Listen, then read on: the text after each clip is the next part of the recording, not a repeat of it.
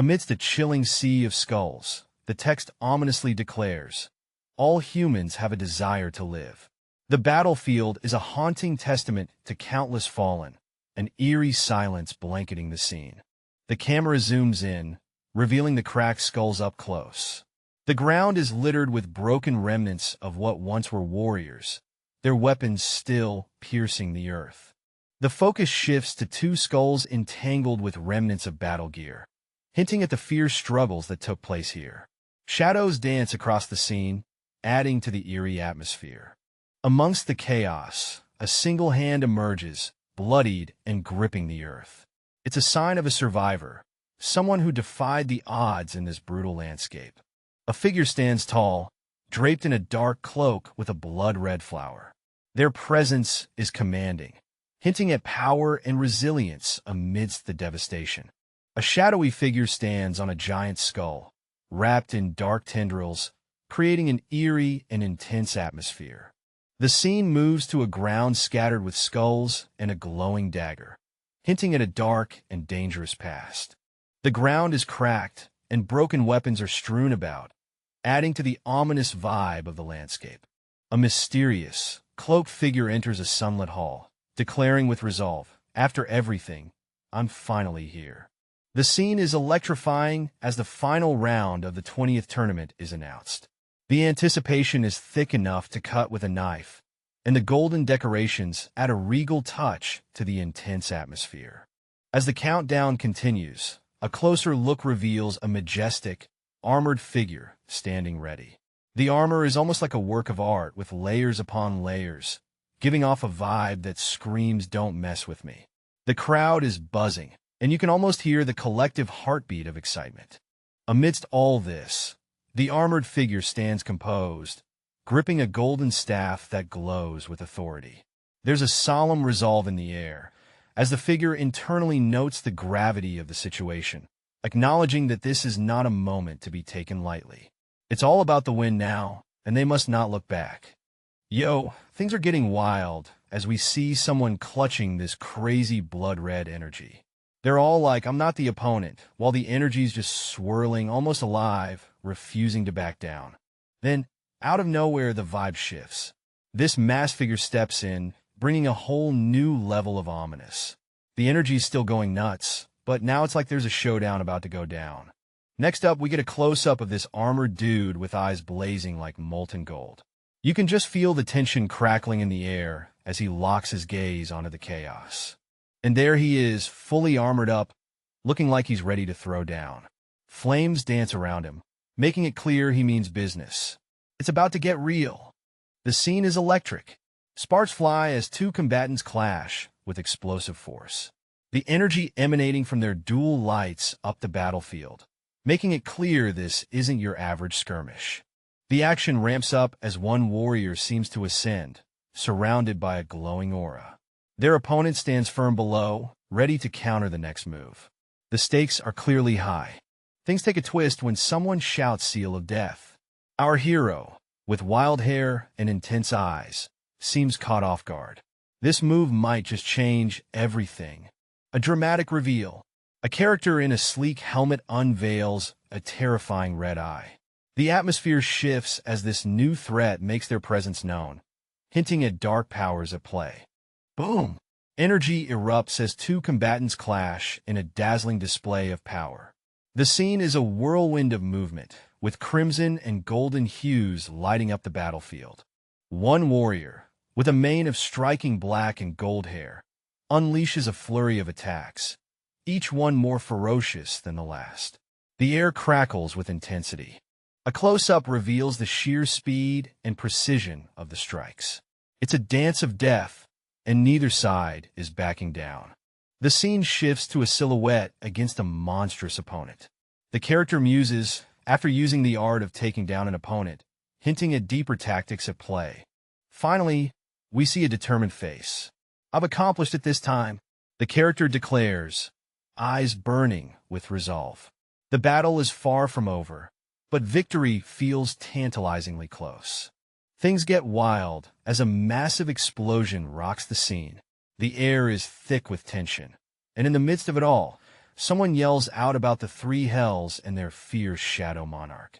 It's getting heated, folks. In the aftermath of the blast, emerges a hulking figure, muscles rippling, standing amidst the smoking debris. This dude is not here to play games. The tension mounts as shadows gather, and the ominous aura grows. The crowd is buzzing with anticipation. What's coming next? Boom! A tidal wave of dark energy bursts forth, swirling with red and black fury. This isn't your average power-up. It's something menacing and otherworldly. Meet the Knight of Death, a force to be reckoned with. The energy crackles around him, painting a picture of pure chaos and destruction. It's about to go down. The scene opens with an imposing armored figure, exuding an intense aura. The intricate design and golden glow hint at something epic about to unfold. The mysterious armored figure stands tall, a blend of shadows and golden light, creating an aura of power. You can feel the tension building up. Words flash across the scene. They won't be able to see anything. An ominous promise, or perhaps a threat, as the golden light intensifies. Suddenly, the armored figure bursts into action, the golden aura swirling around them like a storm. It's clear this is a game-changer moment. Boom! The scene is ablaze with a flurry of explosions, debris flying everywhere. It's a full-on battlefield, and it's getting wild. Amidst the chaos, we spot our protagonist. With hair as dark as the night and eyes like crimson flames, he's in the thick of it, looking ready to take on whatever comes his way. A close-up reveals frustration etched on his face. His red eyes are intense as he mutters, "Damn." Clearly, things aren't going as smoothly as he'd like. Suddenly, a powerful foe appears, surrounded by an ominous aura. The tension cranks up a notch as the adversary seems ready to throw down. Our heroes in full throttle, blasting out a combo of fiery heat and icy chill. It's a spectacle of raw power and magic, setting the stage for an epic showdown. As the flames and frost whirl together, you can feel the tension sizzling in the air. It's do-or-die time, and our guy knows it. And bam! With a flash of those sharp eyes, he's cranking up the speed. It's like watching a bullet train on steroids. Nothing's holding him back. Whoosh! He's tearing through the scene like a storm, leaving nothing but shockwaves in his wake. This dude's on a mission. The scene erupts with action as our radiant warrior, shining like a beacon, charges into the fray with a sword that's practically a light show on its own. This isn't just any skirmish. It's an epic showdown of legendary proportions. The atmosphere heats up, literally, as the flaming adversary steps up, wrapped in an inferno that screams, "Don't mess with me." Flames dance around, casting a fiery glow that contrasts starkly with the warrior's light. The scene bursts with energy as fiery explosions illuminate the battlefield. You can feel the intensity ramping up as the combatants unleash their power. A silhouette emerges amidst the flames, locked in a fierce struggle. The roar of battle is deafening, with sparks flying and energy surging. Explosive energy orbs light up the sky, each one more intense than the last. The air is charged, and the battle rages on with no signs of slowing down. Our protagonist, caught off guard, reacts swiftly. His expression is one of surprise as mystical blue energy erupts around him, signaling an epic clash. "What?" he gasps, realizing the gravity of the situation. In the heart of this icy chaos, a shadowy figure stands tall, enveloped by a whirlwind of shimmering ice shards. It's like nature itself is putting on a light show. The scene shifts dramatically as we spot a massive armored entity, its glowing patterns weaving an intricate dance of light and shadow. This guy means business. Zooming in, we're introduced to a mysterious individual with dark hair and intense eyes. The icy glow surrounding him only. The scene explodes with raw energy as a powerful strike lights up the battlefield. Sparks fly in every direction, signaling the intensity of the clash. Our hero stands firm, clad in fierce armor, glowing with energy as he faces off against his adversary. The tension is palpable as power surges between them. A swirl of energy envelopes the fighters, creating a whirlwind of power. The stakes are high, and neither side is willing to back down. The warrior breathes a sigh of relief. Phew, that was close. He's aware of the danger, yet remains undeterred, ready for whatever comes next. Amidst a swirling storm of red energy, our mysterious hero stands firm, confronting a formidable force. The tension is palpable as he braces for the next move. A fiery warrior, cloaked in golden flames, channels a spell with icy blue symbols. The air crackles with energy as the elements prepare to collide. The clash is intense. Blue and red energies crash together, sending shockwaves through the battlefield. It's a spectacle of raw power and skill. A shadowy figure, with a fierce determination in his eyes, stands amidst a swirling storm of crimson energy. He utters the words "Red Moon," summoning a powerful force. The red energy intensifies, wrapping around him like a living entity, crackling with raw power. The transformation reaches its peak as the energy begins to reshape his surroundings, setting the stage for something monumental. The scene erupts into chaos as the energy explodes, revealing a dramatic shift, like the unleashing of a primal force. Amidst the smoke and rubble, our mysterious figure sighs in relief, having just finished off what looks like a horde of fierce enemies. Phew, they're all finally dead, they mutter, looking like a total boss. With a determined stride, they approach a grand entrance, eager to discover what those guardians were protecting. The suspense is real. Inside, the light casts long shadows as our hero steps into a vast hall. The place is giving off some serious ancient vibes. With curiosity piqued, the figure, sporting wild black hair and intense red eyes, wonders aloud, "What's this place?" Clearly, this isn't your average hangout spot. The air is thick with mystery as they sense the place's aura. It feels like a temple. They think, their instincts on high alert. Deep in a neon-lit corridor, there's this intense energy crackling all around. Shadows dance, and you can feel the tension in the air. Something big is about to go down. The scene shifts to this grand entrance, all mystical and shrouded in mystery. Our hero stands before it, thinking, well, there's only one way to find out what's inside. The next moment, there's this flash of energy, like a portal opening. It's wild and dramatic, setting the stage for what's to come. Our mysterious figure steps into a swirling vortex of light and magic. It's like stepping into another world, filled with untold power. The final thought echoes in the character's mind. Will I be able to finish the game this time? The stakes are high, and the challenge is set. A mysterious dude with striking red eyes stands in a dimly lit area, exuding an air of confidence and mystery. The scene shifts to a message indicating we're at the entrance of a boss room, but there's a catch. Only 1 out of 5 necessary players is present. Yep, you need a crew of at least 5 to get this boss party started. The lone figure turns away, seemingly unfazed by the requirement, as if saying, "Who needs 5 when you got me?" His expression shifts to determination. Maybe he's got a plan up his sleeve. The air shimmers with a golden glow, as if the very atmosphere is reacting to his presence. A mysterious figure stands in a whirlwind of glowing energy, shouting, "Well, what the hell?" Clearly, they're caught off guard by something big, and it's not looking friendly. Our hero, cloaked in shadows and blazing light, is bewildered. No one ever said anything about this ridiculous new goddamn feature. He exclaims, as if someone just hit him with a surprise update.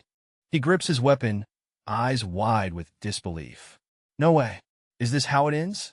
It's like he's just realized he's at the final boss battle with no save point. His eyes narrow, a mix of defiance and acceptance in his gaze. He's silent now, but those red eyes say it all. He's not going down without a fight. The scene opens with our intense hero, dark hair and fiery red eyes, surrounded by a storm of energy. Something big's about to go down. A message pops up. You have fulfilled the conditions to activate the Rune of Regression. Oh snap, things are about to get wild. Time's getting a rewind, folks. We're heading back before the first round. It's like hitting the ultimate reset button. Hey, erase the kicker. Rune of regression number of uses 100/100. This bad boy's been maxed out. Oh, looks like the party's over. You have used up all available activations of the rune. The rune will disappear. One last hurrah. And just like that, we're kicking off the 100 regression. Hold on to your seats. It's going to be a bumpy ride. The night is alive with lights and excitement. A sea of lanterns fills the sky as the city prepares for something special. A massive crowd gathers, buzzing with anticipation. They're ready to count down together. 5 seconds to go. The countdown begins. 5. The crowd raises their hands, and in their midst, a mysterious hooded figure emerges, shrouded in a blue aura. 4. The tension rises, and the mysterious figure stands out. Something extraordinary is about to happen. The figure, now clear and confident, proclaims, "I came back." What could this mean for the night and the crowd? Hands trembling, our protagonist wishes for a time before he got sucked into this crazy game. His fist tightens as a countdown starts, signaling something epic is coming. Amidst the crowd, he thinks about stopping time, showing his deep frustration. The mysterious rune of regression appears, maxed out at 100 uses. With his face hidden, he realizes this is his last shot and steels himself for what's next. Determined, he declares he's going to finish this game, no matter what. An intense sound effect punctuates the moment, heightening the drama. In a dimly lit scene, a mysterious guy in a blue hoodie looks deep in thought, wondering who will be the best among them. A friend with a blurred face shouts out with excitement about the impending adulthood, setting a lively tone. The group jokes about not needing their fake IDs anymore, with laughter echoing among the friends. One of the guys, bald and pensive, wonders about his future career, even considering becoming a delivery man.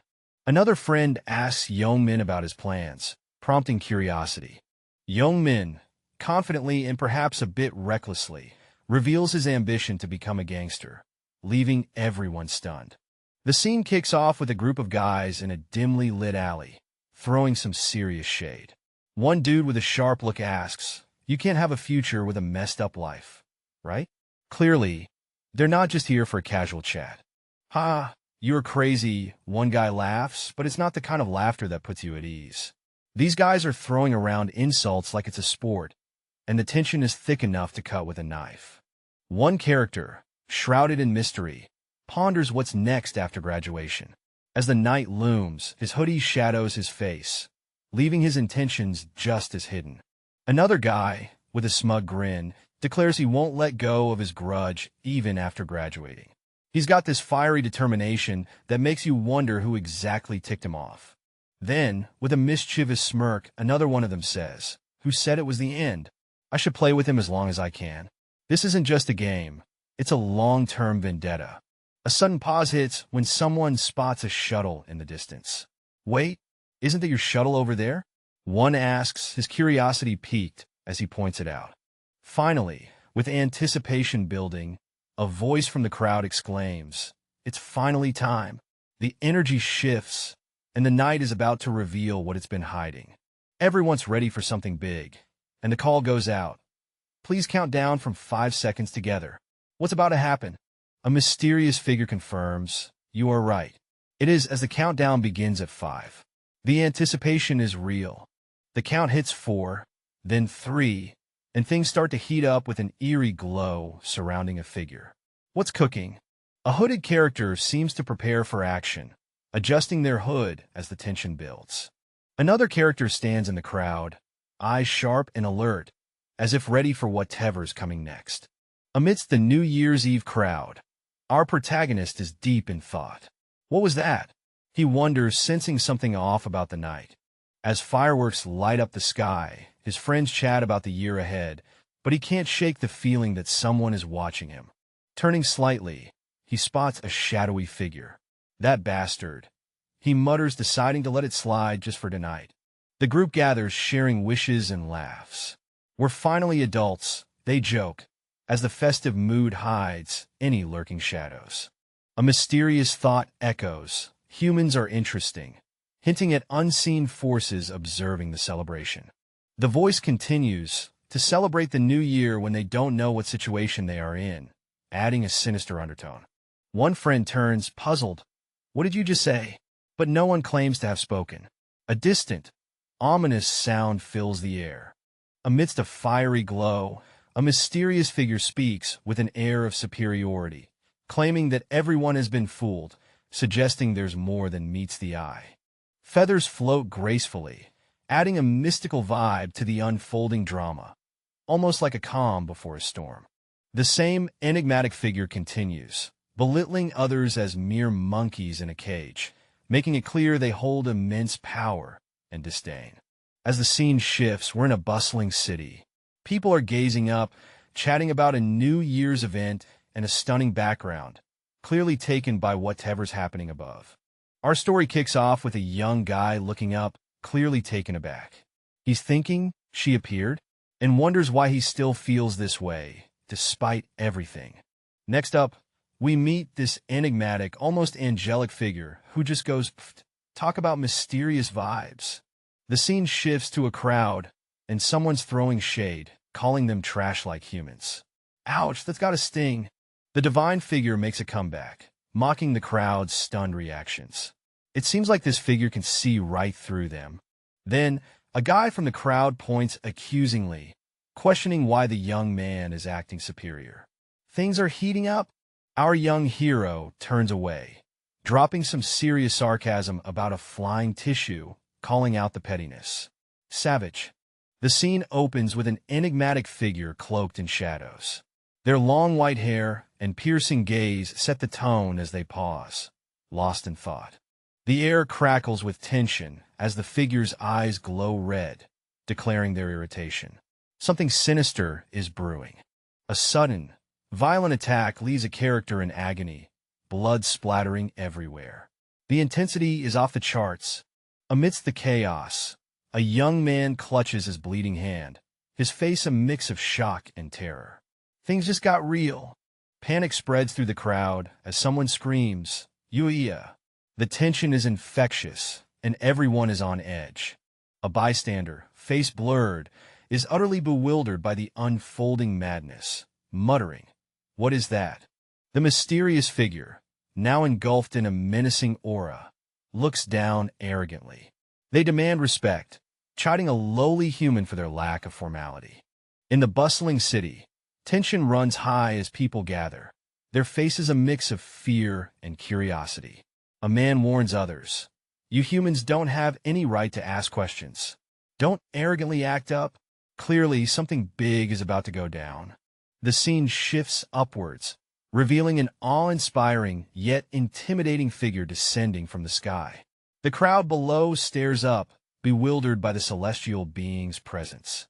The celestial being, bathed in light, declares this planet is in a far better state than I imagined. But there's more for you humans to do. The power radiating from this figure is undeniable.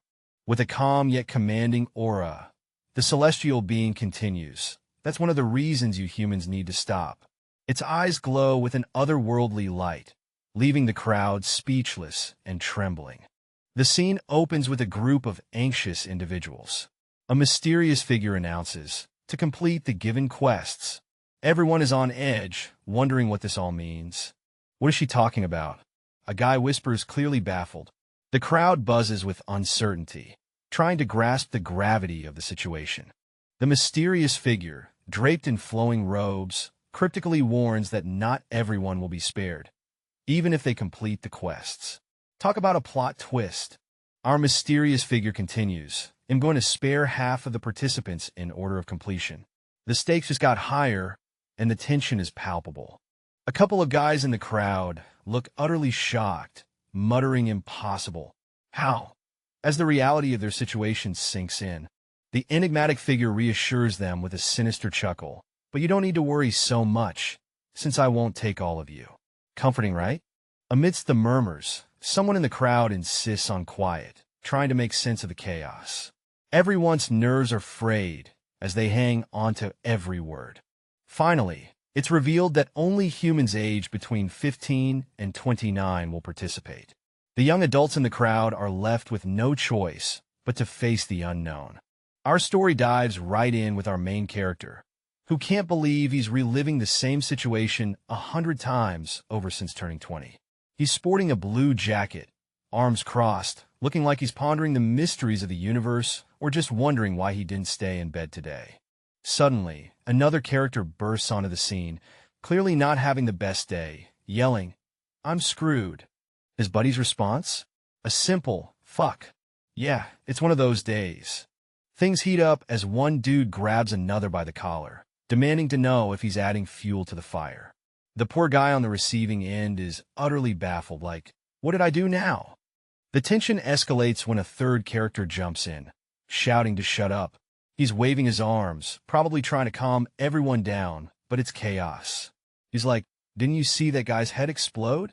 Talk about a bad day, getting worse." Then, out of nowhere, a majestic figure with wings appears, floating like some kind of angelic referee. The words, "Let's see," echo, setting the stage for something epic. As if things weren't wild enough, the scene shifts to reveal a mind-boggling number of participants. 1,801,029,120. Yeah, that's not a typo. Whatever's happening, it's big. The angelic figure remains, surrounded by golden light, announcing that the game will begin now. It feels like the calm before the storm. What's this game? Who are these participants? Only time will tell. All of you have entered your own individual spaces, which only you can see. It's like stepping into a secret room where the magic begins. Our main guy stands there, looking sharp and a bit bewildered. He's got that classic dark hair and intense eyes, rocking a layered outfit with a hoodie and jacket combo. We need to shape your body in preparation for the soul transfer. It's getting serious, folks. The mystical vibe is off the charts. Facing a mirror image, our protagonist is about to experience something wild. It's like looking at a reflection, but with a twist, a type of customization. This isn't your average wardrobe change. It's something deeper, more magical. The silhouette of our hero and his reflection merge, hinting at big changes. The text says, "One that can be made depending on your desires." Side profile shot of the guy, but his face is blurred, adding to the mystery. Something big is brewing, and it's all about transformation.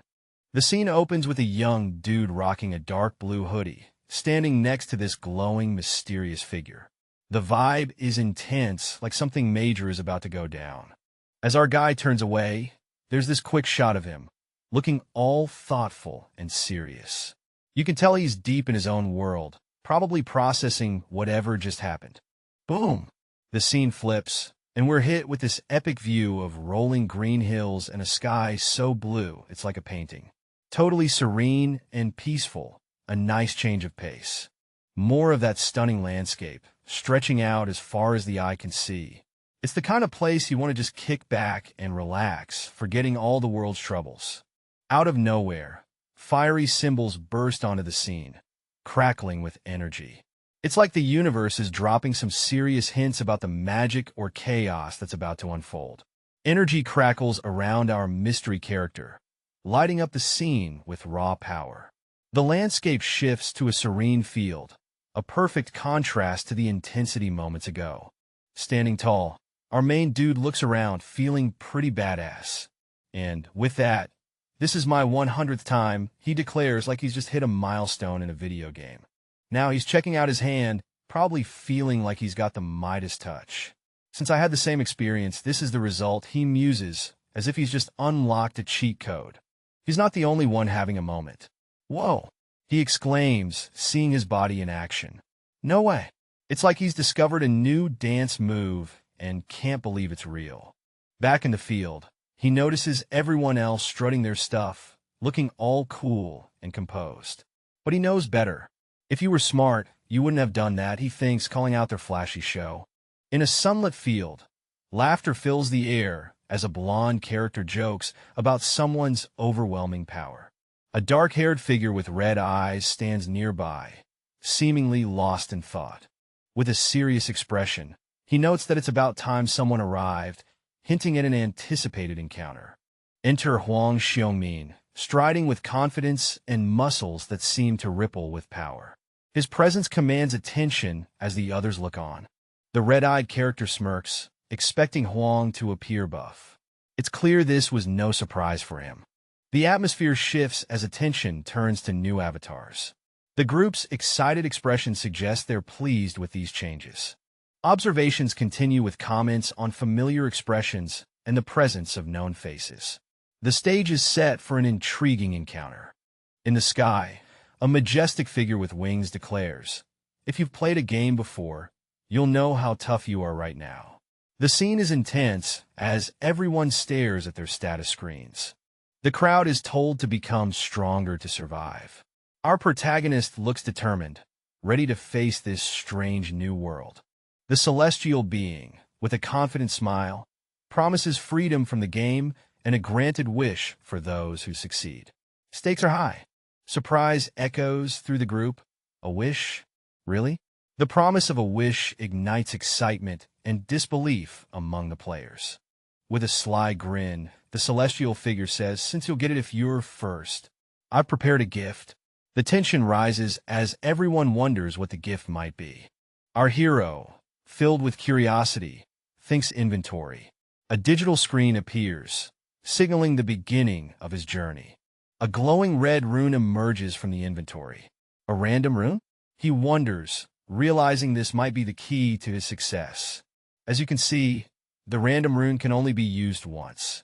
It's like a one-shot wonder. No do-overs here. Hey, erase the deal. You can only use it when you're level 1. It's your starter pack, the only item you're handed at the beginning. Hold it tight and think use in your head. That's your magic word to activate this bad boy. Our hero clutches the glowing rune, ready to unleash its power. The excitement is real. Suddenly, a celestial being appears, wings and all. She's got that angelic vibe, talking about luck and random runes. What's next? With the rune talk done, she asks, ready to dive into the real adventure? Things are about to get interesting. The squad gears up for a new mission, donning matching outfits and ready for action. Their objective is crystal clear: kill all goblins. The scene is set with a countdown to the task ahead. Stakes are high, and the air is tense. A monstrous goblin appears, looking every bit the formidable foe. Its menacing presence is punctuated by an ominous glow, and it wields a weapon that means business. This isn't your average goblin encounter. The team spots the goblin from afar. Is that a goblin? One asks, disbelief in their voice. They're wondering if they can handle this creature. The banter is light, but the tension is real. Suddenly, a flurry of feathers fills the air. An intense white light surrounds the goblin horde, and the team's mission is reiterated: kill the goblins. The stakes just got higher. Amidst the chaos, something remains unsummoned. There's a sense of anticipation, as if another player is about to enter the stage. The action is far from over. The scene opens with our heroes looking totally confused, staring at some mysterious numbers in the sky. Seriously, what's up with that? A shadowy figure makes a dramatic entrance, commanding everyone to fight to the death. Yeah, it's getting real intense real quick. Suddenly, a wild green creature with fiery red eyes lets out an earth-shattering roar. This guy means business. The creature charges forward, and the crowd is in a panic. It's like a monster movie, but way more intense. Amidst the chaos, a determined figure strides confidently with a group in tow. They look like they're ready to handle whatever's coming their way. Standing on a vibrant green field, our hero looks calm, yet defiant, ready to face the upcoming storm. His gaze is sharp, and you can feel the tension building in the air. Suddenly, from above, a character drops down with an intensity that could shatter mountains. The clash of wills is palpable, and the stakes just got real. The crowd of students stands in shock, their eyes wide open, as something intense unfolds before them. Whatever's happening, it's got everyone's attention.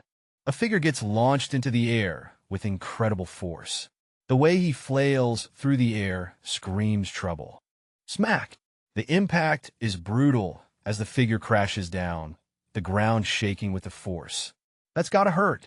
A hand reaches out, grabbing a knife from the grass.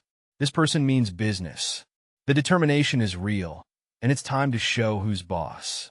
The scene opens with our guy standing cool and collected, knife in hand, contemplating his next move in the lush green field. Then, bam! An angelic figure, with wings so grand, descends from the sky, becoming the center of attention. Our hero knows what's up.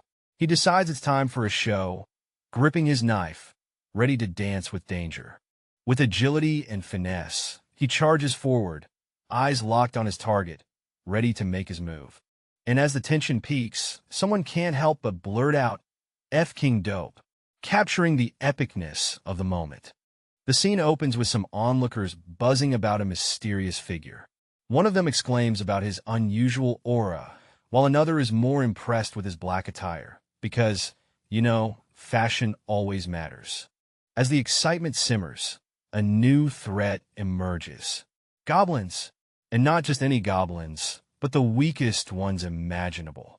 Still, they manage to rattle our group. Amidst the chaos, a brave soul steps up. Despite the odds, they charge at the goblins, intent on showing them who's boss. The air crackles with energy as the battle intensifies. The fight gets intense. Our heroes throw themselves into the fray, each move more daring than the last. It's a whirlwind of action with no time to lose. After the dust settles, one character stands apart, clearly affected by the ordeal. With a pained expression, they mutter, "Ugh," the universal sound of having a rough day. The scene kicks off with our main guy sprinting like he's late for a final exam, yelling for help. It's clear he's not alone. Others are caught in the panic, trying to escape whatever's chasing them. Just as things can't seem to get worse, goblins start swarming in like it's a Black Friday sale. Our hero is struggling, trying to fend them off, but clearly overwhelmed. With a determined shout, a mysterious figure steps up and unleashes a massive inferno attack, lighting up the field with fiery energy. Looks like someone brought the heat. In the midst of the chaos, there's a moment of clarity. A lone fighter stands ready, weapon in hand, with only one thought on everyone's mind: survival. In the shadows, a mysterious figure sits, their face obscured, lost in thought as tension fills the air. Suddenly, the scene shifts to a frantic chase. A character dashes through a field, instinctively driven, their thoughts a whirl of confusion. A voice reflects on past errors, admitting to the same mistakes and the harsh lesson learned. Escape isn't an option. Only after dying twice did the grim truth become clear. There's no escape from this strange dimension. In a dramatic twist, energy bursts forth, wrapping around the character like a storm, leaving everything in chaos. Another character stands in shock, gripping a weapon tightly, eyes wide with disbelief. Ugh, what is this now? With a determined look, our protagonist raises his weapon, ready to strike down his foe. The tension in the air is palpable as he prepares to make his move. The protagonist, who has never hunted before, finds himself battling a goblin. It's a desperate situation, and survival depends on his ability to adapt quickly. A close-up of the goblin shows its fierce expression as it fights back. The struggle is intense, and the protagonist must stay sharp. Suddenly, the goblin unleashes a magical attack, and the protagonist is thrown off balance. The battle intensifies as he faces this unexpected challenge. The battlefield is a mess. Warriors are getting tossed around like ragdolls, yelling in panic as they face a fierce opponent. In the midst of this chaos, a mysterious figure stands with flowing white hair, looking totally chill and in control. Check out this character style. With a confident pose and a gaze that could pierce through steel, they seem ready to take on anything. Even as danger looms, they're all about that cool vibe. But wait, there's more. This mysterious figure has a playful smirk, hinting that there's more going on under the surface. What's their deal? Meanwhile, someone else is watching all this unfold, looking up at the sky, puzzled and wondering what's up with this mysterious powerhouse. And just when you think it can't get any more intriguing, a quest notification pops up. Black Scythe. What does this mean for our heroes? Alright, so our mysterious adventurer, cloaked in white with a fierce mask, is not happy. The system's being a pain, blocking all player quests. That's a major buzzkill for anyone trying to make progress. Our hero grumbles about the system. Those natural quests are just not cutting it, and they're seriously considering what kind of fool would implement such a system. But there's no time to ponder as action awaits. Out of nowhere, a goblin charges in, but it's swiftly sliced down by our hero's slick moves. That goblin didn't stand a chance.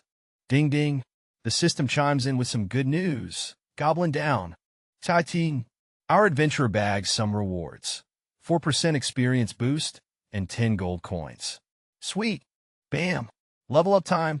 Our hero's on the rise, gaining power and ready for the next challenge. Quest update. 75 goblins down, 25 more to go. The path to quest completion is clear. Keep slaying those pesky goblins. The sky splits open as a dazzling light streaks across, capturing our hero's attention. He's standing there, taking it all in, as if the universe just hit the drama button. The scene shifts to a horde of terrifying creatures racing across the green expanse. Our protagonist stands firm, ready to face the impending chaos. Boom! A bolt of energy crashes down like Thor's hammer, ripping through the monsters with electrifying intensity. The battlefield is lit up like a disco party gone wild. Amidst the chaos, our hero is caught in the storm of energy, but he remains unfazed, as if he's part of this cosmic dance. Sparks fly, and the scene is a whirlwind of power and resilience. Our mysterious hero, with his arm cloaked in shadows, is hurling a spinning disc with deadly accuracy. A goblin-like creature feels the pressure as the weapon closes in with a swoosh. Boom! The air crackles as our hero unleashes a powerful blue aura, charging up for something big. With red eyes glowing like fiery embers, he stares down his foes with a chilling, standing back. Huh? He grips a massive knife, ready to take on a group of adversaries approaching in the distance. Things are about to get intense. Our hero, looking a bit roughed up but still standing, muses to himself, I guess I can take a breath. Time to regroup and plan his next move. The stats window pops up, showing his current strength, intelligence, agility, and luck. He's leveled up. The little box announces, I managed to gain a level. Time to distribute those precious stat points. He decides all points in agility, focusing on speed over brawn. With a determined look, he confirms, nothing's more important than agility in the beginning. He's all about that speed life. Holding a dagger, he contemplates, this speed of progress should be enough to draw the knight's attention. So, how about I put an end to this? Ready for action. In the midst of chaos, a goblin is sent flying by a powerful force, spiraling through the air as if caught in a whirlwind. The sky is a canvas of swirling energy, promising more action to come.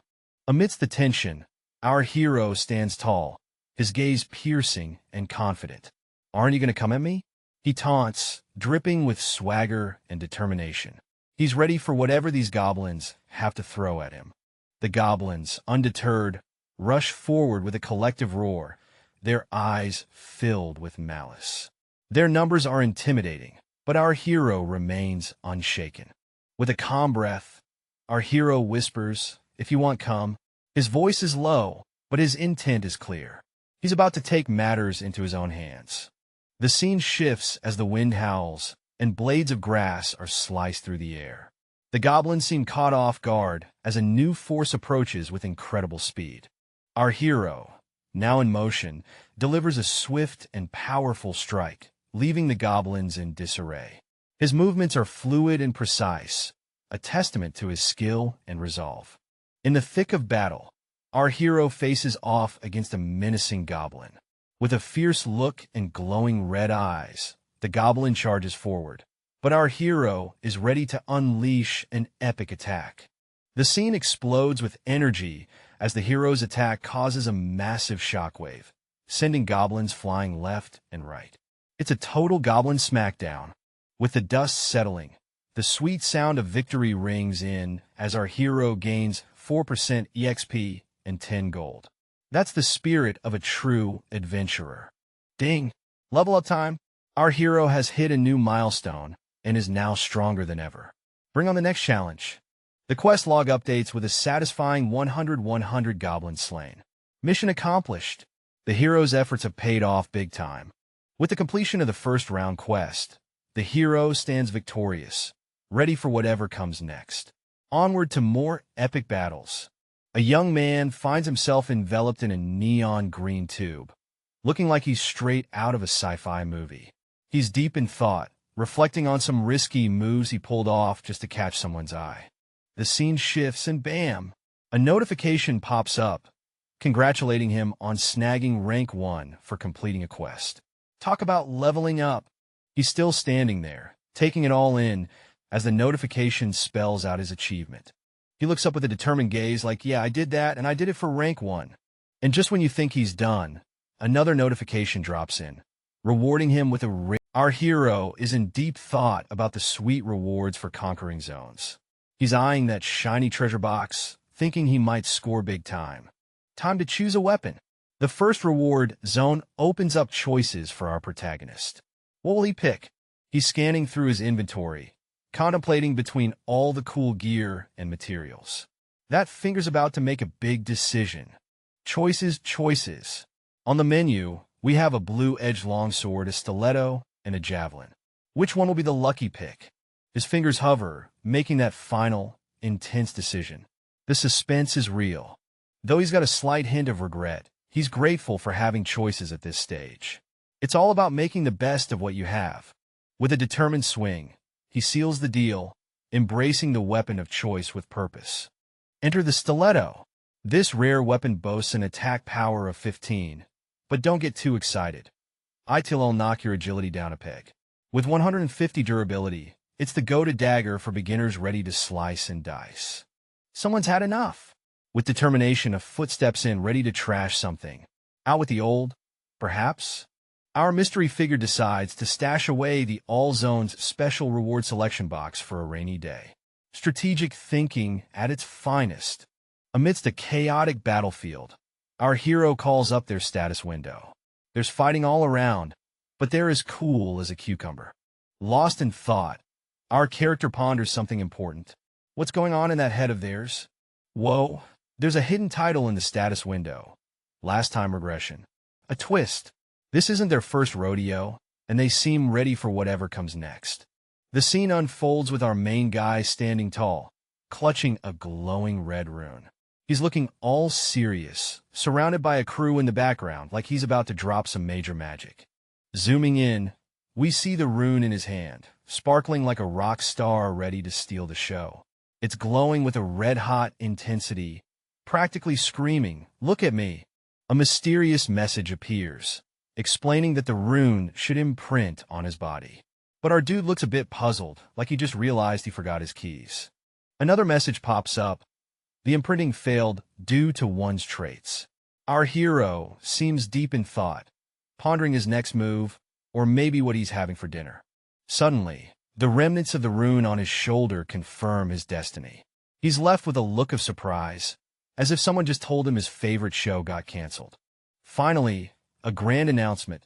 Title: Last Time Regressor has been acquired. The big reveal. It's like winning a prize you didn't even know you entered for.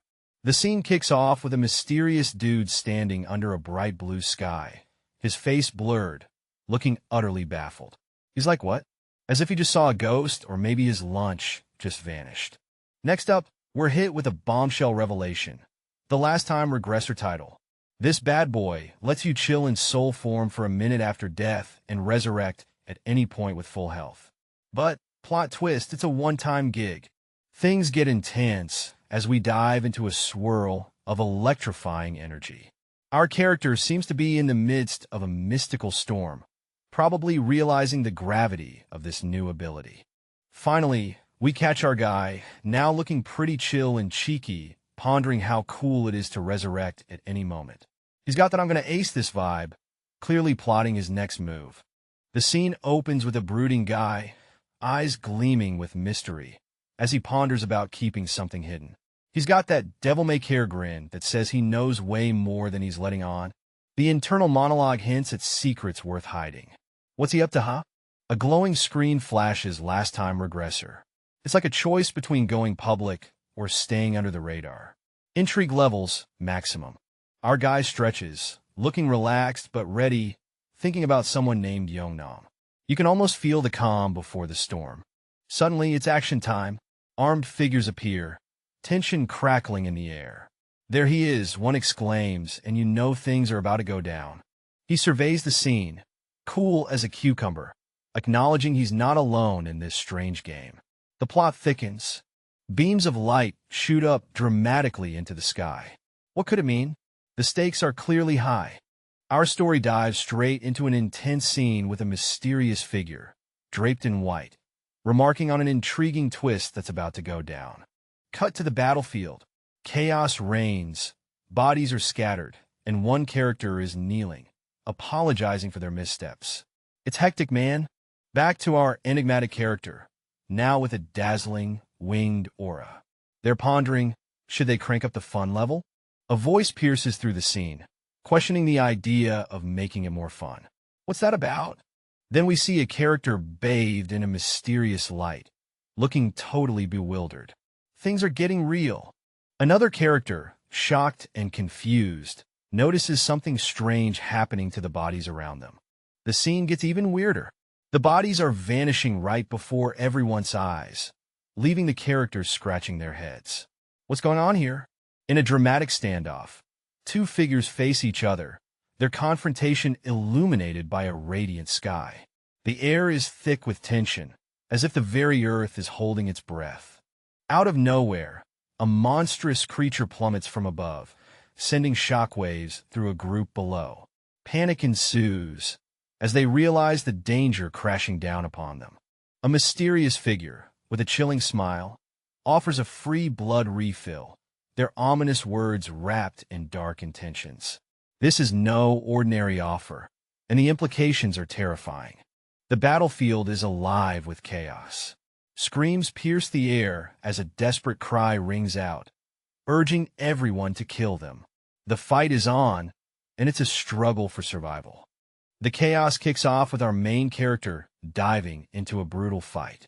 Blood splatters everywhere as he swings his weapon with unyielding determination. The scene is intense, and the stakes are high. The battle rages on, with our hero showing no signs of backing down. The blood splatter continues to paint a vivid picture of the violence surrounding him. The fight scene is a blur of blood and motion, capturing the raw intensity of the struggle. The hero pauses for a moment, catching his breath, his expression showing the toll of the battle. The text on the screen ominously notes the number of people who have completed the quest, hinting at the challenge's deadly nature. A mysterious figure stands with a bloodied hand against a glowing barrier, setting a tense tone for what's to come. The action heats up as a fierce warrior lands a powerful strike against a towering green beast, showcasing intense combat skills. Amidst the chaos, a white-haired figure with a haunting smile observes, adding an ominous vibe to the battle. A determined warrior with piercing red eyes emerges, ready to dive into the fray and turn the tide. Suddenly, beams of light shoot down from the sky, signaling a dramatic shift in the battlefield dynamics. Confusion reigns as the goblins mysteriously vanish, leaving the warriors puzzled and on high alert. The scene opens with a majestic, angelic figure declaring that half have passed. The quest is complete, but it seems there's more to this story. A dark twist follows as the figure states that the rest must die. The harsh rules of this game are laid bare. Chaos erupts as one of the players, desperate and electrified, cries out for mercy, needing just one more word. Desperation fills the air, with another player screaming and panic spreading. The reality of their situation hits hard. The angelic figure, unfazed, continues its task. There's an air of inevitability as it remains resolute in its divine duty. The scene opens with a character draped in white, contemplating deep thoughts about a person named Suho. Those wings and that hair scream mystery, right? Results are in for the first round. Some did great, others not so much. It's a mixed bag of victories and defeats. Our hero stands tall, having cleared the test with flying colors. They've snagged some sweet loot and are feeling pretty accomplished. The atmosphere shifts as our protagonist, looking a bit roughed up but determined, walks through a glowing light. A fellow participant gives a knowing glance. Feeling the pressure? Our hero is, as they realize everyone now knows they're in first place. Talk about spotlight. The scene opens with a grand, angelic figure, wings spread wide, asking the young man if he's ready for the challenge. The young man, standing confidently with a sly grin, replies yes.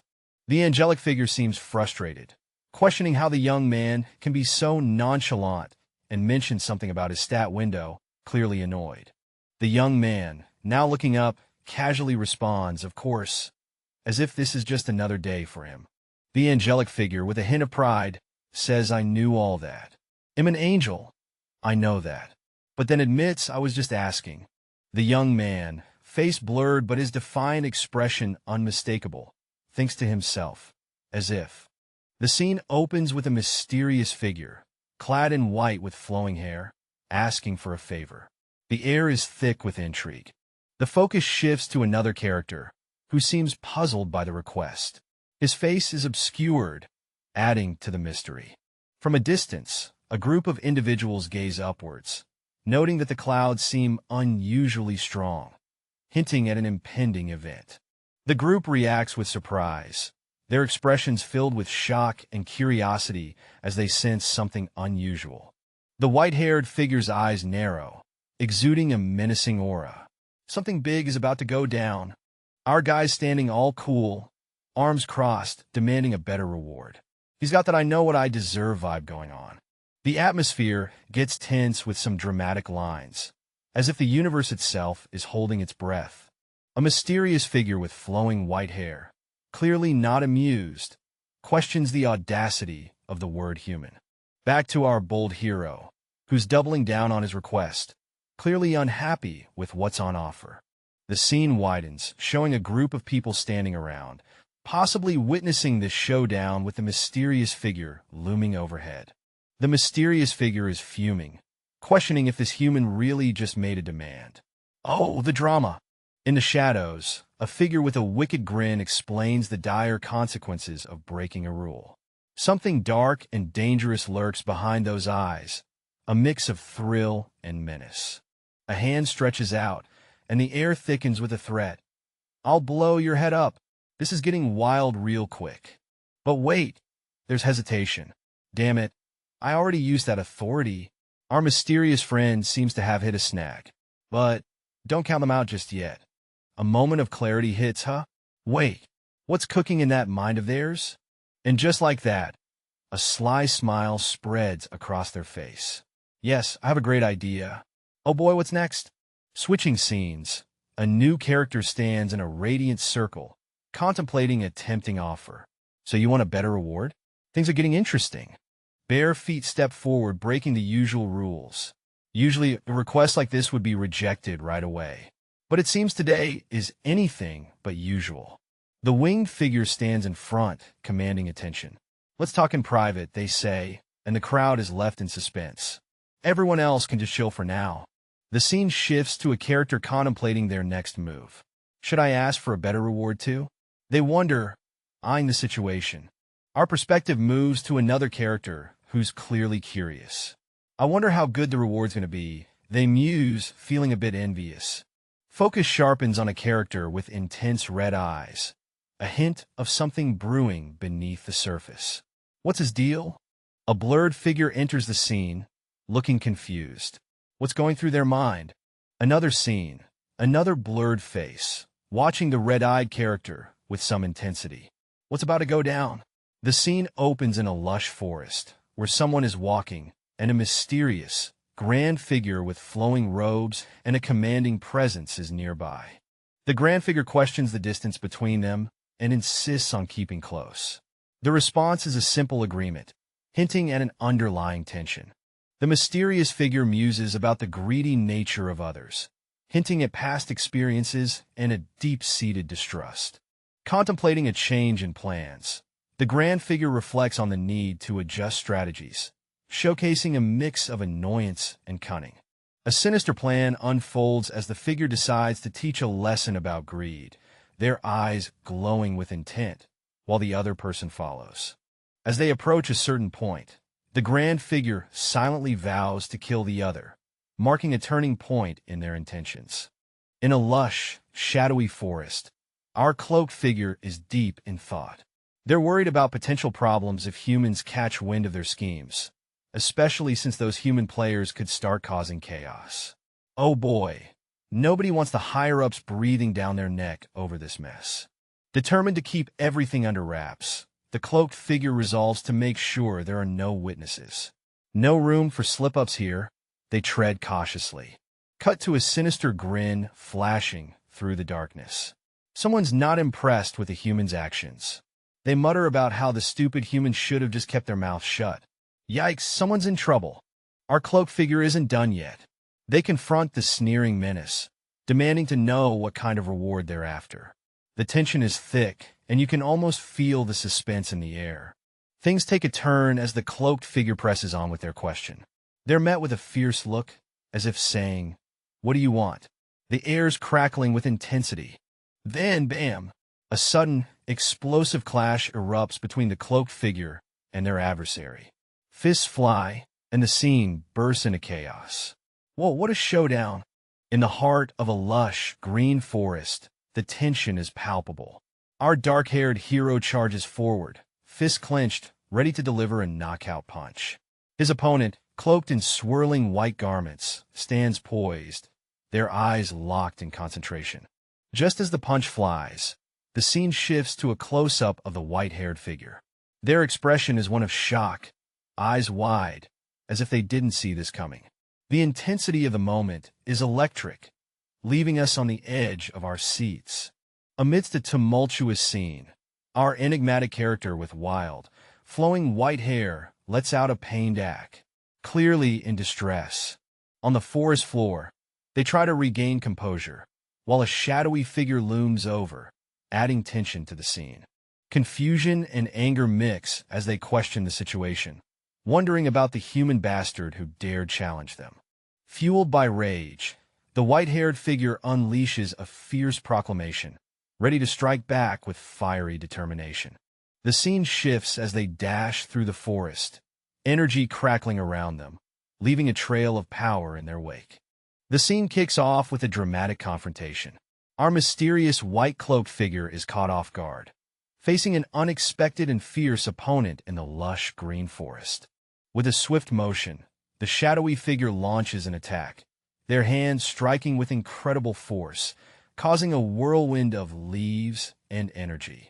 The white-cloaked character's eyes widen in shock, a clear sign that they did not expect such a powerful assault, their expression a mix of surprise and defiance. A desperate shout rings out, urging the opponent to stop, but the plea seems to fall on deaf ears as the struggle intensifies. The scene closes with the shadowy fighter, hair tousled and eyes blazing, unleashing a powerful attack while crying out in determination. Snap! The sound echoes through the scene, setting the stage for something big. A striking figure with wild, flowing hair and an intense gaze emerges. Feathers float around, creating an aura of mystery and power. The tension heightens as the mysterious figure makes a swift move, marked by the dramatic sound of shook. The cool-headed young man, with his messy black hair and calm eyes, steps in. "Stop being such a cry-baby," he says, exuding confidence and control.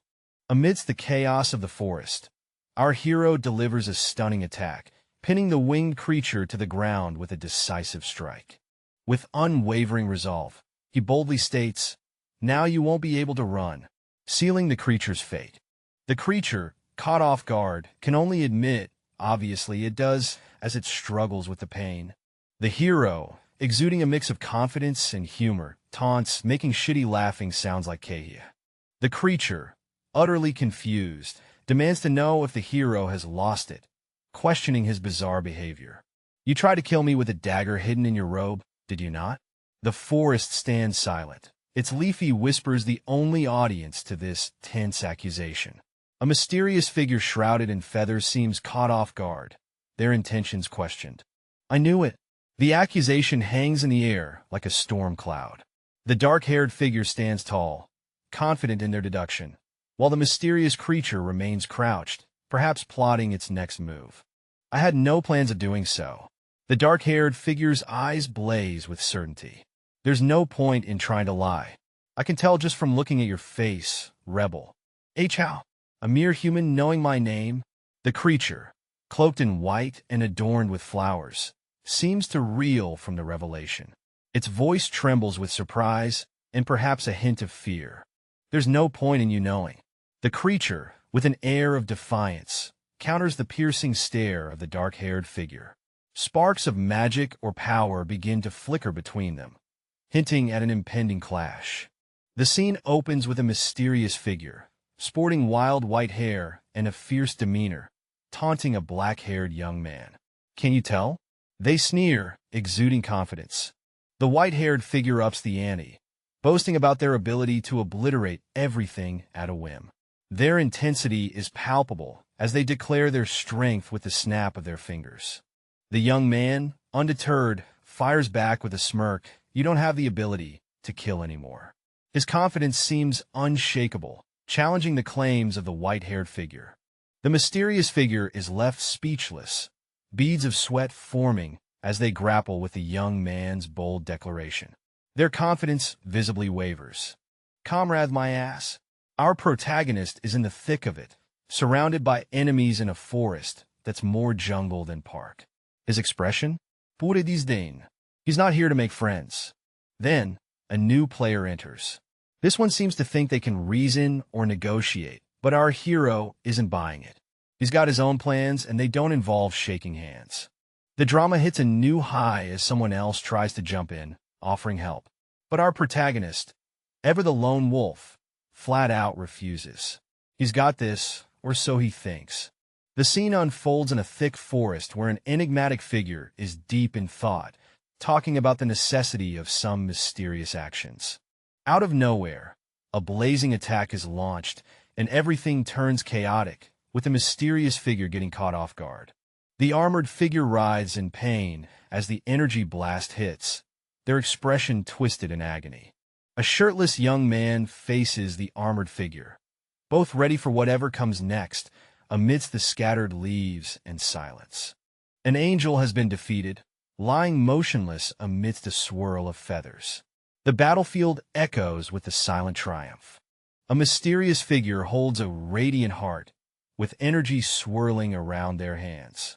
They've been rewarded for their valor. The power of the angelic core is absorbed, glowing fiercely as it's consumed by the victor. The title The First Angel Slayer is revealed, granting a powerful edge against sacred beings by doubling all stats. The Rune of Slaughter is in play, boosting stats by 1% for every kill, up to a whopping 100%. It's a game changer, and the protagonist is ready to make the most of it. Our hero, looking sly and confident, muses over the fact that the angels didn't catch him snagging a new rune. He's got a trick or two up his sleeve. With determination in his eyes, he examines Angel's Blood 9, pondering the power it could unleash. This guy's on a roll. A revelation drops. Players can snag a class once they hit level 10. The game's about to get a whole lot more interesting. There are a whole lot of different classes, and switching them up is a breeze. You just need to snag a class-changing item. Usually, you get them naturally by meeting some simple conditions. But that's not all, folks. A new class means bonus stats, advancement runes, and more power-ups. Bonus stats, advancement runes, skill compositions, etc. It's faultlessly good. The protagonist is checking out his inventory, feeling a bit down for coming back without even clearing the first round. A special selection screen pops up, offering him a chance to pick a reward. The options are laid out: a 3x EXP buff, 2,000 gold, or some juicy info on round 2. Our hero decides that leveling up fast is the key to success, aiming to change classes. He locks in the 3x EXP buff. He confidently taps on the 3x EXP buff, and bam, it's applied automatically as round 2 looms ahead. The forest scene is bathed in ethereal light, where a guy with dark hair and a sharp outfit stares at this glowing, winged being. He's thinking about some heavy stuff like the presence of a god just chilling nearby. Zooming in, the winged figure is basking in this golden glow, and our guy's thoughts dive deeper into the mystery of this divine presence. Switching gears, we get a rundown of survivors from some intense round. Over 900 million made it, but only 5,143 from this particular region. And guess what? Their souls are gearing up for a new dimension shuffle. With rain pouring down, the vibe shifts to a shadowy figure looking all intense, letting out a grunt. Things are about to get real. In a dimly lit room, someone wakes up confused, murmuring, "This is the time and place." The atmosphere is tense, like something big just went down. A guy with sharp features is sweating bullets, thinking, what happened here? Clearly, he's got no clue what's going on. Surrounded by others who are just as lost, he wonders aloud, did everyone collapse like me? Meanwhile, another voice says, I was in the next building over, and someone else mentions a weird dream. He checks his phone, and it's 5:20. His eyes widen. The same as in my dream. Things are getting spooky. Everyone's feeling the aftermath. One guy groans about his head, while another complains, my limbs are all sore. It's like they ran a marathon in their sleep. Youngmin stirs awake, dazed and confused. His buddy crouches nearby, confirming that yes, Youngmin and everyone else just hit the snooze button on reality. Collective fainting spell? That's new.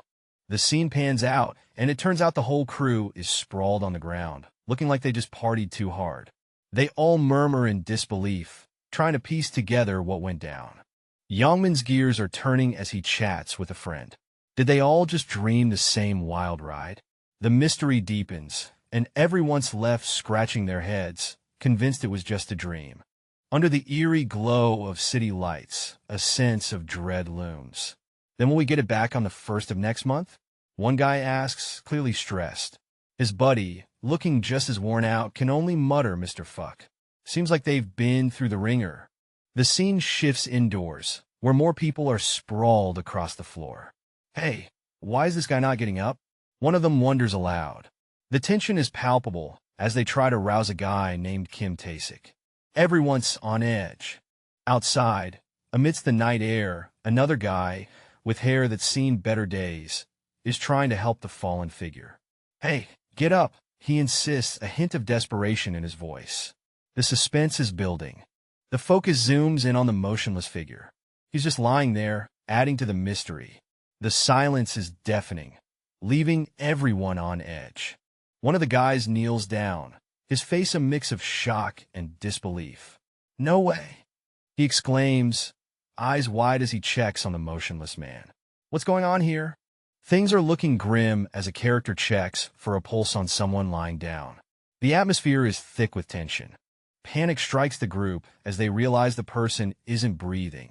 The urgency in their voices is palpable. The realization hits hard. Taeshik is dead.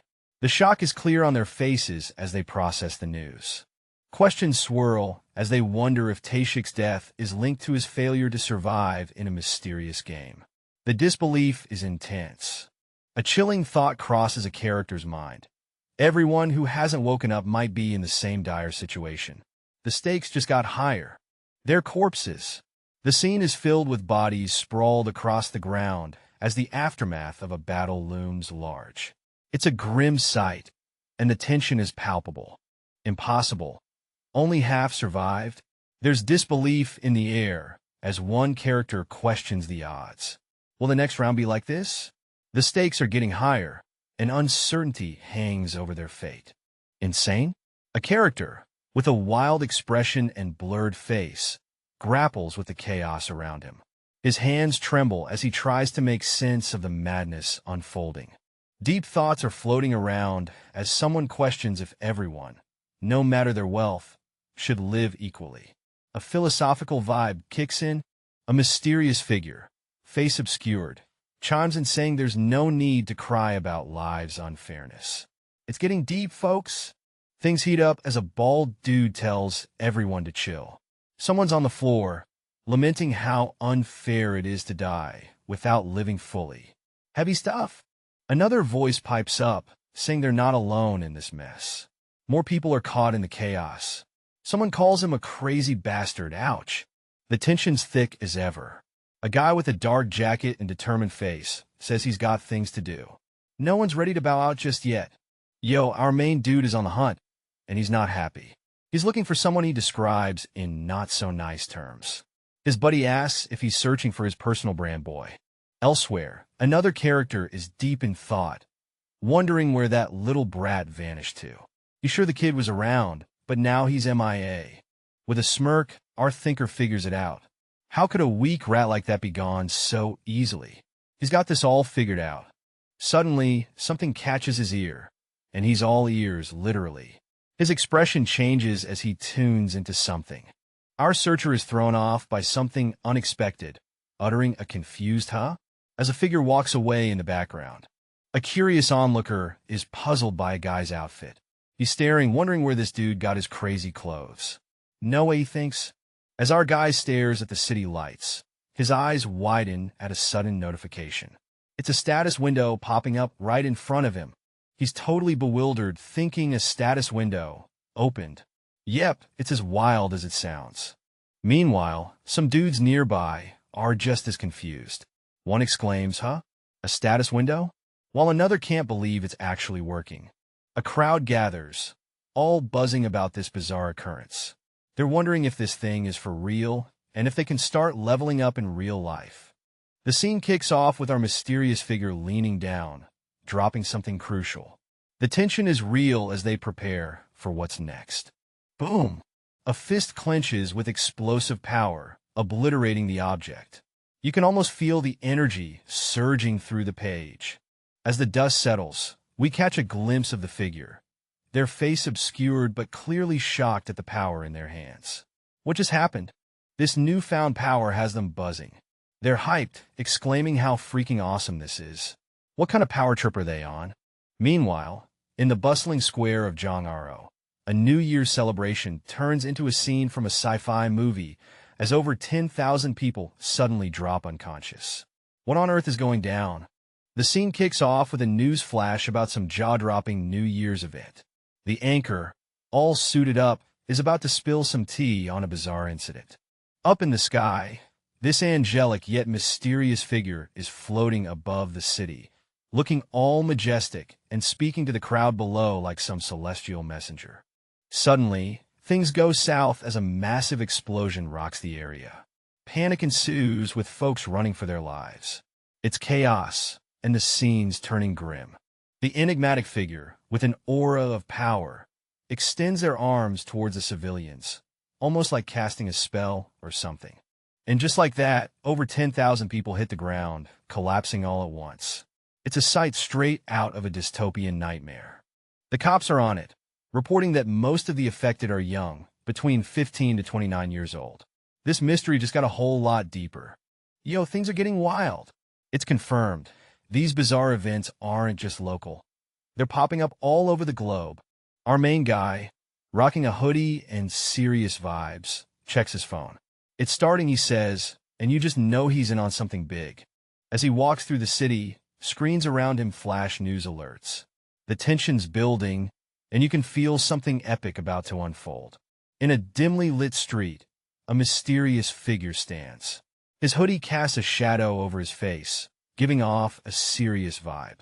He's deep in thought, pondering the real problem with this strange, game-like world.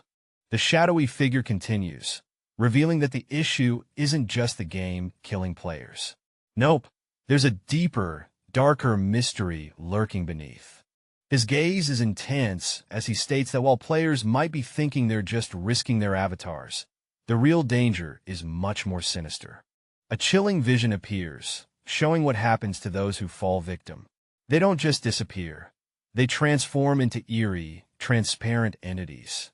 In the midst of a shadowy street, a lone figure strides purposefully, his thoughts echoing the sentiment that the time to act is not yet upon him. His inner monologue continues, revealing that there's something even more pressing that demands his attention right now. The scene shifts to an urban landscape, with the city buzzing below, adding a sense of urgency to the atmosphere. The young man steps into a darkened room, his silhouette sharp against the light from the doorway, suggesting he's reached a critical turning point. Even though his face is obscured, his body language speaks volumes, hinting at the gravity of whatever mission lies ahead. That brat, he ate cup ramen for dinner again. Our main guy here is shaking his head in disbelief, staring at the empty cup as if it personally offended him. Peeking through the crack of a door, he's got that classic serious look. This dude means business, or maybe he's just worried. Inside the room, someone snuggled up in bed, completely oblivious to the chaos going on outside. Sleep looks like it's winning here. He's puzzled. How can he sleep while our older brother isn't home yet? This guy's got that protective vibe going on. The sleeping beauty is Ryu-1, our youngest sleeper, dreaming the night away. Meanwhile, our main guy is left pondering about the missing older brother. The scene shows a calendar with a circled date next to a photo frame. A young man is seen with a blurred face. The young man lies in bed, thinking about becoming someone's only guardian. A hand gently touches his, hinting at a deeper connection or concern. His eyes suddenly open, sharp and aware, as if ready to face the day. He murmurs some as the morning light softly illuminates his face. One is still cozy in bed when his Hyung barges in, announcing it's time to wake up. Groggy and confused, one checks his phone and realizes it's only 6 a.m. Who wakes up at this hour? Suddenly, one jolts up, startled by something off-panel. The morning's getting wild. Hyung is standing there, cool and collected, explaining they don't have time to keep sleeping. He's got plans. One, still half asleep, questions where they're even going. He's not sold on this early adventure. With a serious look, Won Hyung simply says, "Listen to Hyung." Well, that clears it up, right? One character is all fired up, saying it's no time to chill and snooze because the world is in chaos. Whoa, intense start, right?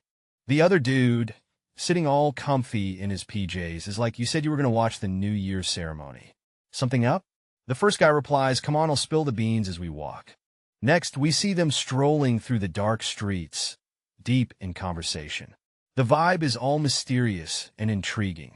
As they walk, the first character is deep in thought. His face is a mix of determination and concern, hinting that something big is brewing. The second guy is curious about his friend's serious look, wondering what could have possibly happened to make him so grim. The plot thickens. Whoa, our main guy is just chilling when his buddy drops a bombshell. "You have no idea what's going on in the world, right?" he says. "Oh, looks like something big happened while he was snoozing." As they walk together, the clueless one asks, "Did something happen while I was asleep?"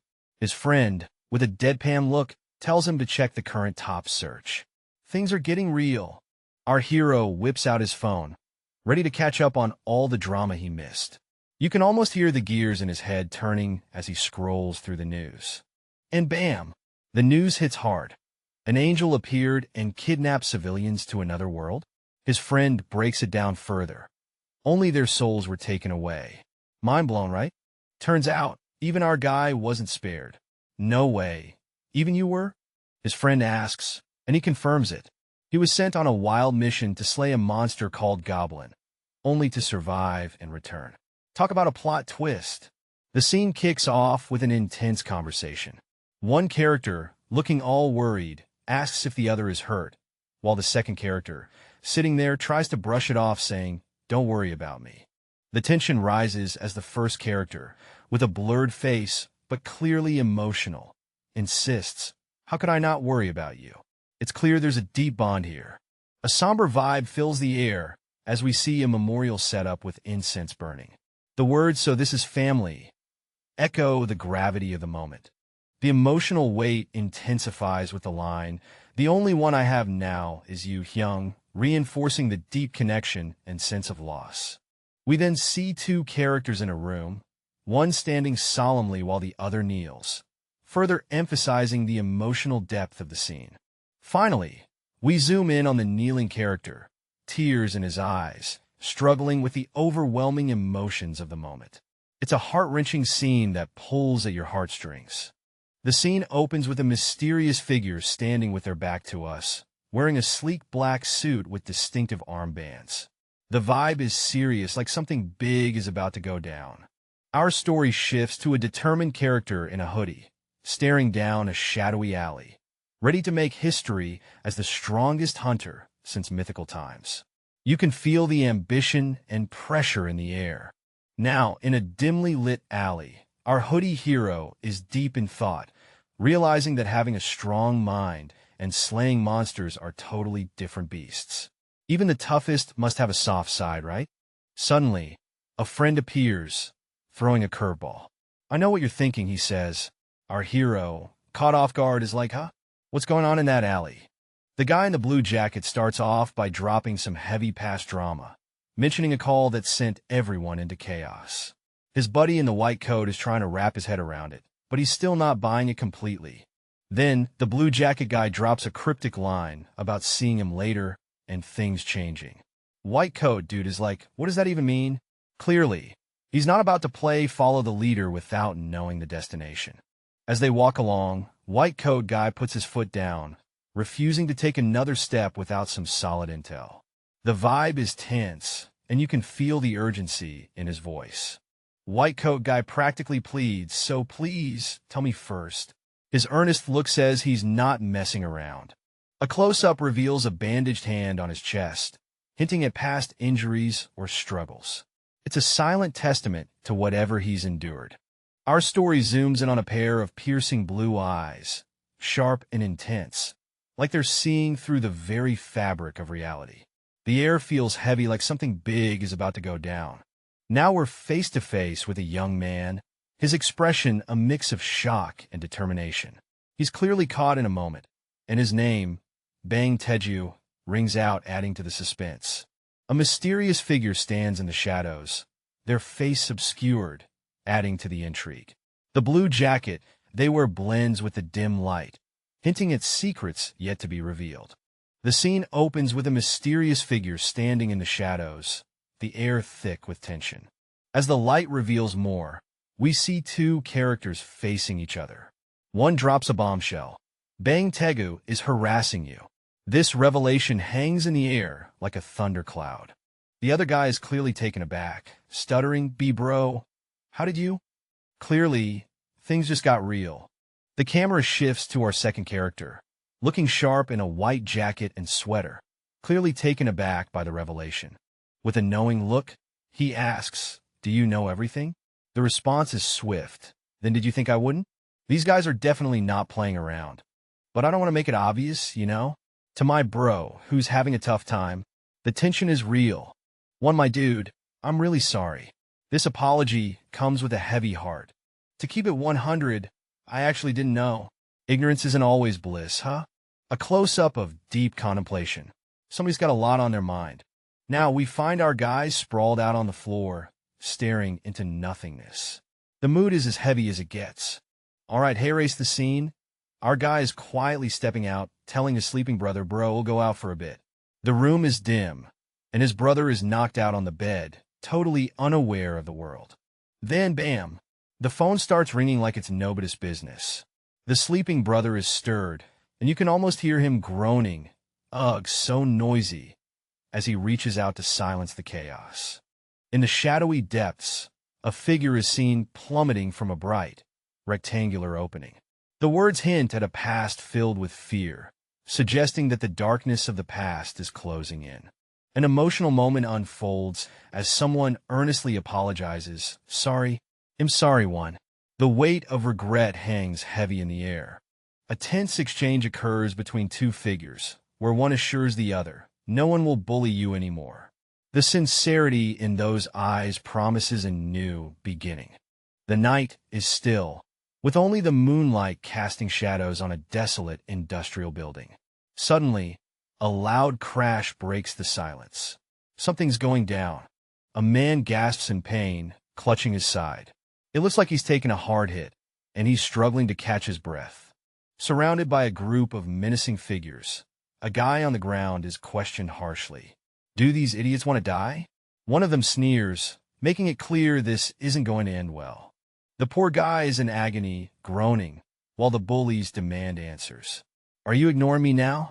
They taunt, adding insult to injury. In a dimly lit room, a character turns sharply, eyes wide with surprise. Something or someone has clearly caught him off guard. The scene shifts to a group of individuals having a hushed conversation. The leader of Gang Tokyo? One asks, receiving a confirming nod. They exchange uneasy glances, acknowledging the leader's ruthless reputation, even towards his own crew. The whispers continue, revealing that even students from other schools know better than to mess with this leader. One character thinks to themselves, no matter what happens, I shouldn't get on his bad side. As the tension builds, a new figure with striking green hair steps into the fray, casually tossing out an insult. He seems fearless, even calling the others useless, as he strides in with an air of superiority. Hey, you know any way to get money? Our two mystery dudes are in a dimly lit room, pondering about where to get some cash. One of them seems a bit unsure, repeating the question. Yeah, just think something up right now. The brainstorming session continues, and they're both deep in thought, trying to come up with a plan. One of them has a sudden idea, the light bulb moment, but what could it be? There's this guy, surely Tony, the other one suggests. They're onto something or someone. It's Tony, that bastard. The plan is revealed. They're planning on confronting Tony, and it looks like it's going to be a New Year's special. In the dimly lit alley, two guys are hatching a plan. One suggests, then you can just rob him blind. And the other agrees, yeah, that should work. These dudes are definitely up to no good.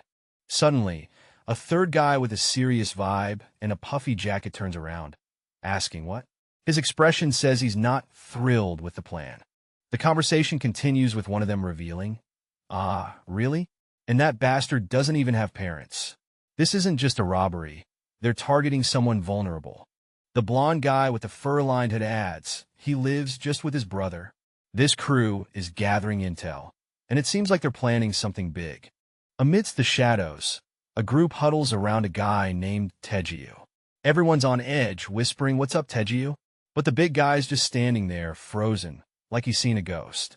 Then boom, two figures stride in, cool as ice, like they own the place. You can almost hear the tension crackling. Back to Tejiu, who's having a mini meltdown. His crew's got eyes wide open, whispering, "Is it them?" Panic sneaks in as they realize who's coming. Finally, Tejiu, in a shaky voice, spits out, "Speak of the devil," but it's more like he's trying to convince himself. You can tell he's not feeling so tough now. Ryu-1 is called out in a heated moment, with someone yelling, "You son of a bitch." It's clear tensions are running high. A character is nervously apologizing, saying sorry, while standing next to a mysterious figure. The scene shifts as someone is glaring at an unfamiliar face, visibly irritated and muttering about how the person's face is annoying them. A group is questioning who the new person is, wondering if he's the latest recruit because they got lonely. In a dimly lit setting, a shadowy figure declares, Imwan's older brother. The revelation hangs in the air, leaving the listener in surprise. Nearby, a man with blonde hair and a sharp gaze accuses someone, "And you snitch on me?" His tone is laced with anger as he recalls, "Your dad took my brother as well." The atmosphere is thick with tension. A commanding HEY breaks the silence. The blonde-haired guy stands confidently, his presence unmistakable as he confronts those around him. From above, a group of figures is seen gathering, each one poised and seemingly ready for anything. "Wow." One of them remarks, "Did you call them?" The scene is set for an intense encounter. The scene opens with a tense standoff. One masked guy, clearly not in the mood for pleasantries, throws down the gauntlet with a taunting challenge. "Bitch, you want to go?" It's about to get real, folks. Without missing a beat, fists are flying. The masked challenger delivers a punch with a loud wham, sending shockwaves through the room. The action is chaotic. Another character, face blurred, seems to be caught in the crossfire, reacting with a pained puhak, as hands flail and the fight rages on. Finally, the tension reaches its peak as a furious guy, eyes blazing with anger, shouts, "You son of a bitch," while lunging forward with another punch. This brawl is far from over. In a dimly lit alley, two characters are locked in a fierce brawl. The guy in the blue jacket is dodging a swift punch from his opponent, who's giving it all he's got.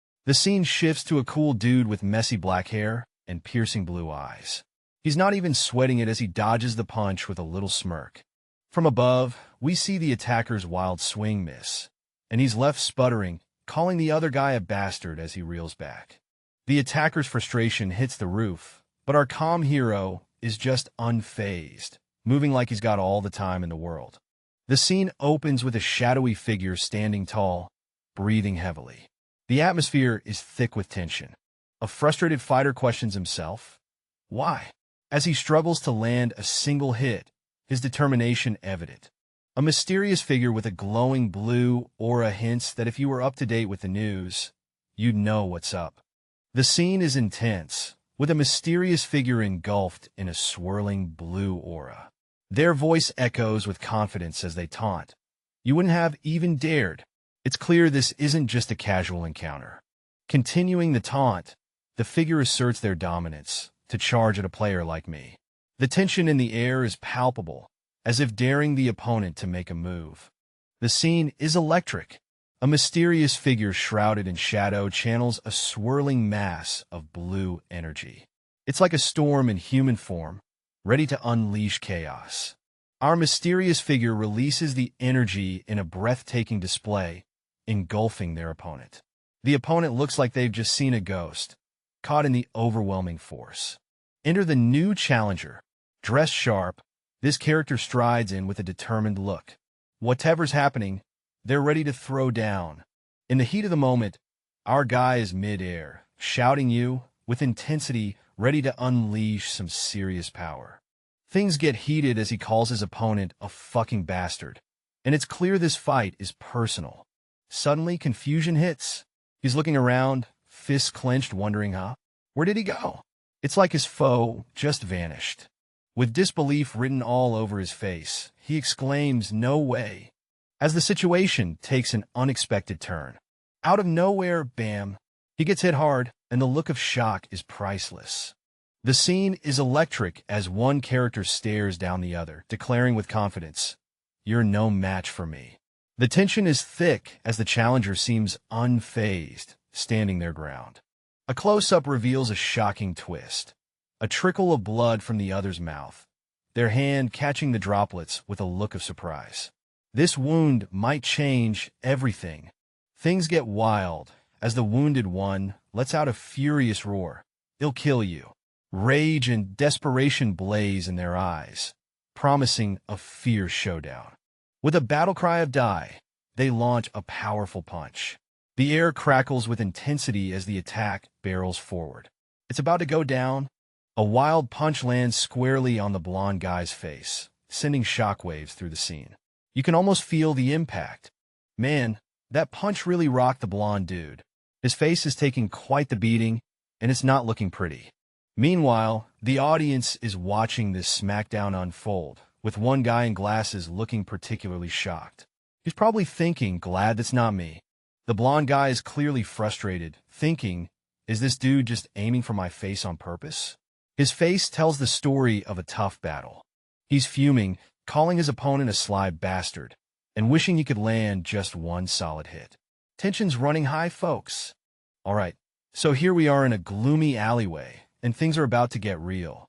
Our hero, cloaked in shadows, is standing tall and facing off against this rather startled dude. You can almost hear the dramatic music kicking in as the hero's hand glows with a mysterious power. The second image zooms in on our mysterious hero, who's rocking some serious determination. He's got this intense look on his face like he's ready to throw down. And then there's this speech bubble with PL, which might just be the start of something epic.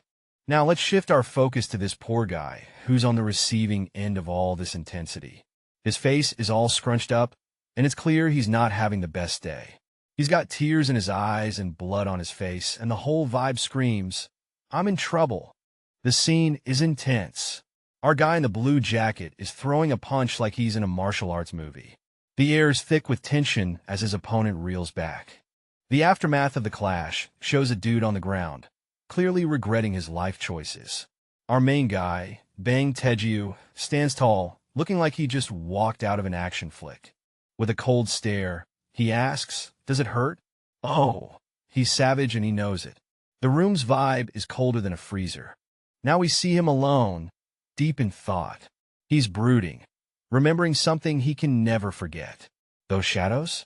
They're not just from the dim light. They're from his past. The scene opens with tension in the air. One guy's on the ground, looking pretty beat up and pleading, don't get any closer. You can feel the fear. Things get even more intense as he throws his hands up, yelling, stop. It's clear he's in way over his head. In the next moment, we see the guy on the ground looking up, confused and terrified.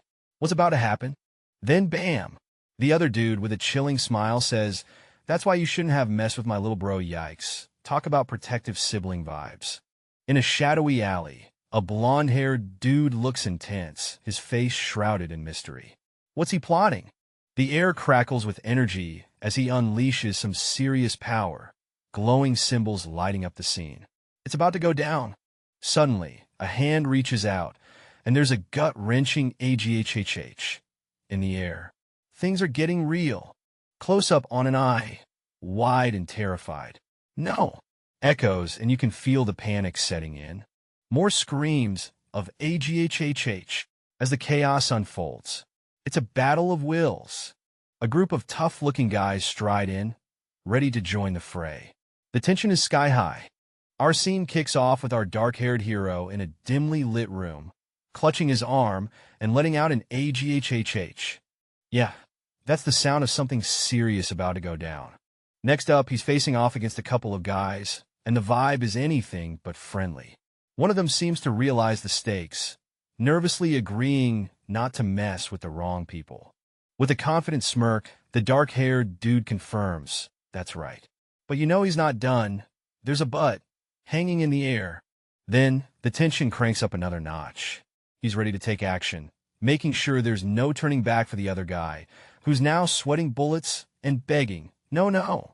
A scream pierces the night sky, sending chills down the spine. The atmosphere is thick with tension, as if something monumental has just occurred.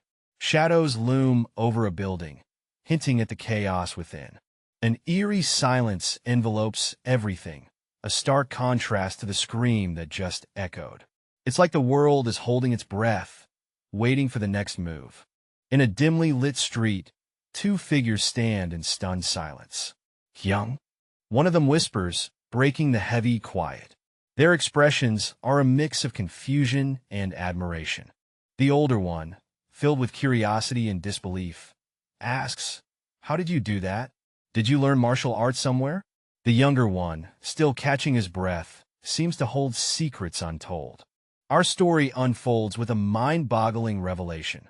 Players can use their game abilities in real life. One character is left speechless, trying to grasp this wild concept. And bam! With a flick of the wrist, There's a dazzling display of glowing energy. The mystery deepens as the character shows just how real these powers can get.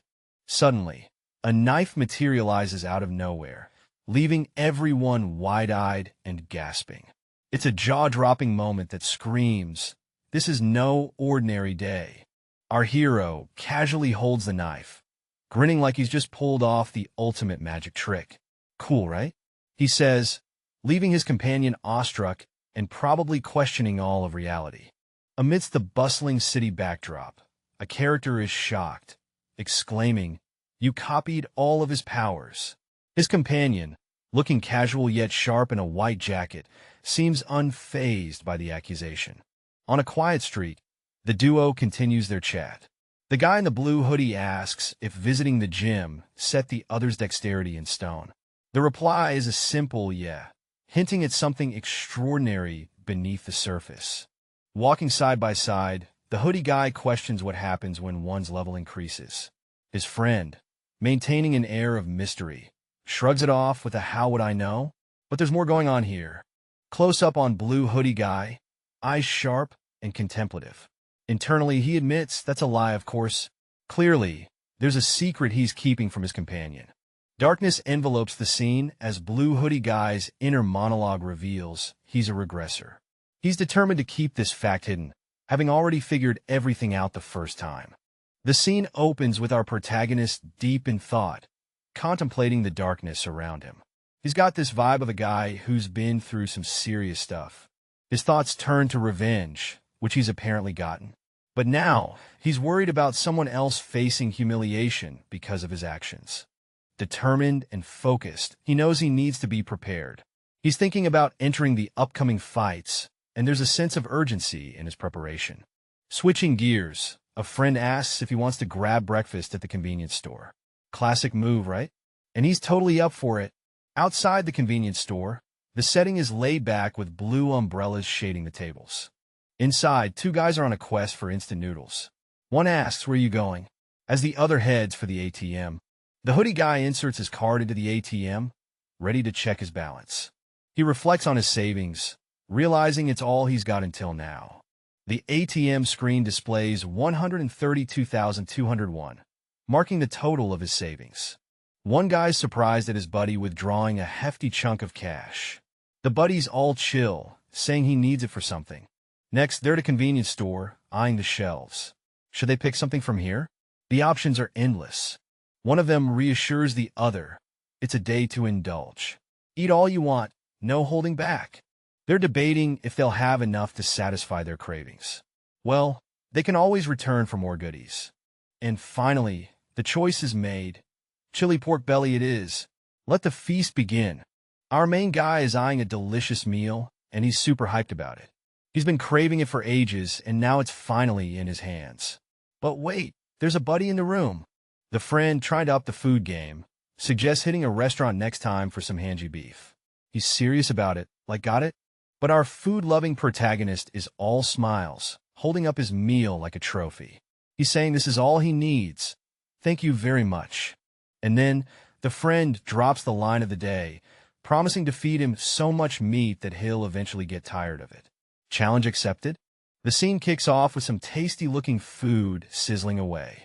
One of our characters grabs a piece with his chopsticks and is ready for a bite. Our main guy takes a bite and bam, his eyes light up like fireworks. The taste is out of this world. His friend, sitting across the table, looks intrigued. As our main guy gushes about how good the food is, his buddy is like, "Really?" Suddenly, Mr. Foodie stands up, thanking his friend. The other guy is confused, like, "Where you headed?" With a mysterious vibe, our foodie looks back, chopsticks in hand, ready to make a move. What's he planning next?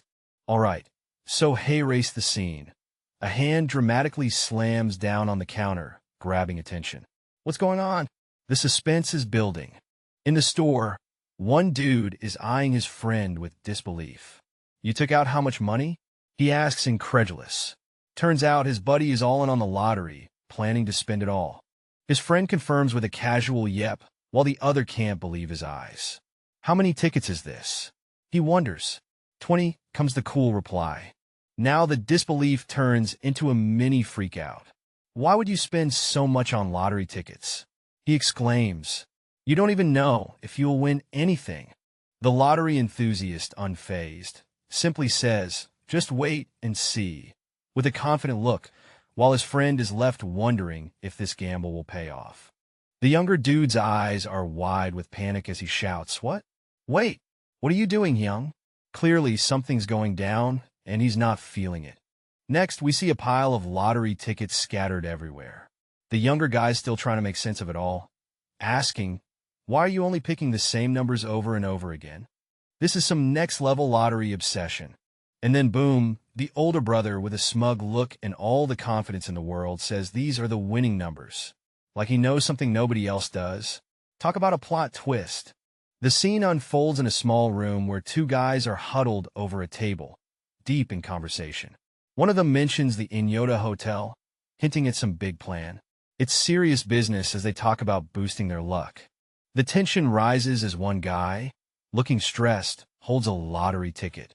He's biting his nails, and you can almost feel the regret in the air as he laments wasting 100,000 won. Ouch, that's gotta hurt. The other guy tries to stay calm, but the atmosphere is tense. The lottery numbers are rolling out, and the anticipation is real. He can't help but comment on the nail-biting habit. With bated breath, they listen to the numbers. The second lucky number drops, 18. Hope flickers in their eyes, but the tension remains thick. As the fourth lucky number is announced, 39, the suspense is palpable. It's a roller coaster of emotions as they hang on every word. The scene kicks off with a suspenseful moment as our guy checks the lottery numbers. His eyes widen as he realizes he's hit the jackpot. He can't believe his luck, exclaiming in shock and excitement. This is insane. We got first place. Still not convinced he's awake, he hilariously asks someone to pinch his cheeks. The reply? Pinch them yourself. Finally, he seeks confirmation, holding up the ticket to a friend and asking, This isn't a dream, right? Two friends sit across from each other. One asks, Would you prefer to be a dream? And the other emphatically responds with a big NO. Looks like someone's caught up in disbelief. Don't worry, it's not a dream, says one, trying to reassure his buddy. This really isn't a dream, right? The other questions. I'm telling you it's not, comes a steady reply. The suspense is building. Boom! The excitement explodes as the guy in orange jumps up holding a paper, shouting, Whoa! We got first place. Someone's on cloud 9. He's still riding the high, fists in the air, looking like he just won the lottery. The joy is real, folks. His friend, sitting calmly, asks, Do you really like it that much? With a grin, he replies, Of course. Aren't you happy too, Hyung? Clearly, happiness is best when shared. Meet our protagonist, sitting there all cool and composed, saying of course. But you can tell there's more under the surface. Well, I was also like that the first time. I even screamed, after all. Our guy's reminiscing about the good OL days when everything was terrifying. He's chilling with a buddy, talking about regressions like it's a weekend hobby. Why are you not scared? One asks, pointing out the obvious. Time to get serious. I have to quickly gather wealth after each regression. It's all about making those money moves, folks. We're looking at a gravestone now. Flowers are laid out, and there's a vibe of reverence. The economy becomes shaky, and something intense is about to unfold. A dazzling swirl of energy crackles with intensity, as if the universe is holding its breath, waiting for something big to happen. It's like the cosmos is gearing up for a showdown. Inside a cozy room, one guy in a bright orange hoodie is baffled, holding some papers. He's all like, I can't believe all these places got hit. How will they fix this up, you think? His buddy, looking kind of chill, just shrugs and says, No clue. The chill guy leans back, deep in thought. It's probably a plot big enough to shake the world. He muses, eyes narrowing, as if he's just seen the trailer to an epic movie. Standing before a massive, glass-covered skyscraper, the air is thick with anticipation. Our hero, dressed in a slick coat, strides towards the entrance, a determined look on his face. It's the day to claim the big win. Inside, the atmosphere is bustling. The main character walks past suited men. Their conversations buzz around him. His thoughts are clear. Once I receive that prize, my life's going to take a whole new spin. Approaching the counter, he confidently declares his mission. He's here for the lotto's first-place prize. The staff, caught off guard, looks up with eyes wide. The staff member processes the news, congratulating him with a formal nod. The reality of his win starts to sink in, and the adventure is just beginning. He got the first-place prize? He still looks like a student, though. Our curious guy is definitely intrigued by this unexpected winner. Could you please tell me where you purchased your ticket? The answer comes. Goziak Yonwi branch. Things are getting interesting. The response is a shocked what? Clearly, this isn't just any regular occurrence. The buzz spreads. Apparently, 155 tickets from this branch won this time. That's a whole lot of luck in one spot. A finger points up as if to highlight something important. But what could it be? The suspense is real. The scene opens with a guy in a suit, eyebrows raised in disbelief, asking, "Don't tell me one person bought all of those tickets?" Clearly, something wild is going down. Just as things get interesting, another character jumps in, suggesting a VIP guest might be involved. Our first guy is all like, "Excuse me?" He's definitely caught off guard. Then, the suited man politely asks if the bewildered guy can wait for a moment. With a cool sure, the guy agrees, probably wondering what's happening next. A well-dressed individual finally arrives, thanking him for waiting. The plot thickens, and everyone's on the edge, wondering about this mysterious VIP. The scene opens with Ryu Min meeting Gwon Juno, the president of Noanup Bank. They shake hands as Gwon introduces himself. Gwon, impressed, acknowledges Ryu as the winner of the first-place prize and offers sincere congratulations. Ryu responds with a polite thank you. Looking to have a more private conversation, Gwon suggests they move to a quieter spot and invites Ryu to follow him. Gwon leads Ryu to a room, gesturing him to enter, indicating in here as they continue their discussion. "Ah, sir, welcome." Our scene kicks off with a suave entry into a sleek office setting. Someone is definitely rolling out the red carpet. Who's that next to the president? The whispers and curiosity are already brewing. He's a VIP, here to collect his prize. The instructions are clear. Keep him comfy and cozy. VIP, you say? Our host is taken aback, trying to figure out the whole vibe. I have to stay calm. Deep breaths, it's showtime. Welcome to the office. Our mysterious young dude is greeted warmly by a receptionist, who asks him to take a seat. She seems polite, ready to assist with whatever he's there for. The receptionist offers him coffee or tea, but our guy's not about that life. He politely declines, keeping things mysterious. The receptionist, a bit puzzled, asks if she can confirm the lottery tickets. Something's definitely up with these tickets. He hands over the tickets like it's no big deal. The plot thickens. As she inspects the tickets, she's left wondering if this guy can see the future or something. Intrigue levels, maximum. A young guy in a white jacket confirms that all 100 are confirmed to be the first-place prize. The atmosphere is tense as he drops the news. The person opposite him, a woman with sharp eyes, seems intrigued and asks, "And how much would I receive?" She's clearly keen to know the reward for her efforts. The young guy, looking a bit hesitant, starts to respond with a stutter. So, leaving the question hanging in the air. First up, our main guy is diving into the world of real estate, sitting at a table with a stack of papers, probably thinking about how to seal the deal on a new place. The scene shifts as he shows off his new digs to a friend, who asks if he likes it. The vibe is chill, with a bit of friendly teasing about the new spot.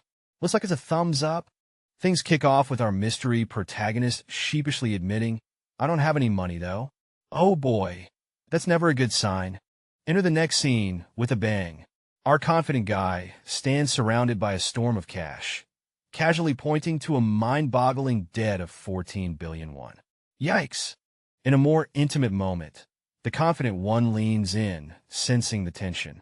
He assures the first guy, "I know what you're about to say, but I didn't do this without thinking about it. All right? Seems like there's a plan behind the madness."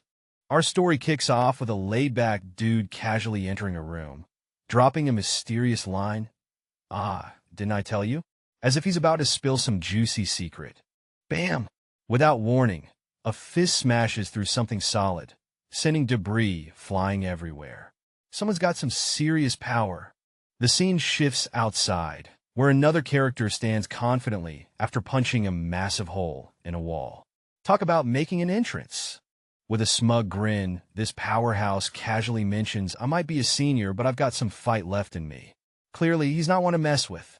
A clenched fist punches the air with a burst of energy, and the words "furthermore" echo, setting the scene for an intense moment. The fighter, full of determination, thinks about his incredible endurance and strength, wondering how he's still standing. A side profile shot reveals a confident smirk as he acknowledges that even a tiger would seem weak compared to his newfound power. With a firm grip and a look of resolve, he questions why he's not out there fighting right now, eager to unleash his potential. High above the city streets, a shout pierces through the urban noise. Something's about to go down, and it ain't looking pretty. The scene shifts to a worried dude in a green jacket. He's stressing about a friend who's ghosting his calls. "What's the deal, man?" Meanwhile, in the crowd, we got a calm guy in a blue hoodie. He's staring down an arrogant fool, thinking, "Do you think I'll let you go?" The vibes are intense. Things escalate quickly. A shadowy figure with some seriously angry eyes is all. "After you glared at me like that, I'm going to kill you." Uh-oh, stuff's getting real. And then he pulls back his fist, ready for whatever's next. The tension's thick enough to slice through. What's he planning? Stay tuned. A young guy is chilling in front of someone's door when an older man suddenly questions him, asking, "What are you doing in front of someone's door?" Unfazed, the young man fires back, "Oh, why do you care? Are you the landlord or something?" The older man seems a bit taken aback. With a casual tone, the older man declares, "I am the landlord." The young guy is left in disbelief, muttering, "What?" The landlord probes further. "And what are you doing? Are you here to meet a friend?" The young man looks puzzled. "Friend?" "Ah, the classic, I'm just here to see a friend move. Our guy here is trying to get someone to open the door," looking all nonchalant. The elderly man pops up, looking a bit startled. He's like, "I lost contact with my friend too." What a coincidence. The young man is hit with a curveball. "Seems your friend ditched you, buddy." He's all like, "Huh?" Turns out the friend pulled a disappearing act, moving out today. Our dude's standing there, realizing he's been played. And cue the clenched fist of rage. This bastard. Yep, he's not taking this well. He ran without saying anything. Someone's left stunned as a mysterious figure bolts off without a word. What's the rush? Whoa! A towering skyscraper looms above, gleaming in the sunlight. It's an impressive sight that catches our character's eye. It's so tall. Our adventurous character shades his eyes, marveling at the sheer height of the building. Wow, it's a rotating door for an entrance. Stepping inside, our character is amazed by the fancy entrance. It's like walking into another world. These two guys, armed with entry cards, are checking out this building. They're at the reception, and one of them can't believe they even have entry cards. As they stroll through, they spot a security guard. One guy's mind is blown, thinking, "Wow, even a security guard?" Inside, it's like they're kids in a candy store. One of them yells, "Bro, this place is amazing." As they take it all in, the excitement keeps building as they decide to move on. "Let's go," one says, and the other replies with a pumped "yeah." Two characters step into this massive, swanky apartment. One of them is just blown away like, "Whoa, how big is this place?" One character casually drops the bomb. It's about 330 square meters. The other one is practically yelling, 330? Checking out the place, one of them wonders if it's too big just for the two of them. But hey, with a lot of money, it's got to be this big, right? The big question comes up. How much was the contract? The answer? A cool 50 million won deposit with 2 million won each month. Not too shabby. The scene kicks off with a tiny character freaking out about some serious magic vibes and a huge 22 million revelation. The little dude's all about those mystical energies floating around. Meanwhile, two brothers are chatting about real estate. One's like, "Bro, this place is too pricey," while the other insists they need that expensive spot for better security. The debate heats up with, the more expensive it is, the better the security. Clearly, one of them is all about living the high life. Fast forward, and we've got a nighttime vibe. One of the guys is lying in bed, deep in thought, pondering life's fragility and how everything can change in a heartbeat. The big worry? Disasters like fire and earthquakes. Our guy's clearly got some heavy thoughts swirling around as he braces for what comes next. An assassin, hired by other players, is about to make a deadly move, setting a dark and ominous tone. And so, when the time comes, players need to prepare to go over to the other world in as safe of a place as possible. No matter how extraordinary you are in the other world, everything will end for you in real life, warns a character with piercing blue eyes. Two characters engage in a lighthearted chat about a house, bringing a moment of levity. Chilling in the room, one guy says, "Yeah, it's good that you like it." The other dude, wrapped up in a scarf, looks a bit surprised. Scarf guy is silent, seemingly in deep thought, or maybe just awkward. Suddenly, Scarf guy drops, "I'm sorry, bro." The other guy's like, "HM?" Trying to figure out what's going on. Out of nowhere, a hand flies in with a loud slap, leaving everyone shocked, including us. Hey, so we've got our mysterious dude looking a bit anxious, and his buddy is all like, hey, WL, trying to calm him down. What's the drama, right? To shake off the worries, they decide to hit up a Korean place rumored to have some bomb food. "Let's eat," says the friend. And our worried guy is just like, okay, food solves everything, doesn't it? Suddenly, our mysterious friend gets a call. The phone goes all ooh-ooh-ooh-ooh, and you just know something's about to go down. Our main guy realizes he's been noticed. He's thinking, he'll just ignore it. Not like it'll mess up my life again. But you can tell something big is brewing. With a glint of blue, he considers, but maybe in the other world. What's he planning? A little reality switcheroo, perhaps? Alright, so there's this dude looking a bit flustered while chatting on the phone in the hallway. Something's definitely up. Then his buddy pops up, asking if he's heading out somewhere. "Whoa, you're awake." The first guy responds, a bit surprised. Turns out he's got a mission. He ordered some rice cakes and needs to grab him. Priorities, am I right? Two dudes are chilling, one fiddling with a gift box, looking a bit unsure. "I don't think I've ever done this kind of thing before," he says, scratching his head. The other guy, with a casual slouch and a smirk, shoots back, "Of course, I'll be fine. It's just a gift for the new neighbors. Not like you're proposing or anything. Why did you buy them?" The casual guy asks, leaning against the wall. The gift-wielding guy replies, "Well, we need to make a good impression since we moved in. Isn't that good manners?" Gift guy gets a moment of enlightenment. "Well, it's not a bad idea to be a good neighbor."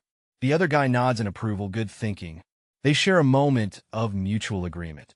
Gift guy, feeling a bit more confident, suggests, "I'll go change my clothes. Maybe we could go together?" The casual guy, still relaxed, agrees, "He'll go, and then meet you at the corner." All right, here we go. The scene starts with a finger pressing a doorbell. Ding dong. Someone's about to make a first impression. The door opens, revealing two guys. The one with the hoodie speaks up, "Hello, we just moved in next door. We're here to say hello." Classic neighborly move, bringing a cake and everything. A woman opens the door and greets them with a simple, hello." Seems like she's curious about these new faces. She notices the resemblance between the two and asks, "Seeing how you two look alike, are you siblings?" The brothers confirm with a smile, "Yes, we are." A little chuckle seals the friendly vibe. A friendly gesture unfolds as a family presents rice cakes, recommending them while warm. Gratitude is exchanged, with promises to see each other around. A young man reveals he just moved into apartment 4302. With a polite bow, the family encourages him to enjoy the rice cakes, solidifying a friendly connection. The elevator dings open on the 44th floor, which is apparently part of the swanky penthouse. Fancy, right? Two guys are strolling down the hallway, chatting about how the penthouse uses both the 44th and 45th floors. One wonders if that makes the residents some kind of wizard. The other dude speculates it must be someone loaded, like a celebrity or a member of a rich family. Who else can afford such a luxury? They reach a door, but there's just silence. Maybe no one's home? Awkward. One of them decides to press the doorbell, just to be sure. It's worth a shot. Still no answer. Looks like it's time to bounce. Better luck next time, guys. Our protagonist is caught in a tense moment, gripping his shirt with determination. His piercing blue eyes are locked on something, or someone off-screen. The air is thick with anticipation as a blurred figure stands beside him.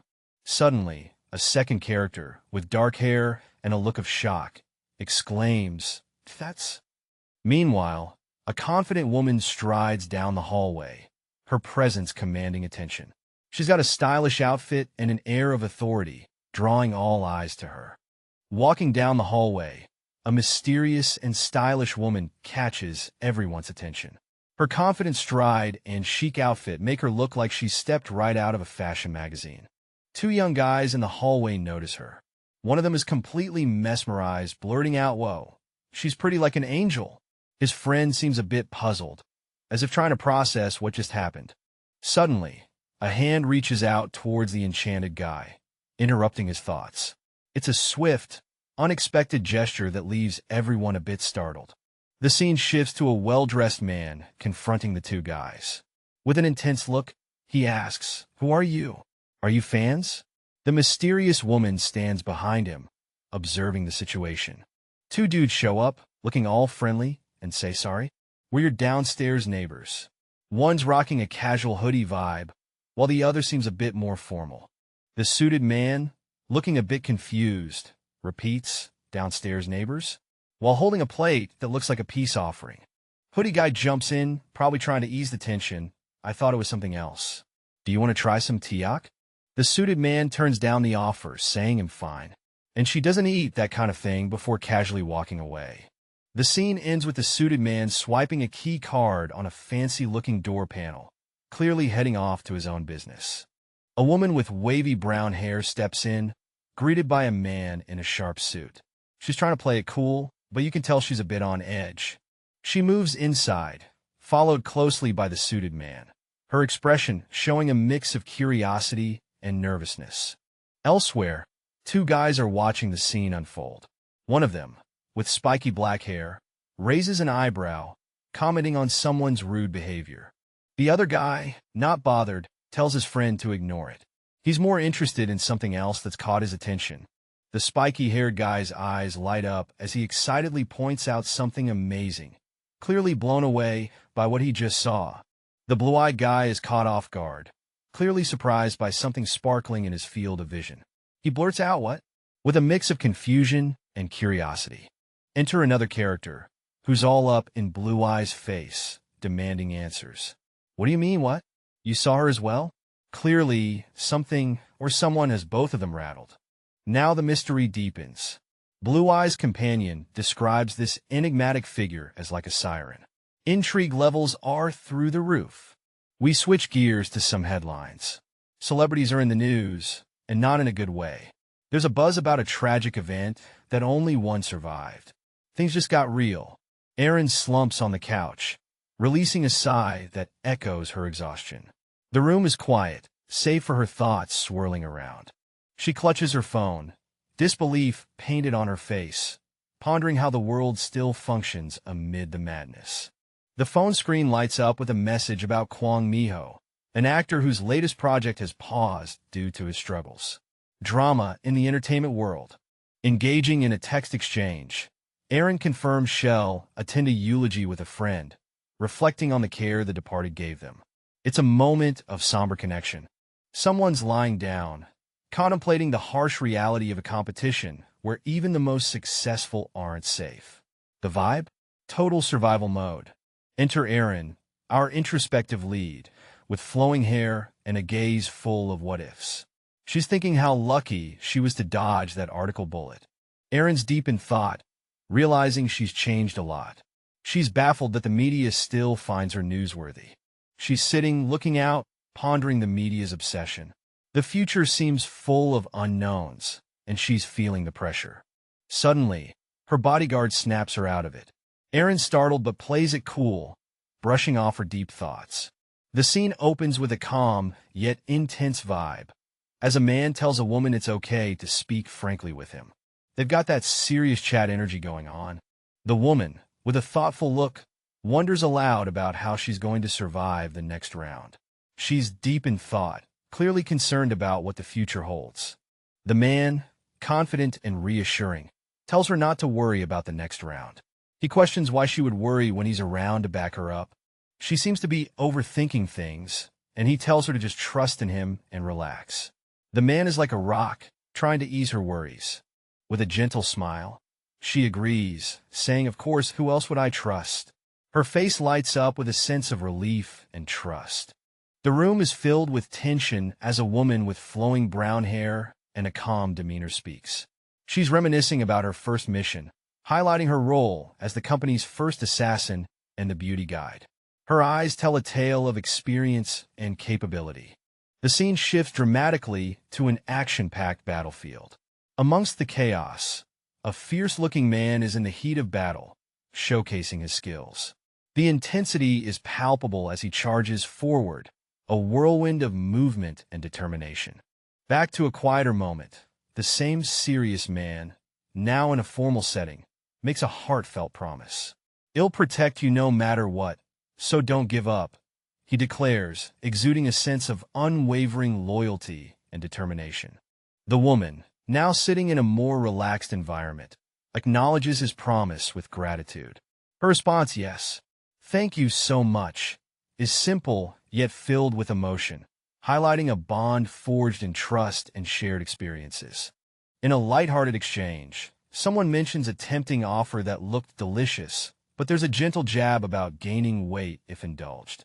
The setting shifts to a more serious tone as a character warns about others who only want something from you, cautioning about how they'd harass you for more. Despite the warning, there's a moment of introspection as the character thinks that these people didn't look like bad folks. Two guys are standing there, one holding a cake, and they seem to be in a conversation. One of them, with striking blue eyes, says, "Well, I suppose," and you can just feel the tension hanging in the air. Switching scenes, there's a woman with long hair, looking all thoughtful. She's talking about how fascinating it is that people can act like going through a harsh situation is no big deal. You can tell she's been through some stuff. Then we've got this serious-looking dude in a suit, and he's not impressed. He's all like, "Do you think killing 10 of them was that difficult? Only an idiot would have failed." Yikes, talk about high standards. Back to the lady, and she's pondering again. Turns out she's saying, "That's because your skills were prominent in that other world." Even so, there's more to the story, and she's deep in thought. And boom, action time. We got a character called Black Scythe, and they're out there in a field, ready to make some moves. It's intense, and you know something epic is about to go down. Some dude standing there looking all mysterious, thinking he must also have a job in real life. I wonder what he does? Now we're diving into some deep thoughts. I'd be able to survive the second round as well if I worked with someone that's skilled. Intense, right? Our scene shifts to a woman chilling by a window, deep in thought. She's wondering if she can handle the next big thing too. Meanwhile, a vacuum cleaner does its thing by a window, giving us a peek at the cityscape. Talk about multitasking. Blue eyes and dark hair. Our guy enters with a mop, looking ready for action. In back, he declares, greeted warmly by his friend. "Got the earnings?" Asks his friend. "Not much this time, just 97 billion. Casual, right?" A suited man greets him, asking if he's back thanks to a lucky customer. The scene opens with two characters chatting. One is curious about the other's secret. The mysterious answer? "I received a divine message in my dreams." Talk about intriguing. The other character seems pretty impressed, wishing they could have such dreams too. Seems like they've got dream envy. Our dreamer stays silent, perhaps contemplating the weight of their dream revelations. Or maybe just zoning out a bit. Now they're on the move. The conversation shifts to some serious money talk. One asks if the price rose as expected, and the answer? Yep, it shot up to 150 billion. The camera focuses on our dreamer once more, looking sharp and a bit mysterious. What's going on behind those eyes? Things start off tense, with a character ominously saying, "Not yet." It's clear that something big is in the works, but what exactly? The suspense is real. Fast forward to a more relaxed scene where two characters are having a meal together.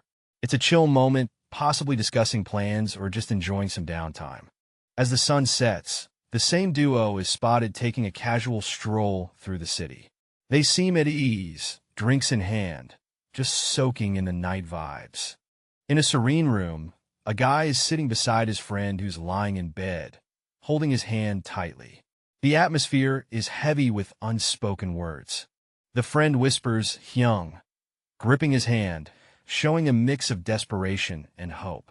The seated guy, face blurred but determined, tells his friend, you have to live and come back. It's a moment packed with emotion.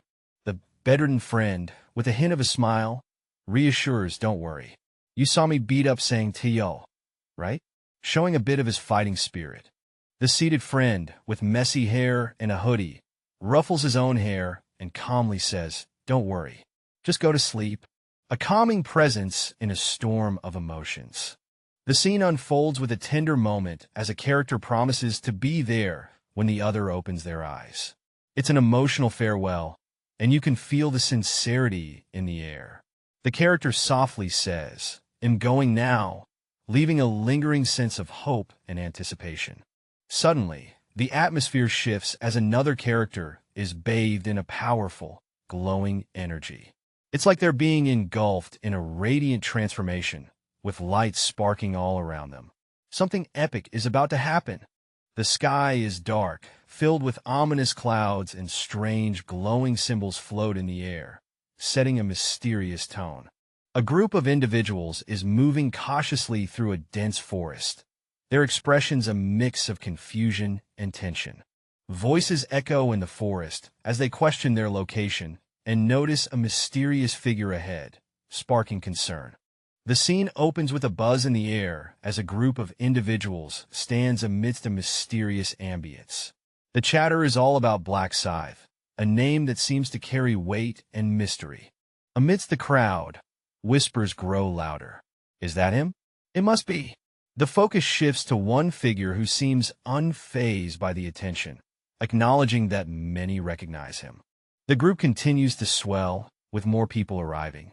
There's a palpable tension as everyone seems to be waiting for something or someone significant. A close-up of intense red eyes suggests that something big is about to unfold, with the owner of those eyes holding a mysterious power or knowledge. A radiant celestial figure descends with an imposing presence, asking, is everyone here? The room is filled with an ethereal glow. A group of onlookers stares in awe, murmuring about the different angel they see. Someone questions, what is that thing? The winged figure declares the commencement of a new phase, leaving the gathered crowd in disbelief. An angel? They whisper. The celestial being, cloaked in resplendent attire, reassures the humans, don't be alarmed, humans. In an epic scene, a mysterious figure with blazing golden eyes declares, it'll guide you well from now on. There's an intense aura, like something big is about to go down. The atmosphere crackles with energy as a pair of majestic wings unfurls. There's a vibe that something monumental is happening, and everyone is on edge. Down below, a group of onlookers stares up, contemplating their fate. One of them ponders a heavy decision. Should they announce the start of the second round? In the midst of chaos, a winged figure descends, glowing with a divine aura. As the words this stage, everyone is here, echo through the air. On the ground, a group of characters stares upwards, contemplating, should we reveal the round 2 quest? While the winged figure hovers above, the scene shifts to a tranquil night, with lanterns floating around, casting a warm glow as the characters watch in awe. A screen displays the rules for round 2. Select a region representative in 3 hours. With 900,514,645 participants, the pressure is on. A group of people gather around an ancient relic, curiosity sparking in their eyes. One of them wonders aloud about the secrets held within the object. They're all dressed in sharp suits, giving off a serious vibe. Enter a mysterious figure draped in robes, exuding an aura of authority. With a confident smile, they offer to explain the situation, sensing the crowd's confusion. The figure raises a hand, making it clear that this round isn't about fighting. Instead, it's all about selecting the right representative for the kingdom.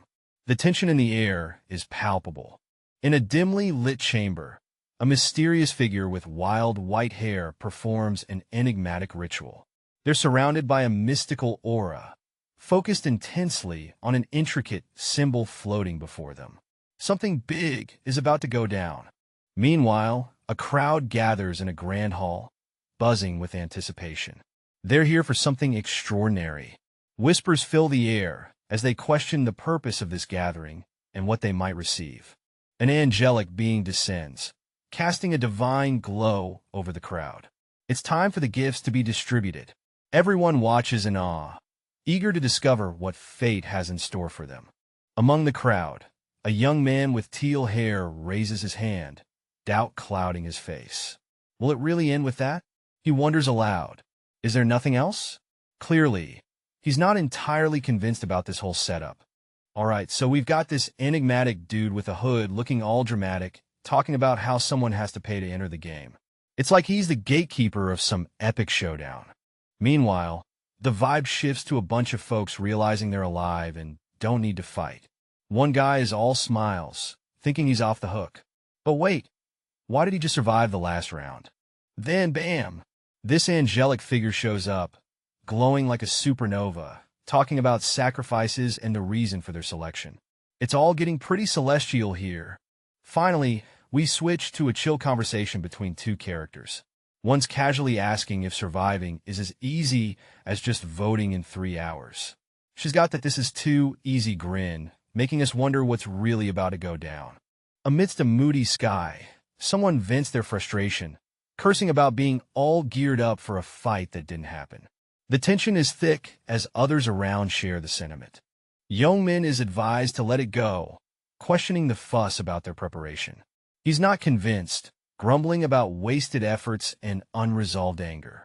Observing from behind, another character notes Youngmin's energy being channeled into strength. They ponder if a new, strong individual has emerged this time. With a determined look, a character stands apart, recognizing the patterns from past experiences. It's all coming together, just as they remembered. In the heart of a shadowy forest, our main guy is on a mission. His mind's racing, pondering his goal, and he's clearly not here for a casual stroll. Determined eyes locked forward, he knows what he's got to do. The tension's real as he grips his weapon, ready for action. With a swift motion, he draws his weapon, a steely resolve in his eyes. He's gearing up for what's coming next. Suddenly, lurking from the shadows, a goblin appears. This is his chance to gain those precious levels and hit that all-important level 10. With a fierce come, our hero challenges his opponent, and the battle begins. Swords clash with a violent force, each strike carrying a resounding impact. The forest around them seems to hold its breath, watching the duel unfold. The hero, with swift and decisive movements, swings his sword with such force that it slices through the air, creating a sharp, whistling sound. The opponent is quick, matching the pace with agile maneuvers, deflecting the attack just in time. Both fighters are locked in a dance of death, their swords slicing through the air with blinding speed. The hero leaps into the air, twisting with grace and power, preparing for the next strike as the opponent mirrors his movement, ready for the counterattack. In the chilling embrace of the forest, our mysterious hero stands over a fallen goblin, pondering their fate. It's a moment of quiet reflection, but you can almost hear the gears turning in his head. If there's one goblin, there's bound to be more, he muses, sensing the lurking peril. With a swift, decisive motion, he draws his blade, its edge gleaming ominously in the dim light. The tension is palpable as he prepares for the inevitable encounter. And there they are. Goblins emerge from the shadows, their eyes glowing with malice. They're not here for a friendly chat, that's for sure. The air is thick with anticipation as the goblins, armed and dangerous, close in on our lone warrior. The jungle is thick and mysterious as our lone hero stands tall, facing down a group of enemies lurking in the shadows. It's the classic showdown vibe, one against many. Things heat up fast. One of the enemies lunges with a fierce attack, but our hero is quick, dodging, and ready to counter. With a flash of steel, our hero strikes back, wielding a wickedly sharp blade. The tension is palpable, and it's clear this fight is far from over. In the depths of a forest, Our hero stands victorious over fallen foes, his stats boosted by the mysterious Butcher rune. All his stats just skyrocketed by 50%, making him feel invincible. Time's ticking until something big, but our hero's chill. With a casual status window call, he checks his progress, looking pretty pleased. Checking out the status window, he sees his level is already at 3. Not too shabby, and he's just getting started. He's got his eyes on dexterity, knowing it's the key to the early game. Gotta be quick on your feet, right? If you wanted to boost strength, it'd take some effort. But without dexterity, survival's a whole new ball game. Choices, choices. Alright, so our hero is deep into some intense stat-boosting action. Dexterity up, luck up, but hey, even the strongest can't dodge a fatal blow. That's some heavy wisdom right there. Now, we dive into the status window. Meet Ryu Min, aka Black Scythe. He's a beginner, but he's got the intriguing titles The Last Time Traveler and the Fatal Class, Berserker. Stats are crucial, folks. Facing a status window, our hero ponders. None of his stats can be a dump stat. Every point counts in this game of survival. The scene opens with a mysterious figure engulfed in swirling darkness, reflecting on their immense power and how it's both a blessing and a curse. This ominous presence hints at a larger, looming conflict. A young man with striking dark hair and piercing red eyes stands in a dense forest, looking around with a sense of alertness. His expression is one of curiosity mixed with caution as he mumbles to himself. Continuing his internal dialogue, he wonders about the strange feeling that someone might be watching him. Despite his heightened senses, he can't shake off the unease that someone or something is lurking nearby. Under the eerie glow of the moon, our brooding hero stands tall, a glowing blade in hand. His voice cuts through the night like a knife. I don't know who you are, but come out. Clearly, he's not in the mood for games. The forest around him seems to hold its breath, as if waiting for the showdown. You'll need to say your prayers, he warns, and you can almost hear the leaves rustling in fear. A footstep crunches behind him, a classic suspense move. Who's sneaking around in the shadows? Out pops a young woman, hands up in surrender, stammering, it's me." Her face says it all, busted. She steps forward, nerves jangling like a tambourine. "I apologize for following you," she admits. Looks like she's been trailing our guy, but why? Stay tuned to find out. In a shadowy forest setting, our rugged hero with short gray hair is caught in a moment of apology. Who is he apologizing to? A woman with flowing brown locks stands by, their expressions hidden but the tension palpable. The conversation takes a twist. The mysterious man explains he wasn't creeping around with bad intentions. He's trying to clear up some misunderstanding, but what could it be? Enter another character, shocked and pointing out the man's identity, and sensual. This revelation hangs in the air, promising more drama and secrets to unfold. No one dares to challenge our mysterious hero, shrouded in shadows and exuding pure confidence. His aura screams, "I'm the boss here." Suddenly, we're thrown into a dazzling clash of electric blue energies, where our hero is caught in a wild storm of power. It's electrifying. In a tranquil forest setting, a character is deep in thought, surprised by an unexpected meeting. What's going on here? They wonder, puzzled by the situation. Now we shift to a more intimate scene. A woman, holding hands with a sharply dressed man, questions, wait, was he? Her curiosity is piqued. Someone's mind is racing, trying to piece together the identity of the man who was standing with C.O. Aaron. Who could he be, and why does he matter so much? The scene shifts to a forest setting. A woman with long, wavy hair is deep in thought, realizing something about the man beside C.O. Aaron. A light bulb moment, perhaps? A dark-haired guy, clearly not thrilled, demands to know when they started following him. The future's shifting again, and he's not into it. The woman, looking a bit guilty, explains it started when they first met. She was drawn to him and couldn't help but follow. Apologies are in the air, but the tension is real. The scene unfolds in a shadowy forest.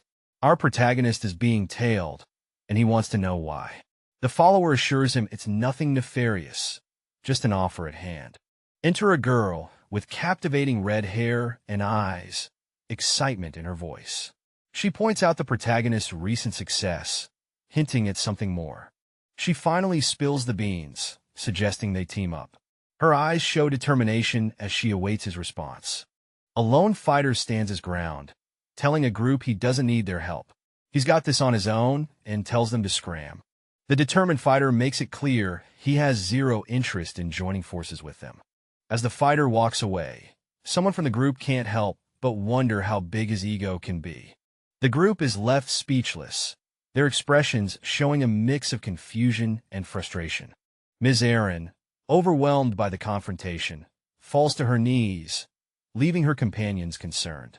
As the duo strolls through the forest, one of them squats, catching their breath, and remarks about the intense pressure from someone they call Rank 1. Clearly, this Rank 1 dude is no joke. With a look of frustration, the girl admits she wanted to form a team with Rank 1, but things didn't pan out. Bummer, right? The guy chimes in, reminding her that people like Rank 1 are just too proud to even think about allies. Yeah, it's a bit of a letdown. Trying to lighten the mood, he tells her not to sweat it. They might not be teaming up with the top dog, but hey, they don't exactly need the hassle, right?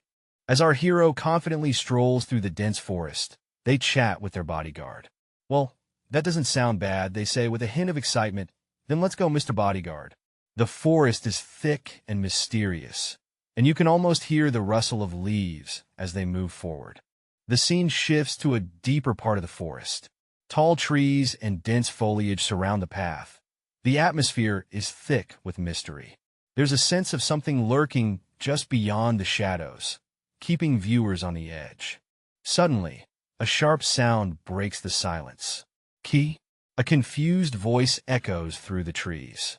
It's a moment of suspense as our character pauses, scanning the dark, towering trees for any sign of movement. The jungle is alive with the sounds of battle. Our hero, a shadowy figure with sharp eyes and a determined gaze, is locked in combat with a massive beast. Blue energy crackles around him as he dodges and weaves through the creature's attacks. The tension is palpable, as each move brings him closer to victory. The hero's agility is unmatched as he leaps through the air, delivering a powerful blow that sends the beast staggering. His focus is unwavering, and with a swift move, he lands the final strike. The beast collapses, defeated, and the hero stands victorious. A digital interface appears, congratulating the hero on his victory. You have defeated the boss, it declares. His current kill count is displayed, marking his progress in this dangerous world. This is just another step in his relentless journey. The scene opens with a shadowy forest backdrop, where a mysterious figure stands looming in the distance. The air is tense as our protagonist notices something unusual. Our hero, sporting dark hair and a confident grin, spots 5 gnolls and can't help but smirk at his luck. He's ready for some action. The gnolls are fierce, growling creatures, poised to pounce. The tension rises as they prepare to attack. Chaos reigns as shadowy figures dive through the sky, their weapons gleaming ominously. The atmosphere is electric with tension as they converge on a solitary warrior, who's poised and ready for combat. With a determined gaze, the lone warrior grips a gleaming blade, the aura around him pulsating with raw power. He stands his ground, undeterred by the overwhelming odds. The battle intensifies as the shadows launch a coordinated assault. The warrior counters with precision, his blade slicing through the air with a brilliant arc of light. In a breathtaking display of skill, the warrior deflects the onslaught, his movements a blur of speed and grace. The clash of steel echoes across the battlefield, signaling an epic confrontation. Amidst the chaos, a blue-haired warrior stands victorious, having just taken down a formidable foe. The screen flashes with "You have defeated a target," echoing their triumph. Ding! The kill count stands at 65 out of 100, and all stats are boosted by 60% thanks to the Butcher rune. Someone's on a roll. Level up alert. Our hero's power just went through the roof. Things are about to get real interesting. A dark-haired figure emerges from the shadows, looking fierce and ready for action. With a knife in hand, this character seems to be gearing up for the next challenge. With a confident stride, it's confirmed. They've met the conditions for advancement. What's next on this epic journey? In the dim light, a suspenseful message appears. You have no more time. The tension is palpable as our protagonist seems on edge, and you can almost hear a clock ticking somewhere. The scene shifts and it's round 2, subquest time. The mission? Advance before time runs out and snag that enigmatic item. Stakes are high, and it's a race against the clock. Our hero is deep in thought, strategizing under the moonlit sky. Cut to a group of puzzled faces. Finally, get confused? One says. Advance the mission, another echoes. The questions hang in the air as they try to figure out the next move. Everyone's scratching their heads, asking, where's that? Is that going to be in the question this time? The confusion is real, folks. In this chaotic world, everything is about to get real. Our hero is about to dive into some serious training to up their game. A mysterious emblem flashes before us, hinting at the epic challenges that lie ahead. Our protagonist is in the thick of it, battling through waves of enemies in a fierce training regimen. Patience is key, as they wait for the right moment to strike, bleeding but undeterred. Precision is everything. Our hero needs to perfectly time their moves to outsmart the monstrous opponents. Our mysterious heroes reminiscing about how they once took down a nasty monster in the woods, earning them the hunter class. But nah, that wasn't the vibe they were feeling. Instead, they discovered the Reaper class and thought, yeah, that's more like it. So, they stuck with it, ready to unleash some serious power. Boom! The scene lights up with magic as they make their choice. It's like a fireworks show, just for them. Hold up! A warning flashes. Choose wisely, because there's no going back once you pick your class. Talk about pressure, right? The screen lights up with a crucial question. Will you advance to the class Reaper? The anticipation is real as he hovers over the decision. He doesn't even blink, instantly going for the yes button. Talk about confidence. The golden aura begins to envelop him. Boom! The transition is complete. He's now a Reaper, and the power radiates from him like a supernova. Level up achieved. In a world tinged with fiery red, our mysterious hero stands, eyes locked onto the power awakening within. The air crackles as symbols of power swirl around him, promising chaos and strength. This isn't just any moment. It's a game changer. The energy around him intensifies, binding him with destiny. The crimson aura wraps tighter, like a cocoon of raw power. The character is unlocking a new level, literally glowing with potential. It's like a superhero origin story, but cooler. And bam! The screen lights up with a notification. As a reward for his advancement, he gains the eyes of truth. Our guy is ready to see the world in a way no one else can. He's pumped, and so are we. What will he discover with this epic new power? In this epic adventure, we're diving into a world where your level means everything. The higher you climb, the more respect you command. From regular at level 20 to the legendary Grandmaster at level 99, it's all about leveling up and showing who's boss. Players in this realm aren't just swinging swords. They've got some serious skills. Take the Insignia of Death, for example. This deadly skill lets you see your target's remaining health and adds extra damage with every hit. Talk about a game changer. Now, if you're looking for some serious hardware, the Reaper's Scythe is where it's at. This rare weapon not only boosts your attack, but gives you amidst the dimly lit forest. Our hero stands tall, clutching a glowing parchment. He's just snagged a world pouch. Whatever that is, seems like it's a big deal, as he's on the verge of some major progress. A dramatic announcement declares him as the first player to advance. Talk about an achievement unlocked. Ding! A new skill pops up. He's just learned the neutral skill, tracking, as the first advancement reward. Sweet! Our hero is hyped. Learn this? He thinks. They get a neutral skill. This advancement stuff is really paying off. Alright, our guy just scored a skill book, and he's itching to try it out. With a swift motion, he activates tracking. The target? Someone named Huang Yongmin. Huang Yongmin's profile pops up like a video game character screen. Nicknamed the Peacemaker, he seems to have quite the reputation.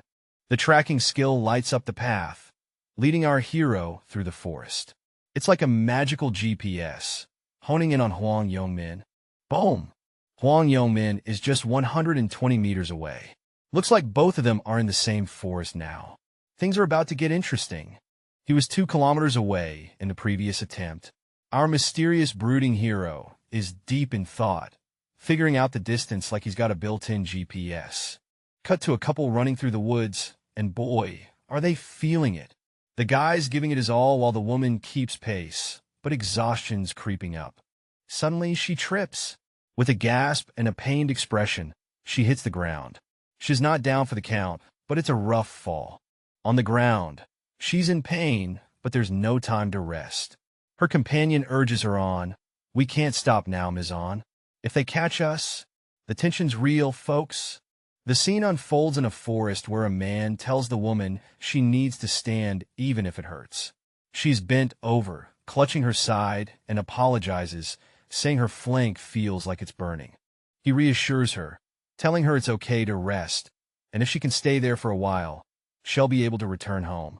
The woman, determined, says she'll try to hold it in. But just as she starts to move, a voice interrupts, asking where she's going. Both are startled by the unexpected interruption, clearly caught off guard by whoever or whatever has approached them. In the eerie forest setting, a group of intimidating guys steps forward. The leader, with a smug look, taunts, looks like it doesn't hurt enough yet. It's about to go down. Our hero clenches his jaw, sweat dripping down his face. The tension is palpable, and you can almost hear his heart pounding. Another hero, visibly upset, blames their capture on a damned witch. Drama alert. Feeling trapped, one hero's hand lights up with power. Do I have no choice but to fight now? Oh, it's on? The antagonists, unfazed, mock the old man, asking if he really wants to fight them. They're cocky, but maybe they shouldn't be. The scene is set in a shadowy forest where a group of armed men stands, looking menacingly at a younger group. The tension is thick as one of the men taunts. Look if it's with your eyes. Don't you see how many are here? A young man, clearly upset, bursts out. Just why are you doing this? What do we do to you? His confusion is met with a dismissive "Hm?" from the other side. The leader of the attackers, with a confident smirk, responds, of course, you guys didn't do anything. The young man stammers. Then, why did you attack us out of nowhere? The leader, still smirking, reveals, we just want something. The young man is taken aback. What? Turning the tension up a notch, the leader declares, the girl next to you. Shock and disbelief spread across the young man's face as the gravity of the situation hits. 3 characters are gathered, eyeing someone suspiciously. They're debating whether this person is really Cori.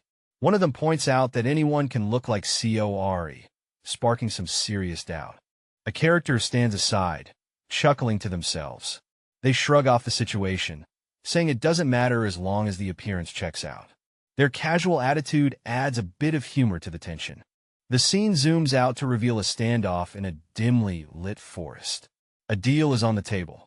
Leave Cori alone, and they'll be let go unharmed. The stakes are high, and the tension is palpable. A shadowy figure steps forward, critiquing the others for not stating Cori as the target right away. They claim that knowing this would have changed everything, hinting at some deep grudges. A determined guy, with piercing eyes and dark hair, declares he's not planning to die because of some woman. There's a fierce look in his eyes. As the tension builds, he stands ready, contemplating a move. He's not backing down. This isn't just a fight, it's a statement. A younger guy, curious and a bit cocky, wonders about the stance of an older man. Is this a challenge or just confusion? The older man, with a serious tone, questions the legality of the younger guy's actions. It's not just a fight, it's a moral standoff. Suddenly, a burst of laughter fills the air. The tension cracks as someone finds the situation amusing. It's a bizarre mix of drama and humor. Things are heating up in the forest as our main guy, with a cheeky smirk, throws shade at the crew confronting him. Laws? What laws? He jabs, clearly not in the mood for any deportation drama. The plot thickens. Our hero doubles down, daring them to try and prove anything. This might not even be my face, he taunts. Talk about confidence. Meanwhile, another guy is fuming. He's annoyed but knows the dude's got a point. Cook. He's right, he grumbles, realizing this won't end with words. With a determined look, our frustrated friend decides it's time to throw down. I can't back down, he thinks, ready to fight despite his injuries. Boom! The tension peaks as one character exclaims, "You are? Who is he? What's next?" Stay tuned for the showdown. Deep in the forest, a mysterious figure leans casually against a tree, catching someone's eye. The startled onlooker gasps, "Black Scythe?" Drama alert! As the tension rises, another character looks bewildered, wondering, "What?" and questioning when this mysterious guy showed up. Surprise guests, huh? More figures appear in the clearing, demanding, "What are you doing here?" Looks like no one sent out invites for this forest party. The mood shifts as a smirking character suggests someone should just keep moving. But our main dude isn't having it, snapping back that he wasn't asking him. Serious vibes, everyone. A confident character steps up, declaring their intent to challenge Black Scythe. This forest is about to see some action. In the deep woods, our main dude is clearly annoyed, letting out a sharp TCH. His face is all serious, but there's something more going on here. Another character jumps in, questioning the truth behind some claims. But our main guy isn't having any of it, telling him to just move along. Then, we see a pair of determined feet and hear a stern warning. It's not your business. Clearly, somebody's keeping secrets. The tension escalates with a vivid flashback of Red, as the character remembers people he knows. His mind is racing, and it's clear things are getting intense.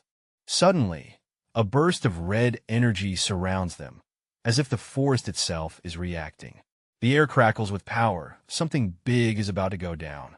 Amidst the chaos, our main guy stands firm, refusing to let a wounded person be. He's got that heroic vibe, ready to face whatever comes next. The scene is intense as a character, shrouded in dark, swirling energy, steps forward with a determined expression. The red aura around them crackles, signaling danger and power. With a commanding presence, the figure advances, and the energy around them intensifies. The onlookers are taken aback by the spectacle, clearly aware of the significance of this arrival. Amidst the tension, a character exclaims Black Scythe, with a mix of awe and gratitude. Another character, visibly relieved, thanks Black Scythe, hinting at a recent rescue or intervention. A group of rugged guys stand firm in the forest, warning a mysterious figure not to move closer. The tension is palpable. The mysterious figure, sporting a confident grin, taunts them by asking if they're afraid to fight, his eyes gleaming with challenge. The air is thick with tension as a shadowy figure unleashes a crackling surge of energy. There's a challenge in the air, a taunt perhaps. Someone is being dared to step up. The intensity ramps up as the figure questions if anyone dares to battle a monster in his own domain. Their eyes gleam with a mix of challenge and anticipation. Two observers stand back, watching the chaos unfold. They seem to question the decision to fight, suggesting maybe it's wiser to hang back. The scene kicks off with our mysterious, blurred-faced dude caught in a tight spot. He's bargaining for his freedom, asking if being honest will let him off the hook. Enter our second character, standing cool and collected, arms crossed. He's nonchalant and just drops a ill-considerate, like he's pondering dinner options. The tension spikes as our blurred-faced guy feels the burn. "Are you asking me to humiliate myself?" He challenges, clearly not loving the vibe. When my friends are watching and in front of her, our protagonist stands firm, facing a group with an air of unyielding resolve. "I don't want to fight you. I can avoid it, but you're disturbing my fun with a girl." The rival grins confidently, thinking he's got the upper hand. Wait, a sudden realization hits the rival, his expression shifting from cocky to startled. Am I strong enough to even lay a hit with my bare hands? The rival is thrown into doubt, wondering if he can even touch the protagonist.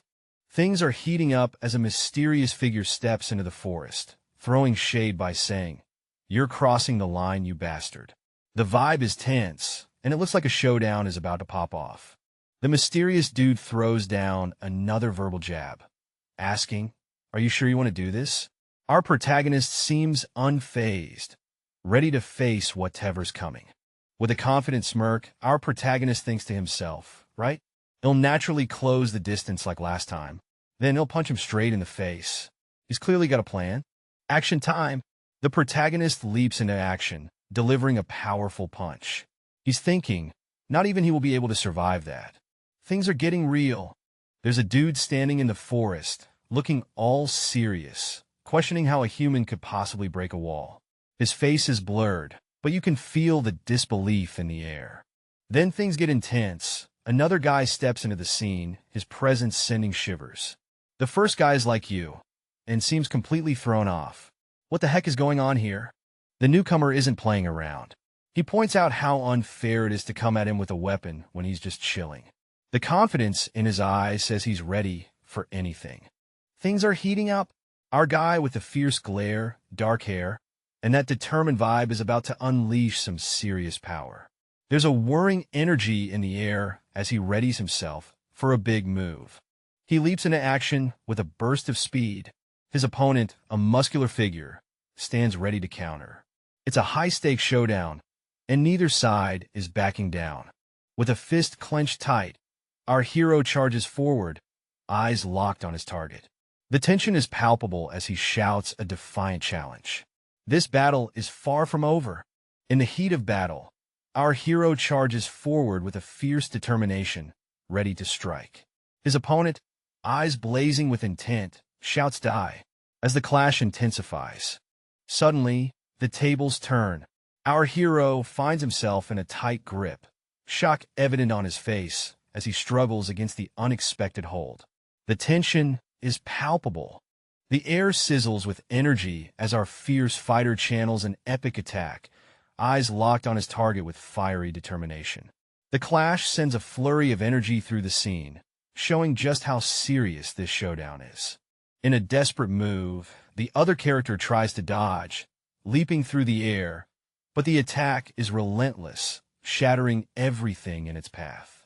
It's a wild ride of survival and skill. Down on the ground, bruised and battered, the fighter grits his teeth and curses under his breath, clearly feeling the sting of defeat.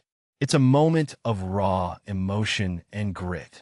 Amidst the dimly lit forest, someone on the ground is being told to stop swearing. The air is thick with tension as this ominous warning hangs. As if words weren't enough, a character muses about their ears possibly rotting from the noise. Bam! A swift strike lands, leaving one character reeling in pain. Struggling to get up, the character lets out an ugh, clearly feeling the impact, while the other stands tall and intimidating, casting a long shadow. Things get even more intense with a sudden, powerful grip as one character seizes the other, the scene charged with energy. Finally, the confrontation explodes in a flurry of action, with both characters clashing in a dramatic burst of power and determination. The air is thick with tension as our hero feels the crushing force of his opponent, like getting pummeled by a hammer. He's gritting his teeth, struggling to comprehend the might behind each blow. His mind races. Is this dude as strong as me? It's a jaw-dropping realization as sparks fly in this heated clash. Confusion reigns as he thinks he shouldn't have a physical strength rune like mine. Something's off, and it's messing with his head. He's reeling, trying to figure out, how is he so strong? It's a puzzle wrapped in an enigma, and he's not liking it one bit. The scene shifts to the mysterious opponent, calm and composed, as if saying, "Bring it on." It's about to get even more wild. In the thick of the forest, a group of armed men spot our protagonist. "Shoot that bastard," they shout, guns ready, as chaos begins to unfold. A fierce energy attack is unleashed as a female warrior commands, "Black Scythe." The air crackles with intense power. With urgency, the warrior screams, "Dodge!" as the deadly energy hurtles towards our hero, leaving him mere seconds to react. The scene gets intense as our hero, clearly on edge, lets out a startled eek and slips, trying to brace himself. Things are getting real dicey. Next up, a fierce warrior steps up with a dramatic flair, casting a powerful energy attack that lights up the battlefield. Sparks are flying everywhere. The tension peaks as one character sneers, "I suppose you got lucky while nature was taking a bow, right?" and throws a punch, making the other guy grunt in pain. It's a clash of words and fists. The mysterious figure, cloaked in shadows and crimson energy, states ominously that you met me. Blood splashes vividly, painting the scene with tension. The chaos continues as we glimpse another character, eyes wide with shock and uncertainty, caught in the midst of this violent confrontation. A sudden scream pierces the air. Aghhh. My arm! As the pain sears through, leaving the character in anguish, gripping their wounded arm. Yo, we got a showdown in the woods. A guy with a serious attitude problem yells out, "You bastard." He's all fired up, ready to throw down. The older dude's not having it. He's spitting fire with his words, calling the other guy a son of a whore. It's about to get wild. Our main guy, cool as a cucumber, just smirks and says, "You think so?" He's got that confidence that makes you think he's up to something.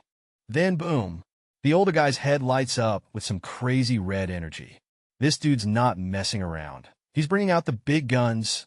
Our hero is surrounded by a whirlwind of fierce red energy, launching a powerful attack with everything he's got.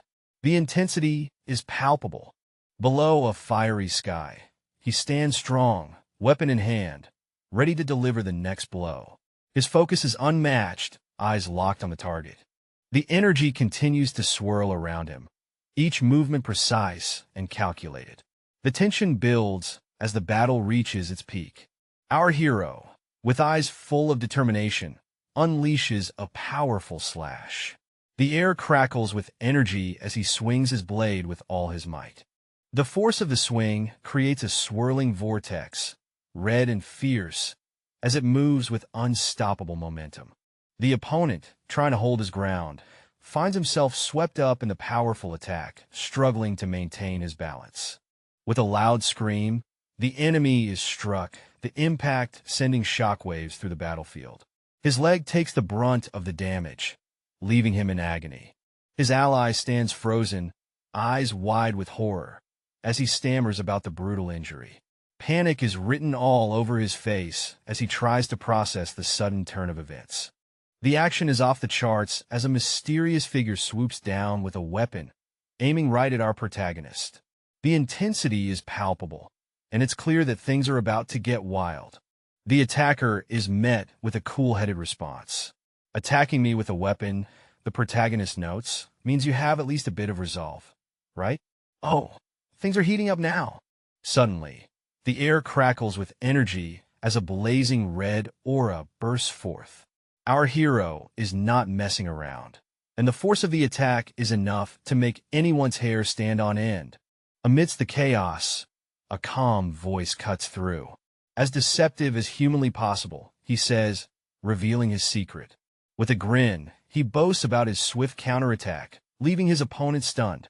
The battlefield is grim, with bodies lying in the aftermath of a fierce fight. A confident figure stands tall, muttering, "Too easy." Clearly they've got skills. The scene shifts to a shadowy figure, eyes filled with determination. They're not ready to call it quits just yet, declaring, "But I can't end things here." Determined to instill fear, the figure grips their weapon tightly, ensuring their foes will think twice before coming at them again. It's about sending a message. The scene is intense as a character lies on the ground, groaning in pain. Someone approaches and mocks him, saying he won't die from this. With a swift motion, the attacker looms over, and the wounded guy lets out a shriek. Things are getting real. In the forest, another character stands tall, seemingly unfazed, and thinks to himself that these guys are finished. Next target in sight. A close-up reveals his striking red eyes, filled with a fierce determination. This dude means business.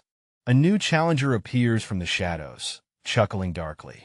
He assures that hiding is pointless, setting the stage for a showdown. The air is thick with tension as our mysterious fighter, with a swift motion, slices through the air, delivering a powerful strike. The force is so intense, you can almost hear the whoosh echoing through the forest. With a sudden burst of energy, the opponent is caught off guard, letting out a pained scream. Blood splatters as the impact hits hard, showcasing the raw intensity of the battle. Our brooding hero, with dark hair and piercing eyes, stands firm in front of a menacing crowd. He's got that "don't mess with me" vibe, saying, "Obey me or face the doom." The crowd looks nervous, and rightfully so. Out of nowhere, a whirlwind of energy spirals around him. It's like he's commanding the very air to bend to his will. The power is intense, and you can almost feel the ground shaking. Nearby, a pair of onlookers, clearly caught off guard, let out a scream. They're in the forest, but peace is the last thing on their minds as they witness the chaos unfold.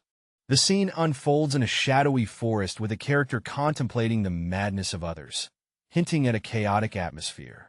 Their thoughts reveal a sense of intimidation or perhaps admiration for someone they encountered.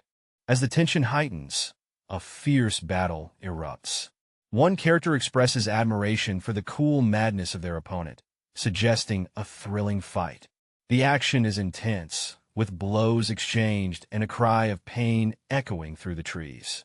Amidst the chaos, a character with a scarred face recognizes the prowess of the Black Scythe person.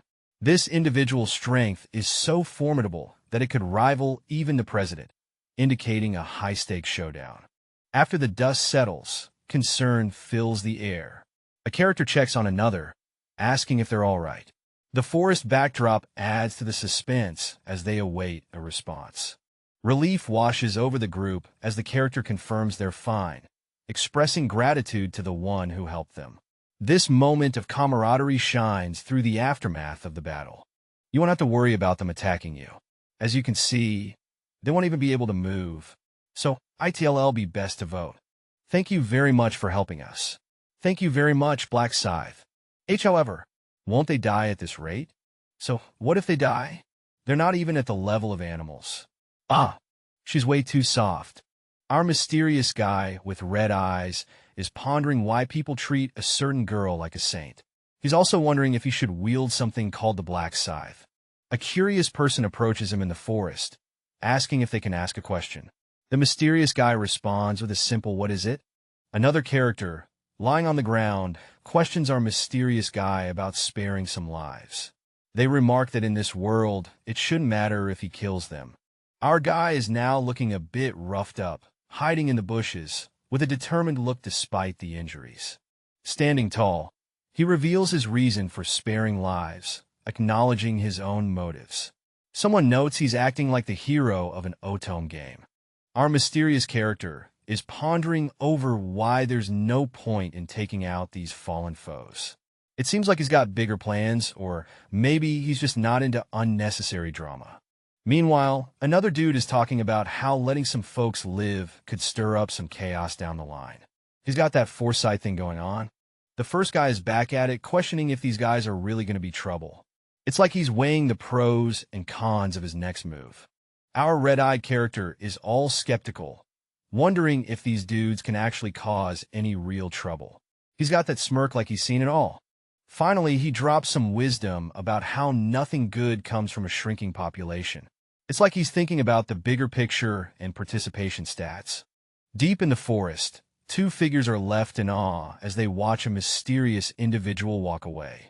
One of them is amazed that help came without any strings attached. A lone figure stands over someone, looking down with a mix of disdain and pity. Despite the urge to end it all, he decides to spare his victim. With a mixture of defiance and resignation, the defeated man spits, signaling a moment of tension in the air. Amidst a sea of hopefuls, someone shouts, "Please give me all your votes." They're eager to become the foreign representative, confident they'll do well. Suddenly, a voice from the crowd yells, "No, rather than someone like him, I'm confident that I'll do better." The competition heats up. Two contenders are now face to face, fists clenched, one angrily questioning, "What? Someone like me? You bastard. It's about to get real.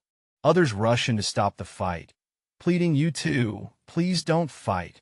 The voice of reason tries to bring calm, reminding them, if we all take part, we can do what's best for everyone. Just then another candidate jumps in, declaring, "People who get agitated easily have no right in becoming the representative. I'll become the representative instead." The drama intensifies. All right, so there's this dude who's all like, "Yo, my dad's in Congress. Shouldn't I be the representative?" He's got that confident vibe, fist up and everything. People around him are not buying it, though. They're like, "Wait, what? Your dad's a big shot in Congress? How can we believe that?" The place is buzzing with skepticism. Meanwhile, the crowd is getting bigger, and everyone's kind of on edge. No one knows who to believe, and there's this tension building up. Then, another voice of reason pops in, reminding everyone there's only 2 hours left until the voting ends. They're all, "Guys, we gotta move it and vote like now." Finally, someone steps up with a plan. "How are we gonna decide who to vote for?" they ask. And just like that, another person jumps in with a confident, "I got a good solution for this." With a confident grin, our green-haired protagonist calls out to the crowd, "Everyone quiet." His presence commands attention, and the crowd is all ears. As the crowd listens intently, a sly thought crosses his mind. This voice, they're all falling for it again. His inner monologue reveals the control he has over them. In the shadows, he smirks with a hint of mystery, thinking, "For my persuasion plan?" His intentions are clear, but his ultimate goal remains a secret. The crew is huddled together, looking all serious and ready for action. One of them says, "All right, make sure you all know your part." They're clearly about to dive into something big. Next up, we zoom in on a mysterious guy with teal hair, smirking like he's got an ace up his sleeve. He mutters about using his persuasion rune. Sounds like he's got some mind games in store. The teal-haired guy is holding a glowing blue gem. He's got this confident vibe, like he's holding the key to their success. A close-up of the rune's description pops up. Persuasion rune. It boosts your chances of convincing someone if they can chat. But hey, race the kicker. It won't work on anyone stronger than the caster. In the heat of battle, our heroes are slicing through their enemies like they're in a high-stakes fruit ninja game. Blades are flashing, and foes are dropping left and right. Blue-haired dude is on the sidelines, looking both worried and ready to jump in. He's got that "I should probably do something" vibe. Someone in the crew manages to snag an enemy, and it's like they caught the golden snitch. Orders are flying to keep that enemy from doing a runner. Blue-haired guy suddenly shouts to the group, pointing out that there's a woman in a sticky situation. It's like he's saying, "Yo, priorities, people?" A team member agrees, yelling for everyone to move out and help the lady. It's all hands on deck as they sprint to the rescue. The scene opens with a character recalling a time when they used the method to steal abilities, boasting about easily taking down 100 foes. The vibe is intense and a bit ominous, like this person ain't someone you'd want to mess with. The reflection deepens as the character admits they couldn't take it any longer, needing to escape the situation before things went south. Clearly, there's more to this story, and it's getting juicy. A crowd scene unfolds where people are standing around, contemplating their next move. Someone suggests seeking safety in the canteens, hinting at some bigger danger lurking around. Another character, with a calm and collected demeanor, agrees that it's a solid plan. They emphasize the importance of avoiding unnecessary risks, showing a bit of wisdom amidst the chaos. All right, let's narrow down our options first. A character suggests, their face full of determination. They're looking out into the distance, planning their next move. Suddenly, another character raises their hand, reminding everyone, "We can't just do what we want. That's against the rules." The tension is palpable as they emphasize the importance of playing by the book. Annoyance creeps in as a character clicks their tongue in frustration. They're clearly not happy with how things are turning out. One character clenches their fist, muttering, "I guess there's no choice." Their mind races with thoughts about how easy it is to manipulate others. A different perspective emerges as another character observes the scene, thinking, "It's not like I know them well." They're hesitant, not wanting to rush into anything without more information. As expected, it's quiet. Our teal-haired protagonist muses over the calm before the storm, anticipating someone to stand out in the group. A voice breaks the silence, nominating our teal-haired friend as the A6 representative. Bingo! He's surprised yet intrigued. The crowd starts weighing in, looking for someone logical with leadership skills. Me? He wonders aloud, realizing all eyes are on him. A buddy chimes in, pointing out how well he's controlling the situation. Another point for him, and he can't help but grin. Our teal-haired hero graciously thanks everyone for their trust, wondering if there's anyone else. No, he's the one, stepping up as the Black Scythe. The green-haired dude is grinning, thinking it makes sense why someone ranked 25th wouldn't be recommended. He seems pretty chill about it. A group is gathered discussing how they have 4 candidates so far. They're wondering if there's anyone else to join the party. Hand gestures show agreement as they decide to stick with 4 candidates. Before moving on, they want each person to make a statement. The green-haired guy steps up, all confident-like, saying he'll go first. He's sure convincing the others will be a piece of cake. Our mint-haired hero is in the middle of a declaration, all fired up about becoming the region representative, when someone cuts him off mid-sentence with a blunt "Stop your freaking bullsh *T. Talk about a mood killer. Enter the scene. A guy with light brown hair, striding in with a serious look, catching everyone's attention. He's like, huh? And you can just feel the tension rising. Mr. Brown Hair isn't holding back, calling out the mint-haired dude for talking big. His eyes are all, "I ain't got time for this." But wait, the mint-haired guy, dubbed Mint Chocolate Boy, is like, "What are you doing?" It's a showdown, and neither is backing down. And bam! The harsh truth bomb drops. You must think that the world is real freaking easy, don't you? Ouch, that's gotta sting. People just do whatever you tell them to with just a few words, don't they? Well, what? Did he figure out my skill? No, he could just be saying this. You fucking instigator. You've crossed the line.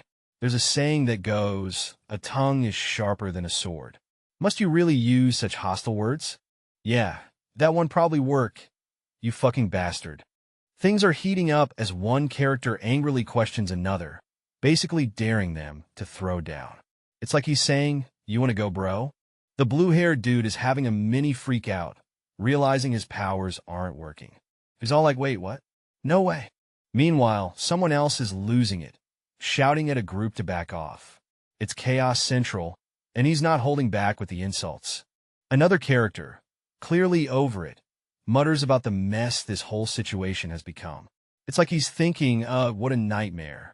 Then, a voice of reason pops up, telling the loudmouth to chill and stop making a fool of himself. It's classic dude calm down advice. The blue-haired guy is back, standing with some others, maybe plotting his next move or just trying to stay cool in this wild mess. Things are getting wild.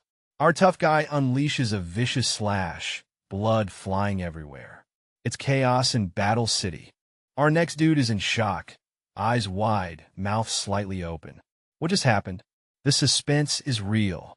The intensity cranks up a notch. Our slashed hero is struggling, blood dripping, and thinking, did this really just happen? Close-up time. Eyes are squeezed shut, teeth gritted. The pain is real, folks. He's definitely feeling the heat. The scene is set in a dimly lit forest. A rugged man, sporting a fierce look and a determined stance, towers over someone on the ground. He's not here for chit-chat. He's here for answers and maybe a bit of payback. His words are cold and calculated, promising to take revenge for the chaos unleashed. Meanwhile, panic spreads like wildfire among the onlookers. One of them shouts in disbelief, realizing that things are about to get ugly. The tension is so thick you could cut it with a knife, as everyone braces for what's next. With blood staining his hand, the man raises a weapon, his gaze as sharp as the blade. He's ready for a showdown, daring anyone to step up if they've got a problem with him. It's a call to arms, and he's not backing down.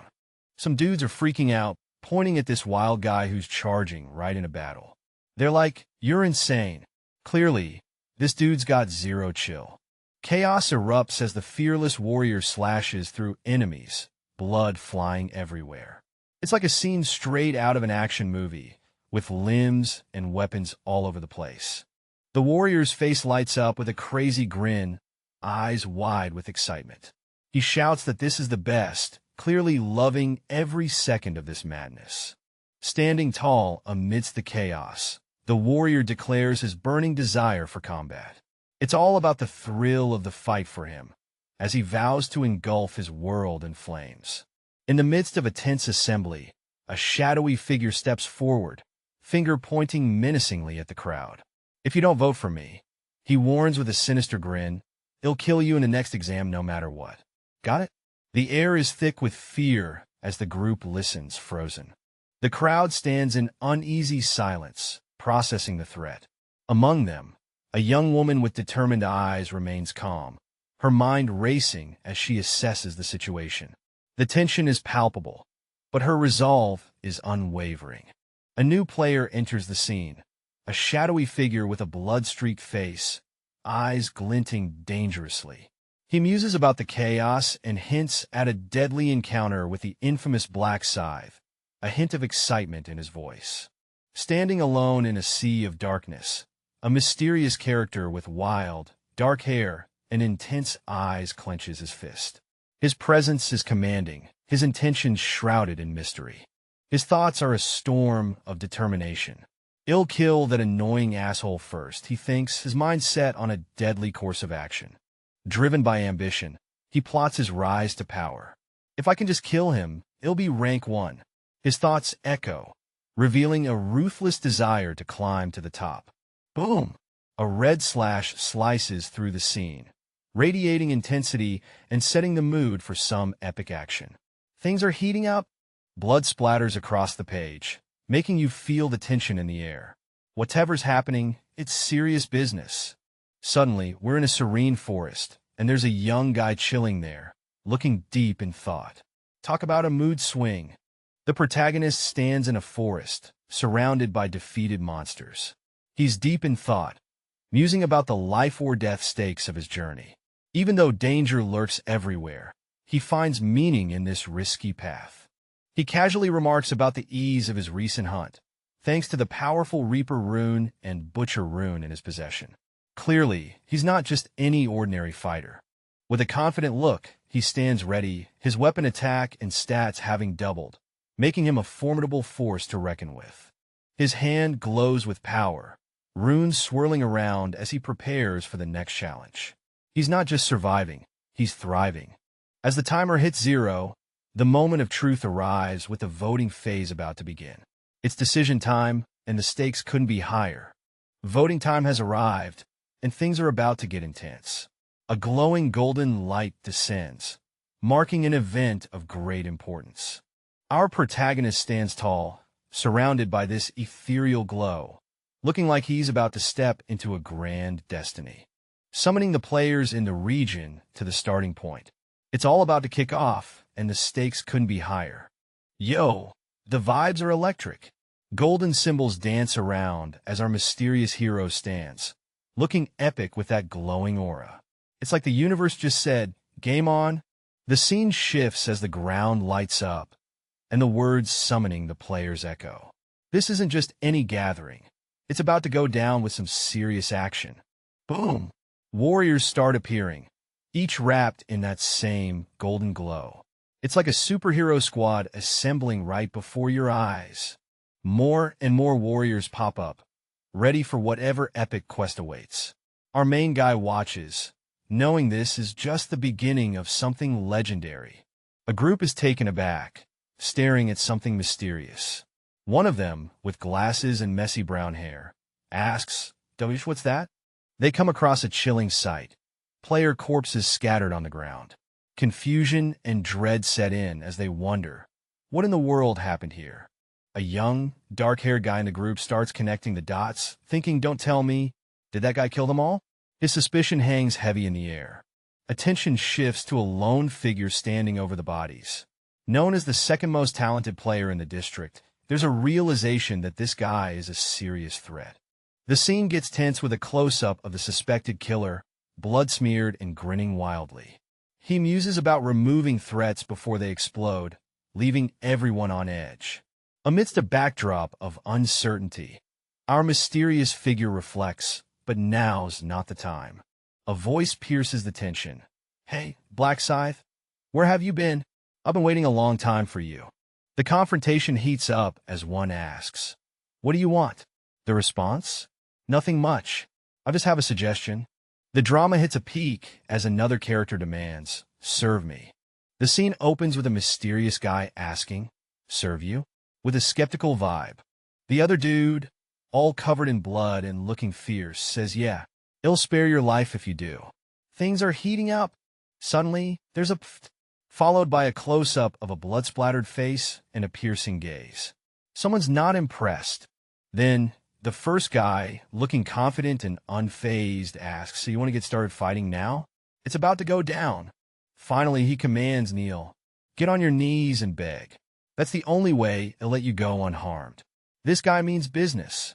Things are getting heated as this blood-soaked dude, looking like he just walked out of a horror flick, holds a knife and mocks his opponent. He's all about questioning this guy's street cred and future plans, throwing shade like it's his day job. Now, he's on about becoming a big-shot regional representative, trying to make himself sound like the boss. But the question hangs in the air. Can his opponent even grasp the weight of his words? Enter the challenger, stepping up with a vibe that says, "I'm here to wreck your day." He's surrounded by this wild, red energy, and you just know things are about to go down. Our knife-wielding friend suddenly has a reality check, eyes wide as he spots a weapon that screams trouble. Panic sets in, and he's thinking he might have bitten off more than he can chew. The tension is sky-high as a bloodied man's jaw is clenched tight, sweat dripping down his face. This guy looks like he's been through the ringer, but he's not about to back down. As the camera pans out, we meet Cho Jung-sik, the boss of the Jung-sik gang.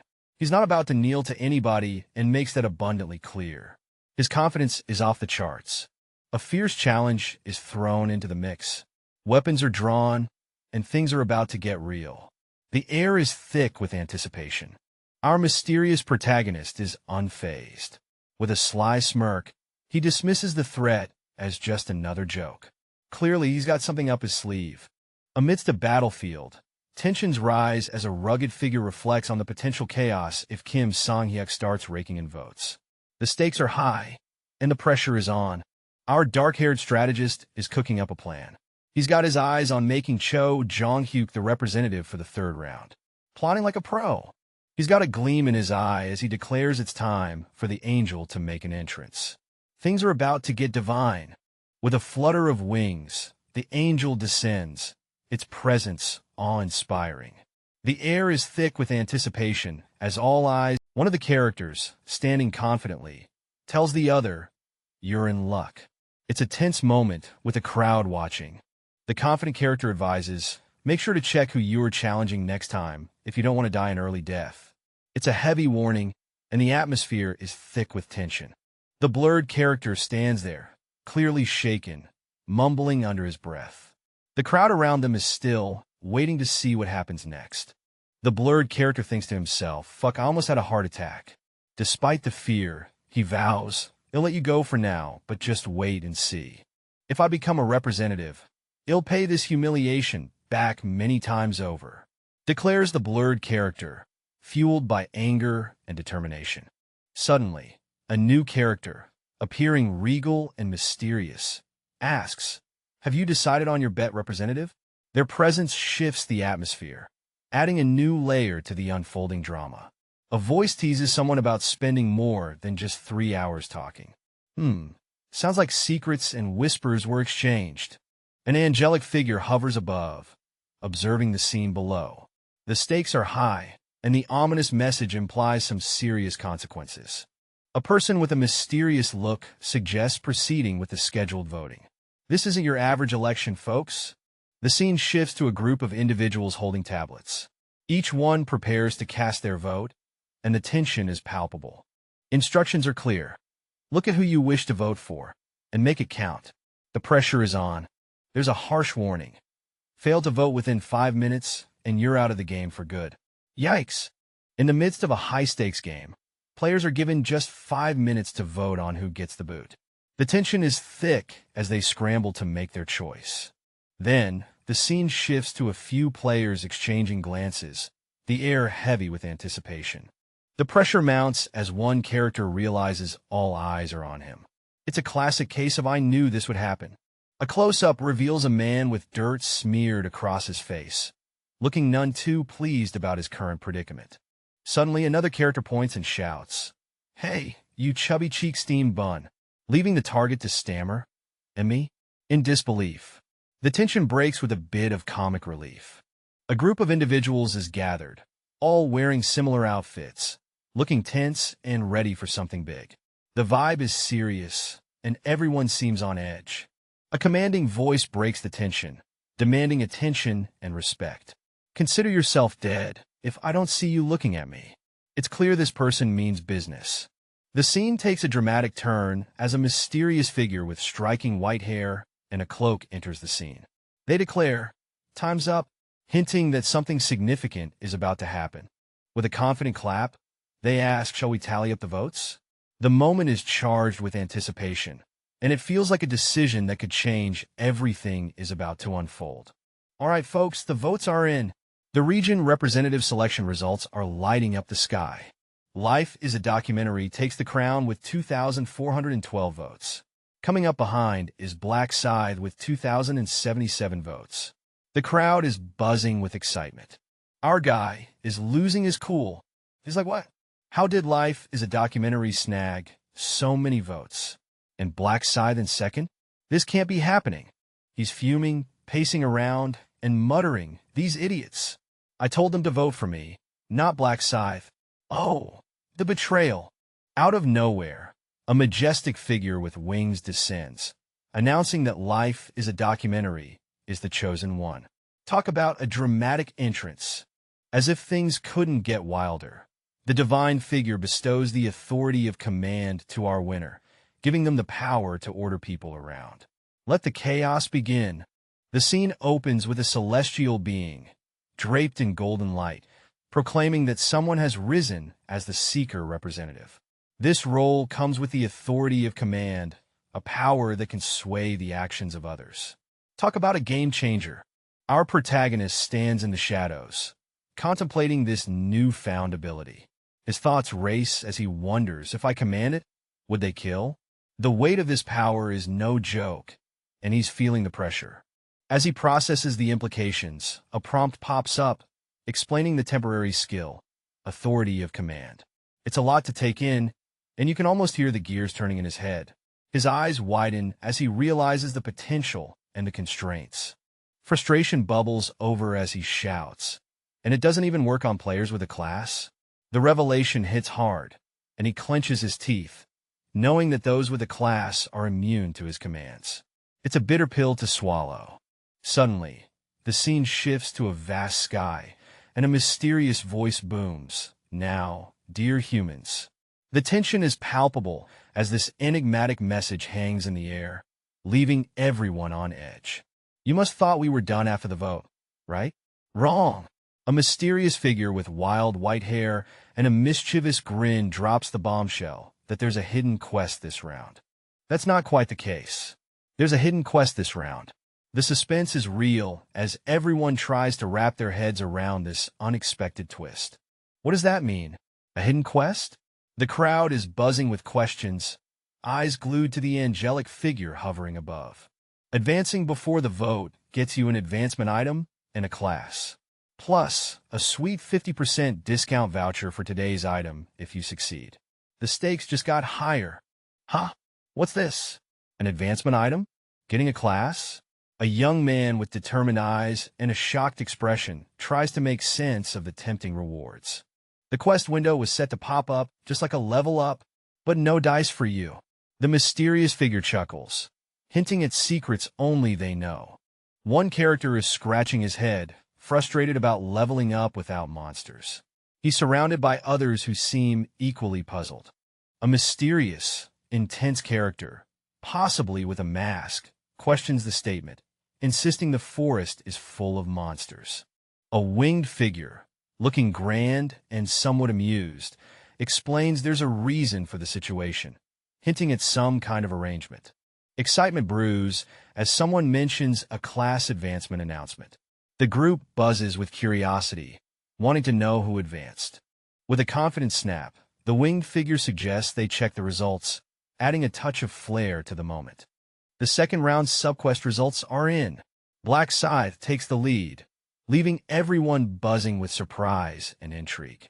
The disbelief kicks in as someone questions the first to advance was Black Scythe? Clearly, this wasn't expected. A group of characters stand around processing the news. Their expressions hint at a mix of surprise and curiosity. One of them exclaims, "He's the only one in our region who's advanced?" This revelation raises the stakes even higher. Adding more to the mystery, someone realizes, on top of that, he's a Reaper. The plot thickens. Amidst the whispers and astonishment, Black Scythe himself stands confidently, his presence commanding respect and intrigue. Hold up, we just found out this guy's not only in the game, but he's also a Reaper. Talk about plot twists. A tall, mysterious dude stands confidently in the forest, looking like he owns the place. The group is confused, wondering about the class of this mysterious character. Is it really a Reaper class? Oh, someone's got a plan to command Black Scythe to off himself. That's dark, but something's not going as planned. The tension thickens as a character wonders why Black Scythe would switch classes now of all times. What a wild turn. In a grand hall, a mysterious figure stands before a massive scoreboard. The results are in, and this character is clearly impressed, pointing out the top achievers with a mix of admiration and curiosity. The scoreboard reveals the outcome of round 2, with our mysterious figure pondering over the results.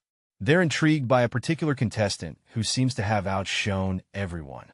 With a sly smile, the mysterious figure expresses surprise.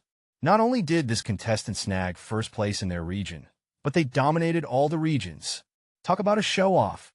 The scene shifts to a field where our mysterious character, with massive wings, stands amidst a crowd. Their presence is commanding, and they seem to be addressing the successful contestant, acknowledging their impressive feats. Curiosity peaks as the winged figure asks if the contestant knew they'd gained the elusive Reaper class beforehand. This question hints at deeper strategies and secrets at play. Our main dude, still soaking in the surprise, muses over how his new class perfectly matches his nickname. It's like fate had a hand in his career choice. And just like that, the question of destiny pops up. Was becoming a Reaper written in the stars? A mysterious character, lost in thought amidst a crowd, simply nods with a yes. The vibe is all about destiny playing its cards. Enter a winged figure, all majestic and intrigued, pondering if this is what fate looks like. Definitely finding it fascinating. The winged figure dives deeper, questioning if these mortal whims and fate's twists are as interesting as they seem. It's like pondering the ultimate cosmic joke. Our scene kicks off with a soldier puzzled by some mysterious authority of command. He's asking Miss Angel what it means, and she looks like she's about to drop some knowledge. Now we see Miss Angel, looking all angelic and wise, explaining that this authority is actually a divine curse. Talk about a plot twist. Miss Angel is floating above the ground, adding to the drama, while the soldiers are left wondering how they'll deal with this divine intervention. Out of nowhere, a soldier is not having it and throws some choice words at the angelic presence. Someone's not playing by the rules. Miss Angel, cool as a cucumber, mentions something about a black scythe and a goddess reward. Sounds like a deal with some serious strings attached. The scene opens with a dramatic snap of fingers, the sound echoing like a bell announcing victory. A digital notification pops up, congratulating the character for completing the quest as rank 1 in the current region. Cheers all around. The rewards start rolling in. For reaching rank 1, they get a choice of low-rank rare armor and a special reward for their efforts. The selection screen lights up, offering a choice of rare armor pieces. Decisions. 3 options appear. Medieval Knight's metal armor, Expert Hunter's leather armor, and well-ventilated mage's robe. Each has its perks.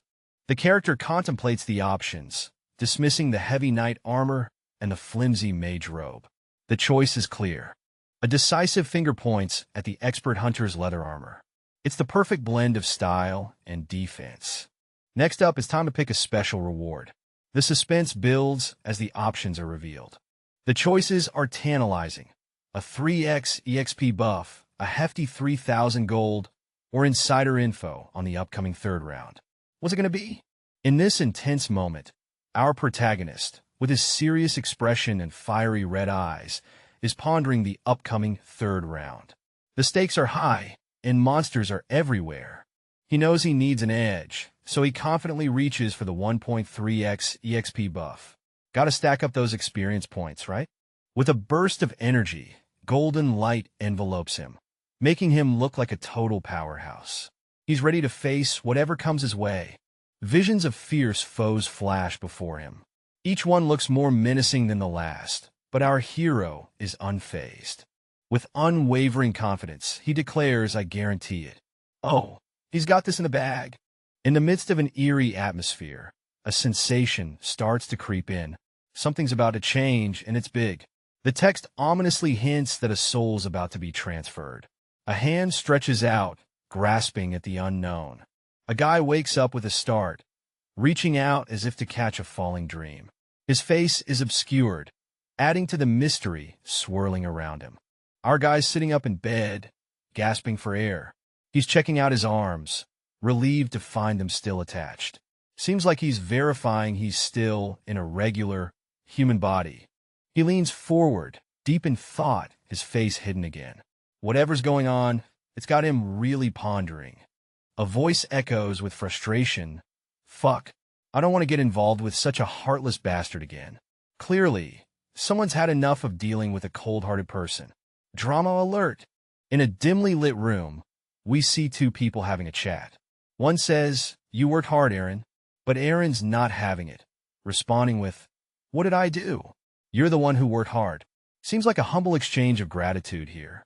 Next, we see a character with long, wavy hair wearing a casual hoodie. They're sitting, maybe reflecting on the conversation or just chilling. The vibe is relaxed, yet there's a hint of something deeper beneath the surface. With a thoughtful gaze, the character wonders aloud how to thank Black Scythe again. Their curiosity is palpable as they ask if there's a way to do so.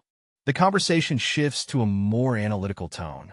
They discuss the mystery surrounding Black Scythe's identity, pointing out that he values his anonymity.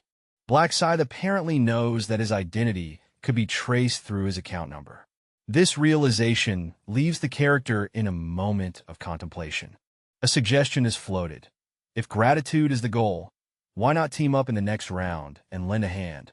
The idea sparks a hint of intrigue. With a pensive look, the long-haired character is deep in thought, contemplating how to properly compensate someone named Ham. It's clear they've got a lot on their mind. Moving on, a peaceful setting with chairs and a table is shown as two characters exchange goodbyes. One advises the other to rest and promises to meet in the morning. It's a classic take-care moment. In an elevator, a man in a suit is standing as the elevator buzzes, hinting at an incoming call or message. The plot thickens with this mysterious buzz. The man in the elevator answers the call with urgency.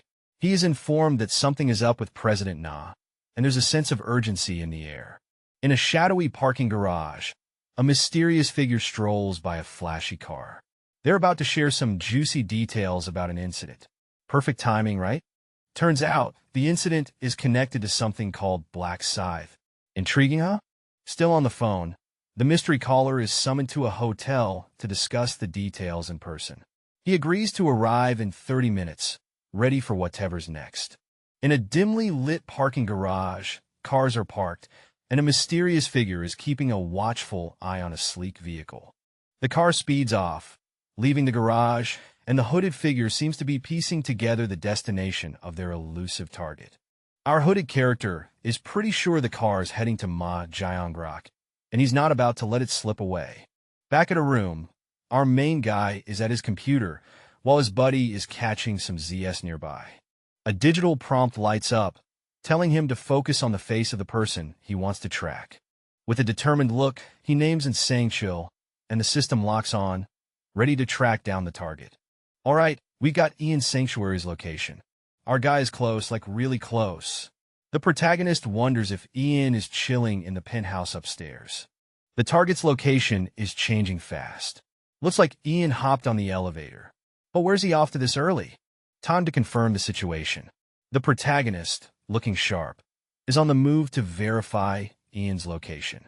With a hood and a determined look, the protagonist ponders if it was wise to rush. Is Ian still around, or has he vanished? The night is painted with shades of blue, as the full moon peeks through the clouds, setting the stage for something mysterious and thrilling. A lone figure stands at a window, overlooking a vibrant cityscape. This person seems deep in thought, their silhouette framed perfectly against the city's glow. With a slight shift, they mutter about priorities, since the report comes first, indicating some serious business is at hand. The term Black Scythe echoes in the room. Our mysterious figure questions the type of player who would dare to be known by such an ominous name, hinting at a world filled with intrigue and danger. Something's brewing in the shadows. Our mysterious thinker clutches their hand, worried about a situation linked to the rank 1. Bad vibes all around.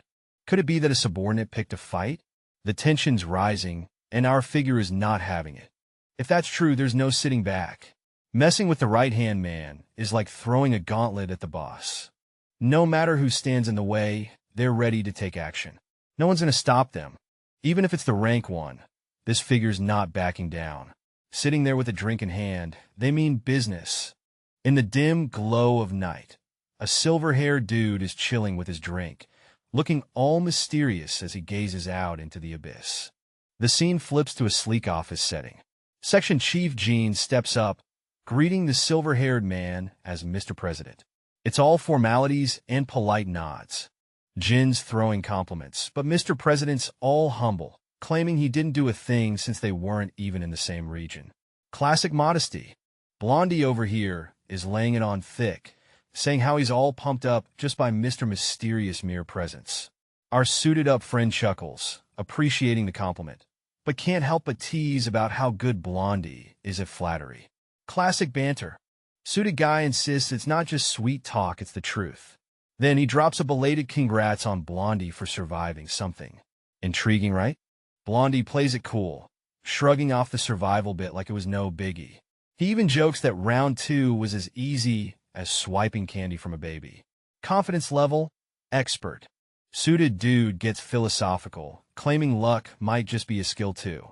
Then he gives props to Blondie for some impressive feat involving ranking and regions, hinting at some serious accomplishments.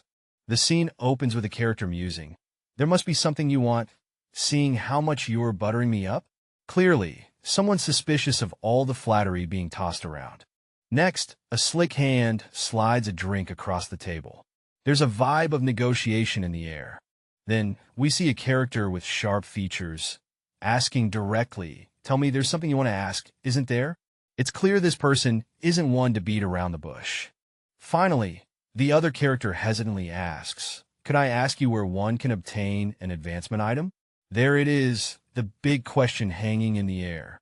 The sharp-featured character nonchalantly replies, "Oh, it's nothing.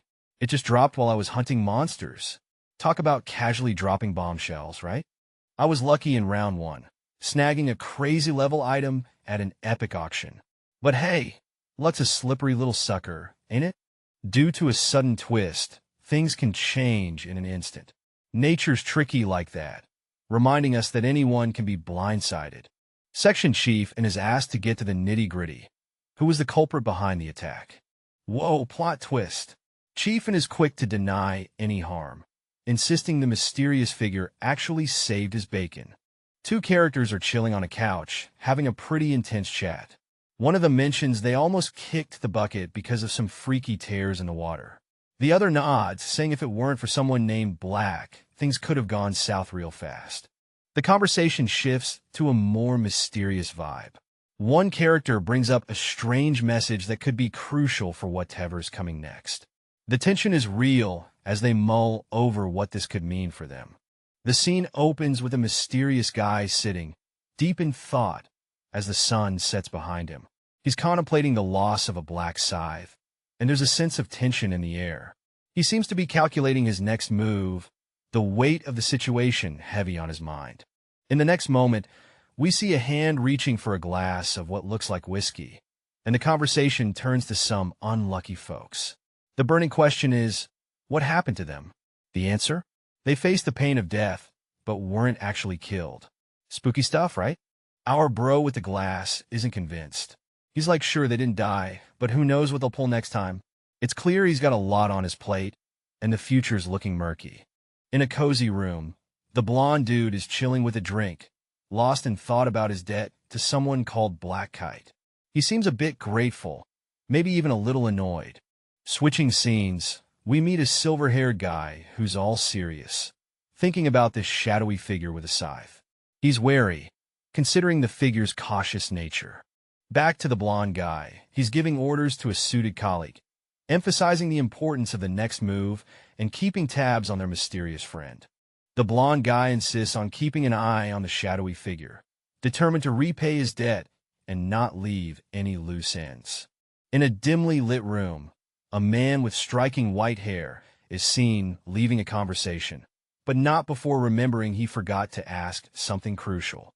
He turns back, holding a drink casually, and inquires about the nicknames of some troublesome thugs.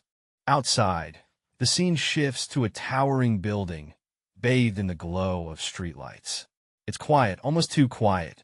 Nearby, hiding in the shadows, another person observes. They think to themselves, calling the earlier man a loyal dog for his late-night actions. The observer decides it's best to retreat, not wanting to arouse suspicion. Hood up and hands in pockets, they slink back into the night. In the dim light, a mysterious figure stands by a car, pondering life's mysteries. I should think it all over, he muses, hinting at some big decisions ahead. A confident woman, with flowing hair and a determined look, strides forward. She's got questions and wants answers, and she's not about to back down. Our mysterious friend decides it's time for action. He's got to meet someone crucial tonight, and it seems like this encounter might just change everything. Standing tall and menacing, this shadowy figure in dark armor is giving off some serious you don't want to mess with me vibes. They're caught in this swirling energy, hinting at something big going down. A transformation into a dark night? Yeah, it's about to get real. Next, we see this person, now part of a chaotic scene full of shadows and mystery. The air is thick with tension, and it feels like they're about to unleash something epic. It's like watching a storm about to break. The scene shifts dramatically to a battlefield, littered with fallen warriors.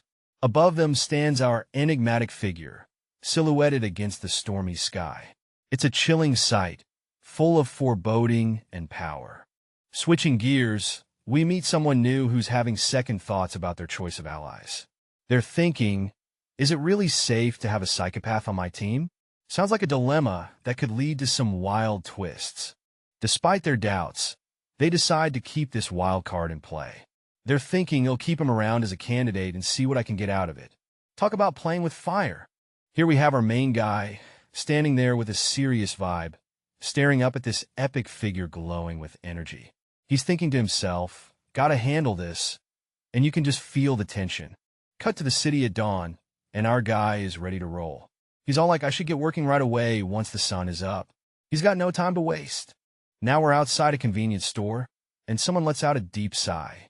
You know it's going to be one of those days. Inside, we see a guy slumped over the counter, looking like he's got the weight of the world on his shoulders. He's asking himself, what do I do? Poor dude is stressed. Finally, he's on the phone, worried sick. Revenue is going to plummet in half at this rate. Things aren't looking good for the store. Julie bursts into the scene, calling out for her dad with a mix of excitement and concern. Inside the shop, Julie greets her dad with a cheery hi and asks why he's sighing so much. Her dad explains that lottery tickets have been suspended and the government's being all secretive about some mysterious plans. Julie checks the news, only to find it full of uncertainty and vague statements. She's like, oh. Julie's dad is stressing over rent and labor costs, but she tells him not to worry, trying to keep things upbeat. Our story opens with a young person, rocking a cozy fur-lined coat, declaring their intention to help out after graduation. They're full of determination, ready to step up and support their family. The scene shifts to a concerned father, surrounded by shelves stocked with goods, suggesting the young one focus on studies instead of rushing into work. He's got that classic worried parent vibe going on. The young one, with a hint of defiance, questions the need for college when their dream was to become a doctor. But hey, dreams change, right? The father, reflecting the harsh realities, agrees. The young one has given up on their dream, questioning the relevance of school in tough times. Finally, the father admits that money is the priority right now. He acknowledges the challenging situation they're in, hinting at a tough road ahead. July's mind is spinning, and she feels all over the place. Apologizing to her dad, who looks at her with concern, she tries to explain. Her dad, with a warm smile, tells her there's no need to apologize, as it's not her fault. Still, Julie can't help but feel responsible. Julie reassures him that she's okay, proudly announcing that she survived round 2 and even got into a class, leaving her dad pleasantly surprised. Suddenly, a mysterious figure appears behind the counter, catching her dad off guard with an unexpected glow. A young person with a confident vibe tells someone they're cheering them on with a glowing hand gesture. It's like they're saying, "I've got your back." With a smile and a fist pump, they tell their dad to cheer up. You can feel the warmth and support. Dad, feeling the love, agrees to cheer up. It's a touching family moment. Back at work, Dad is in a welcoming mood, greeting customers with a friendly vibe. Meet our mysterious protagonist, looking all puzzled in front of a building with beach written on it. What's got 'em all, huh? We wonder. Strolling along the street, our mysterious dude is lost in thought. Wasn't that the place? He wonders, eyes squinting at a familiar sign. The scene shifts to a convenience store where a girl excitedly asks her dad if he knows the guy. The dad is shocked, recognizing him as that winner.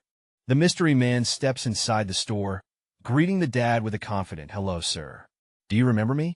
He reminds him about purchasing 300,000 won worth of lottery tickets.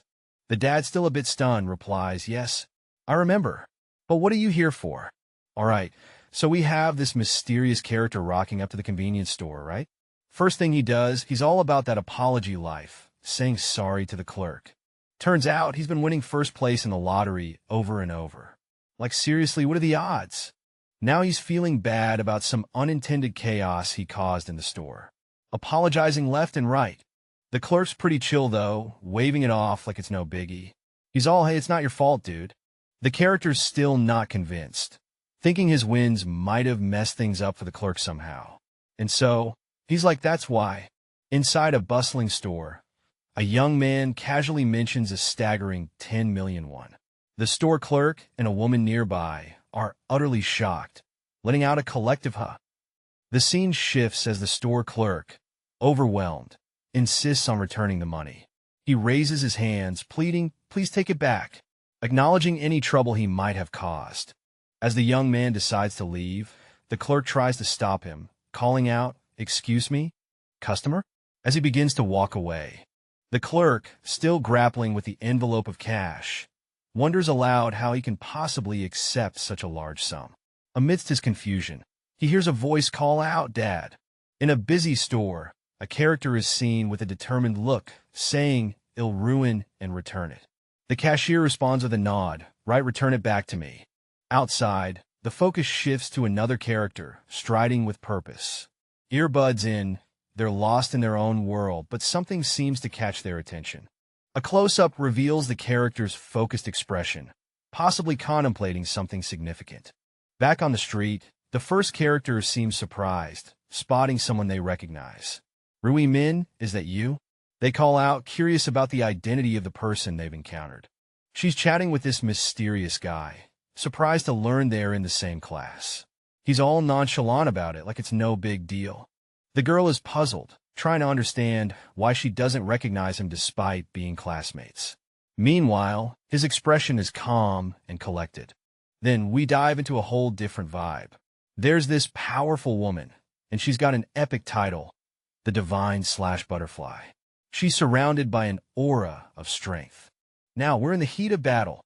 Our warrior is in a dynamic pose, facing off against some formidable foes. The intensity is palpable. Standing under the dim light, a cloaked figure with a scythe recalls a moment of surprise. They had met someone in the same dire circumstances, sparking curiosity and intrigue. Elsewhere, two characters stand outside a shop. One suggests, should we go somewhere and talk then? Hinting at a conversation that needs privacy. The other character, with a blurred face, agrees, saying, okay, let's do that. They're clearly ready for a chat that's more than just small talk. Chilling at the park, our girl in a stylish coat is handing over an envelope. Here, take it, she says, all calm and composed. The dude next to her is like, wait, this is the money I gave you. Clearly he's caught off guard.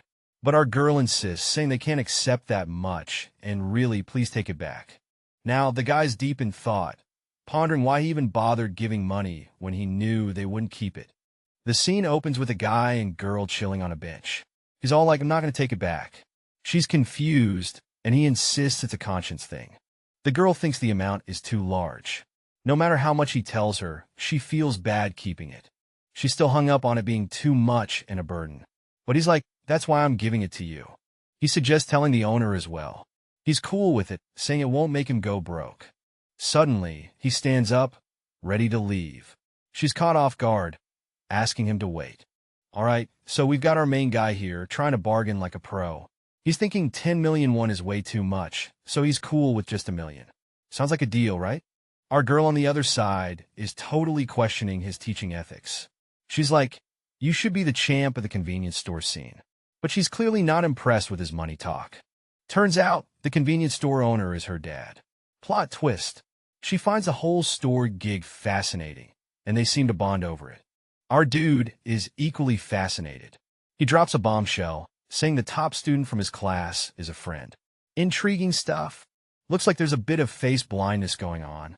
He's like, did you really not know I was in your class? Apparently, he recognized her at the store. But hey, he's not great with faces.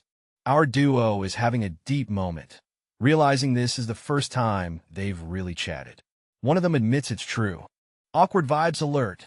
One realizes it's the first time they've heard the other's name. A quick apology follows. The girl seems a bit lost in thought, while the guy remarks it's strange not knowing someone from the same class. The mystery girl clears things up. She's Minjuli, and yes, they're in the same class. Sneakers game strong.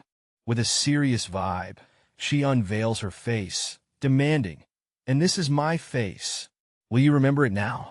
I will, he assures, gazing at her with a soft smile. Now in chibi style, they're walking side by side. She's spiraling in her thoughts. It's stupid if this is my fault. He looks on, puzzled, why the big deal? More blurred faces, but the conversation continues, emphasizing the mystery and tension. Shifting gears, she leans in with a cheeky grin. Speaking of which, could you tell me your number? The scene opens with a girl nervously questioning if she should share her number. The guy, cool and composed, assures her it's totally normal to ask a classmate for their number. After a moment of hesitation, she hands over her phone, agreeing to exchange numbers. They both decide it's fate they met and agree to keep in touch more often. The girl mentions having something urgent to do, signaling the end of their chat as she prepares to leave. The envelope is handed over, but the person takes off before any questions can be asked. It's like a scene straight out of a spy movie. Lost in thought, our protagonist stands there, feeling the weight of an unfinished task. I wasn't able to give it back in the end, they think, eyes set on the distant skyline. Emotions are all over the place as they clutch their heart, blushing. Did something spark for me?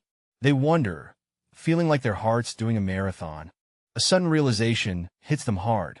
I like this person, they admit to themselves, the moment charged with emotions and revelations. Things are heating up as someone yells, you have to listen to the boss, don't you? Our main character is caught up in a whirlwind of chaos, nervously thinking, oh no. Quick on their feet, they grab a phone and urgently dial. Hello? Is this the police? It's getting serious.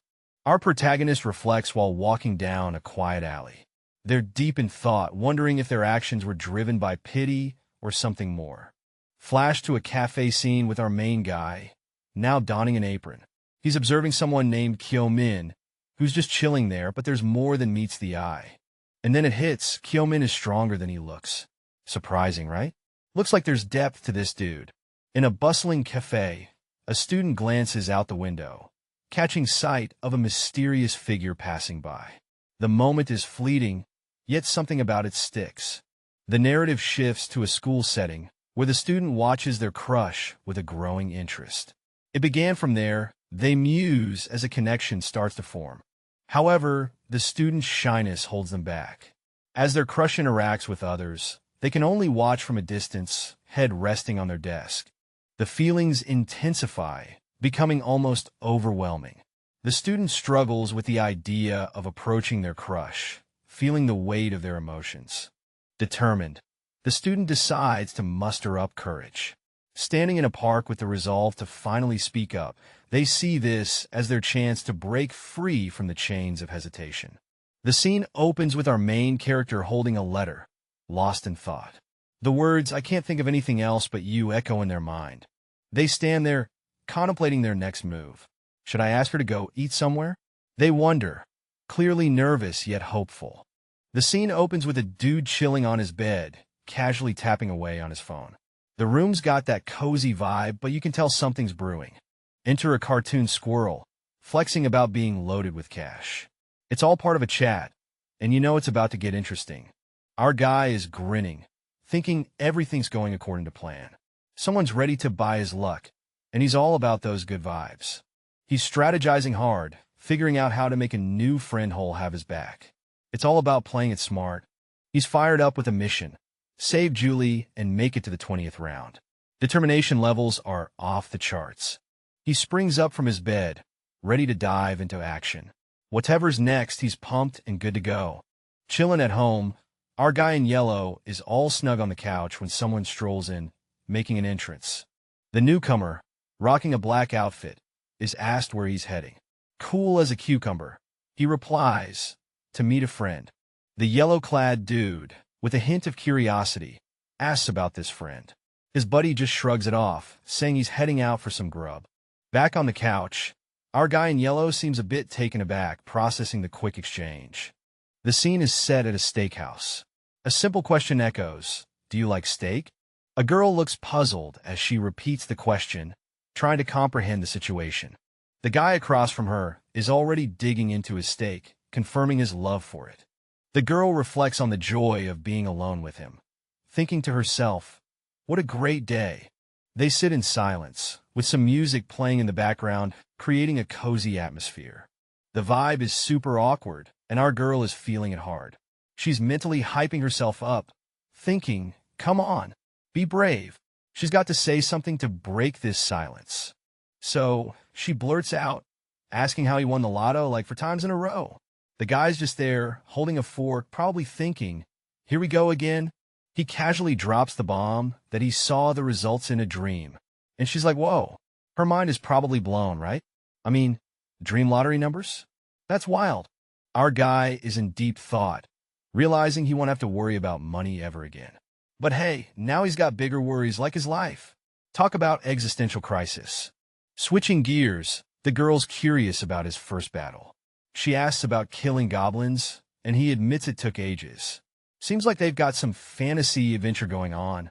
The guy casually sips his drink, asking the girl which region she's in. He struggles to remember his full number, only recalling it ends with 5. The girl, with a hint of disappointment, mentions hers ends with 7. They realize meeting up isn't in the cards this time. But wait, there's a twist. The guy, unfazed, declares there's a new operation phase. They're bound to cross paths eventually, so no stress. The girl shares a little secret. She snagged a class change item. Her new class? Buffer. Cue the curious head tilt from the guy. The scene opens with a young man, sporting dark hair and an intrigued expression, asking if his companion can give buffs like in a game. He seems genuinely curious about the whole situation. The conversation takes a turn as the mysterious figure, with a blurred face, offers to show the young man what they can do. They're holding something glowing, hinting at some magical ability. Suddenly, green magical energy swirls around the young man's head, lighting up his face with a mix of surprise and awe. The energy seems to be doing something extraordinary. With the magical display over, the young man reflects on the experience, clearly impressed. He's thinking about how unexpected and unique the magical effects are, leaving him in wonder. Two characters are chatting in a restaurant. One of them is relieved about getting a buff and mentions a particular place they'd wanted to meet. A mysterious pouch is shown, which gives gold based on the owner's luck. It's all about that luck stat. An explanation follows, stating that with a higher luck stat, you'll receive more gold. Back in the restaurant, the characters are enjoying their meal. One compliments the food, saying this is really good. Continuing the conversation, one character offers to provide a buff anytime, as it's effortless for them. The other acknowledges with a simple "got it. Thank you so much for the 10 million won. My dad asked me to give you his thanks as well. And he'll pay it back no matter what. That's what you wanted to say? I already told you not to worry about it. If you don't want money, then maybe something else. Oh, how about? The scene kicks off with a guy refusing money, but our mysterious girl insists on giving him something else. She's sitting at a table with a gift and some food in front of her, looking all thoughtful. Outside the cafe, two people are wrapping up their chat. They agree that lunch was awesome and make plans to hang out again. Looks like someone's got some new friends. Now we're strolling through a peaceful park. One of our characters is walking down a red brick path, soaking in the chill vibes. The day's looking pretty normal, right? But our mysterious guy here isn't just another face in the crowd. With a casual flick, he opens up his virtual inventory like it's just another Monday. What's this? A low-grade purple magic crystal? Talk about finding treasure in your pocket. He's baffled, wondering who slipped this into his stash. Curiosity piqued, he examines the crystal, but the explanation's as clear as mud. He's clueless about its powers, but intrigued nonetheless. With a determined look, he decides there's only one way to uncover its secrets. It's time to dive in and experiment. The summoning program, which works in a mysterious way, begins to explain itself. It's like a cosmic interface spinning in the void, looking all high-tech and arcane. Then boom, we get a flashy introduction to the additional options that can be acquired. Lightning crackles around a crystal with an ominous scythe. It's like power-ups on steroids.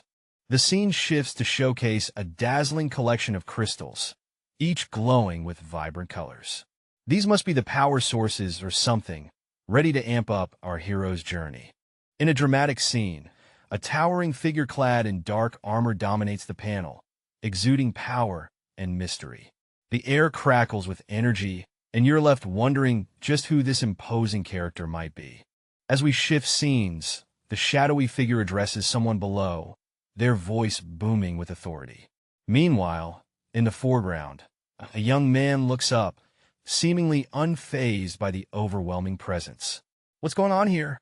Cut to a serene outdoor setting, where the young man, sporting striking blue eyes and black hair, seems deep in thought. He muses to himself, "I'm lucky to have gotten this for nothing," leaving us curious about what he's gained. The scene opens with a mysterious figure, shadowed under the bright sky, uttering a simple sorry. It's a moment filled with intrigue and a hint of drama. As the scene shifts, we glimpse a character strolling through a serene environment, seemingly lost in thought. There's a sense of anticipation in the air. Our protagonist notices an unexpected boost in their luck stats, rising dramatically to 45. They're clearly thrilled, contemplating the implications of this sudden change. With dexterity at 63 and luck at 45, the character feels pretty confident. They're already dreaming of the good results these stats might bring their way.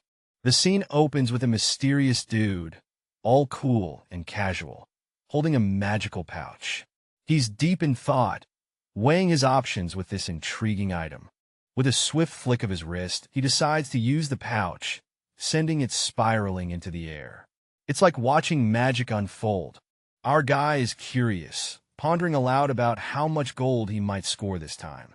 It's like a game of magical roulette.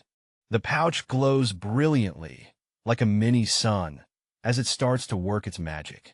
The stakes are high, with the potential gold ranging from 1 to 1,000. Out in the park, our guy is just chilling when suddenly his eyes widen in shock. "Huh!" he exclaims, totally caught off guard by something unexpected. The mysterious voice says, "The item I need comes out in 2 weeks. Looks like there's some planning involved as they decide to store something away for now. What could be brewing? The camera takes us to a sleek, modern skyscraper reaching for the sky, reflecting the clouds. This place screams business. Inside, one makes his entrance with a casual limp back. He's greeted by someone in a yellow shirt, who seems to be curious about Juan's day. The yellow shirt guy teases, "How was your date?" But one is all confused, like, "Date? What are you talking about?" One plops onto the couch, brushing off the date talk. Yellow shirt dude shifts gears, asking, "What did you eat for lunch?" It's all chill vibes now. Our main dude's chilling, talking about his recent order of black bean noodles. Seems like a laid-back day. Into the money talk. Our second character is deep in thought, remembering the days when they were barely scraping by. Now they're rolling in dough. Bitcoin's the hot topic, and the investment skyrocketed to $150 million. But hold up, there's a catch. It might crash in a couple of weeks. Time to make a move. One character decides it's best to dump the Bitcoin before the crash hits. Smart move, buddy. But wait, before that, there's a sleek car outside catching someone's eye. What's next on the agenda for these high rollers? All right, so we're in this exam room where everyone's sweating over the driver's license written test. Our main dude is sitting there, looking all broody with his black hair and a serious vibe. He's thinking, how many times have I taken this test now? Clearly, this isn't his first rodeo. He's contemplating just walking out, but hey, he's still hanging in there. Then, we see another guy, looking a bit confused, watching our main dude get up and leave. It's like, what's going on here? Back to the guy who's leaving, the onlooker is thinking, what's his deal? As our main character strides out, boom, the screen flashes a 95% score. The observer's jaw drops. He got a 95 in that short of a time? Talk about a plot twist. Here we have our main dude showing off his driving license like it's a golden ticket, claiming his driving experience is unbeatable. But wait, suddenly he's lost in thought. How long has he been driving? What's his age again? Classic. Now he's reminiscing about the time he got his license and immediately splurged on a supercar. Yep, a Lamborghini Aventador. Talk about living the dream. Check out this beauty, a sleek, red Lamborghini Aventador. It's the kind of car that makes heads turn and hearts race. Fast forward to the present, and he's discussing car import logistics. How long does it take? Less than a month if you order today. Sounds like a plan. Sitting at the table, our man is ready to make it official. He'll sign right now, he declares. No hesitation, just pure decisiveness. The salesman is thrilled, laughing and complimenting his excellent taste. Meanwhile, our main guy just gives a blank stare, probably thinking, it's finally time. The sky is clear, and the moment is ripe for something big. A character is seen holding a phone, surrounded by a golden aura of coins, thinking it's time to pay with Bitcoin. Another character asks if something good happened, and the man casually mentions he just sold all his Bitcoin. The friend, sipping his coffee, is curious about the amount and is left speechless when told it's $300 million. The friend's jaw drops as he processes the insane amount. $300 million. Two friends are sitting in a room with a view, jaws dropping at the news that $60 million in lottery winnings ballooned to a whopping $300 million. One of them is clearly in shock, exclaiming the crazy rise. One friend admits he wanted to stop the other from diving into Bitcoin, but acknowledges the impressive outcome. It's a mix of regret and awe. Another friend joins the conversation, revealing he didn't expect the investments to snowball this much. Previously, $120 million was his personal best. The discussion shifts as one friend asks if the other is pulling out of the game now. The answer is a confident of course. With a cheeky grin, one friend takes a sip from a mug, approving the decision. It's a moment of camaraderie and shared success. Finally, the mood shifts towards future plans as one friend declares it's time to dive into stocks. The financial adventure continues. All right, we got two dudes chilling in a room. One's asking if his bro is joking around, while the other just says, "Don't worry, the suspense is real." The guy on the phone starts dropping some mystical vibes, saying he saw something in his dream. The other guy's like, "Do you have actual prophetic dreams?" This is getting interesting. The skeptical dude sighs, clearly not buying into the dream hype. He's like, "If you say it every time now, I tell I'll be right." Do what you want, man. Our dreamer isn't fazed. He's thinking, I can't blame him for being nervous, but I know the future. This guy's confidence is off the charts. With a determined look, he declares the company he'll be investing in is, but we don't get to know the name just yet. Cliffhanger alert. The stock market's buzzing, and someone's got their eyes glued to the phone. The Heavenly Demon Consulting Corporation is in the spotlight, and things are about to get spicy. In a dimly lit room, surrounded by a mess that screams drama, a mysterious figure stands. They're deep in thought, trying to piece together a plan. It's clear they're in the thick of something big. A new player enters, face blurred but intent clear. They've got a phone in hand, plotting their next move. The gears are turning, and you can feel the anticipation building. Boom!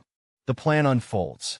They're ready to drop a cool $280 million for a 3% slice of the pie. Bold move, right? But hey, fortune favors the bold. All right, hey, race our guy, looking all intense and stuff. He's sitting there a bit anxious, whispering to himself, please. What's going on in his head? Next, he's got his phone out, looking at an order confirmation.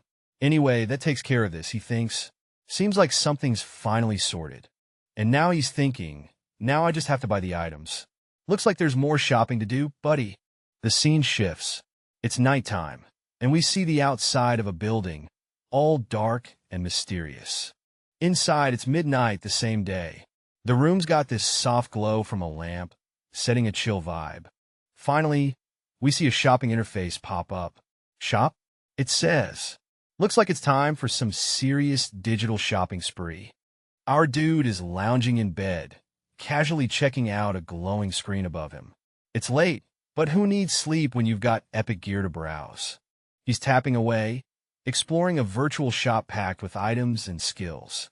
As long as he's got the gold, the world, or at least the shop, is his oyster.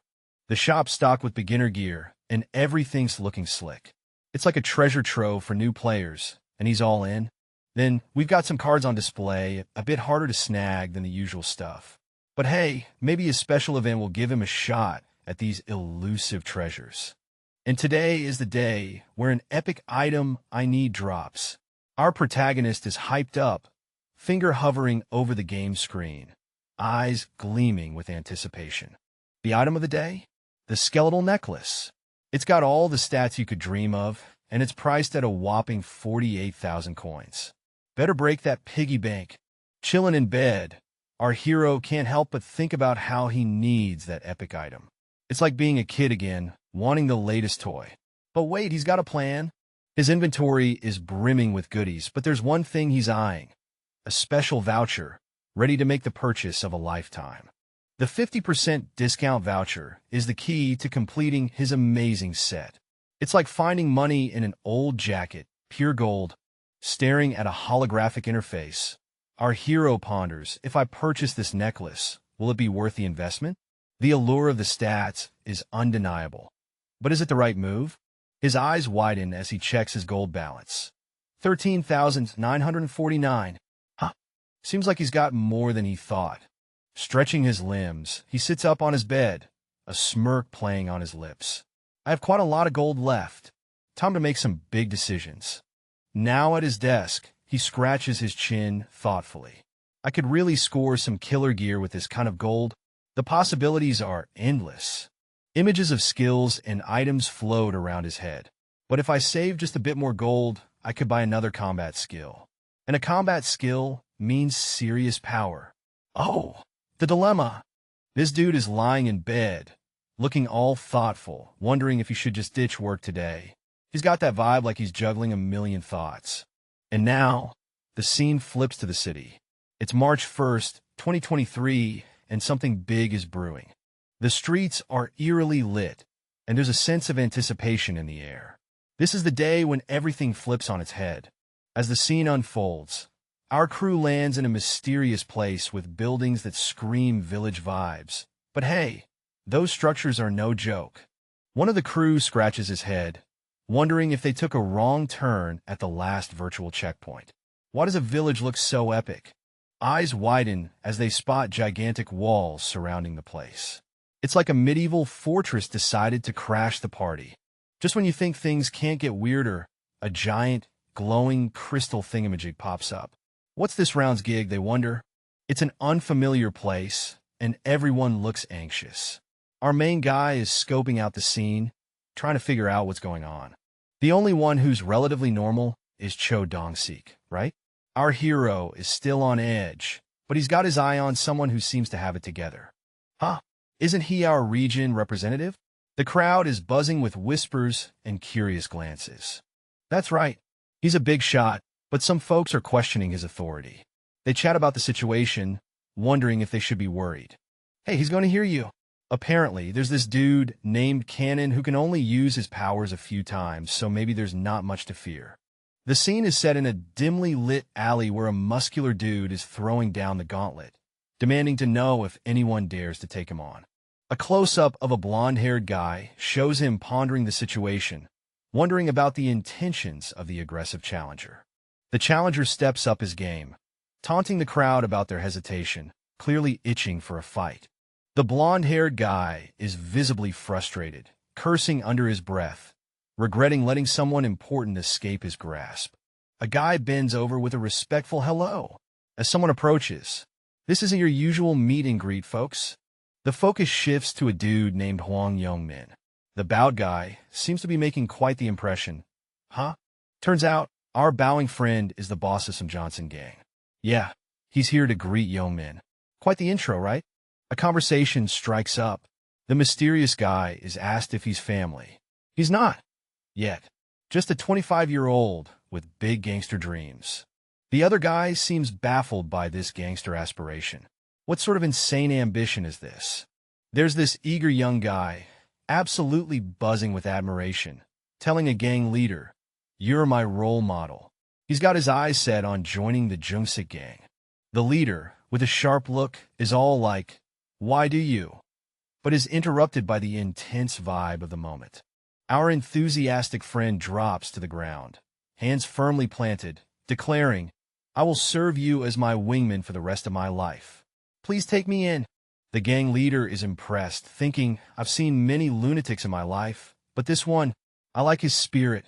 The leader finally tells him, "Hey, get up." And with a quick "Yes, sir," the young guy jumps up, ready for whatever comes next. Amidst a tense standoff, a central figure is questioned by a group about his loyalty. "Don't you know my reputation was ruined?" He challenges, clearly frustrated. "I don't care about that at all," one person declares, stepping forward. "I respect you." The air is thick with tension. The bold figure continues, "As long as you take me in, I don't care what those people think of me." Silence follows, heavy and meaningful. The leader, impressed, finally responds, "Fine, I like your answer. It'll take responsibility and raise you." A decision is made. The brave soul, overjoyed, exclaims, "Thank you. It's an honor." Relief and excitement ripple through the crowd.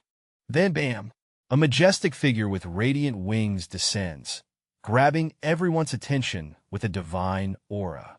The scene opens with a celestial being sporting grand wings, talking about a special quest. It's all very mystical and dramatic. Cut to a couple of characters looking around, confused. There are less people. One of them blurts out, "What's going on here?" A new quest pops up, labeled Third Round. The mission? Protect the relic for 8 hours. Sounds intense. More characters are puzzled. Wait, do we really have less people? They wonder, how did things get so chaotic? The angelic figure is back, reflecting on the unfolding drama. It's like they're the mastermind behind this whole setup. Whoa! Our main dude is in full panic mode, yelling for someone named Ryong to hold up. He's spotted something wild, and you can see the urgency in his eyes. Things get crazier as Ryong is trying to explain the situation. But wait, what's this? A massive error message appears, and it's clearly not part of the plan. Enter the mysterious winged figure, looking all epic and divine. Whatever it is, it's causing some serious system malfunction. Everyone's freaking out, trying to figure out what's gone wrong. The winged figure seems to be at the center of the chaos. Questions are flying, but answers? Not so much. Uh-oh, a grim revelation drops like a bombshell. Only half of them may survive each round. The stakes just got real, and our characters are in deep trouble. The scene opens with an enigmatic figure, shrouded in mystery, talking about surviving the last round. His smile hints at secrets yet to be unveiled. In a room filled with tension, people react anxiously. There's talk of a test, and a close-up of a piercing eye suggests deeper stakes. Monsters emerge from an arc every 8 months, making a beeline for the village center. It's a chilling routine that everyone dreads. Every 8 months, trials are held to pick out 4 brave warriors. The stakes are high, and the air is electric with anticipation. In the heart of the city, a mysterious tower glows with an enchanting purple aura. An otherworldly voice echoes through the air, laying down the challenge. Success isn't just about protection. It's about how many monsters you can take down. The message is clear. It's a numbers game. Whether you save the day or not, your monster-slaying skills will earn you the real bragging rights. Amidst this magical chaos, a celestial figure with wings of light floats above a crowd. The people below gaze up, captivated by the divine presence. As the scene transitions, we find ourselves before a formidable gate. The doors are marked with ominous red warnings, hinting at the danger that lies beyond. The scene opens with a mysterious figure, decked out in an elaborate horned headpiece, talking about the importance of a certain location. His tone is serious, as if he's plotting something big. The focus shifts to a man surveying a busy town square. He's deep in thought, mulling over the bustling activities and the strange vibe in the air. Out of nowhere, someone is launched into the air, surrounded by a whirlwind of energy. Things are about to get wild, and it looks like the calm before the storm is officially over. Amidst a storm of golden energy, a commanding figure gazes down, channeling power from the skies. Below, a lone figure stands, seemingly ready to face whatever comes his way. In a dramatic twist, another character with a blurred face and neck tattoo lets out a cry of frustration. Something's definitely not going according to plan. The scene changes to a bustling setting, where a character with a similar neck tattoo seems deep in thought, possibly plotting the next move. We see a determined group led by a fierce-looking man. His sharp eyes and confident demeanor make it clear they're gearing up for something big. Under the ominous night sky, a standoff unfolds. Our man, standing tall and fierce, demands, "What are you doing, Black Scythe?" The tension is so thick, you could cut it with a knife. The atmosphere is electric as another figure, cool and composed, reassures, "Don't be afraid. I just want to talk." But the unease lingers. With suspicion in his eyes, the first character challenges, "Afraid? What are you talking about? Say whatever you came here to say." A proposition is laid out, but with a warning. "I'll say this in advance. But if you plan to threaten me into bowing my head, I have a suggestion." The conversation takes a serious turn. As the character acknowledges, "I think you're in a difficult situation right now." Sweat trickles down, highlighting the gravity of the moment. In the midst of a bustling, neon-lit city, a suave character stands out. Clad in dark attire with striking red accents, he exudes an air of mystery and confidence. With a sly smile, he poses the question, "How about I protect you?" suggesting an unexpected twist or alliance is about to unfold. In the midst of a shadowy scene, our red-eyed protagonist reflects on how things are unfolding exactly as he predicted. He knows that letting go of this challenge won't be easy. The chatter among the group reveals a rejected offer. The team is baffled. If he'd accepted, he could have hunted safely. Seems like someone's pride took a hit when orders were thrown around. A fierce woman questions if his pride is really worth more than his life. Or perhaps he simply doesn't care about the group at all. Our red-eyed hero, with a knowing smirk, notes that everything is progressing just as it did in his previous life. Déjà vu, anyone? Faced with rejection, our protagonist decides to wash his hands of the situation. Since the offer was turned down, he chooses to ignore it and move on. In the dim light, a group gathers, the tension palpable as they brace themselves. The name Black Scythe floats around, indicating some serious business about to go down.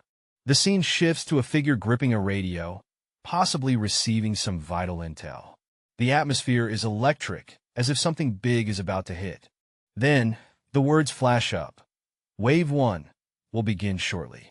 Buckle up, things are about to get real. In a dimly lit setting, a group of warriors is strategizing. They've got a strict 5-minute deadline, and the pressure's real. Monsters are on the horizon, and the wave is about to crash in. One of the warriors, feeling the heat from his own team, decides he can't stick around.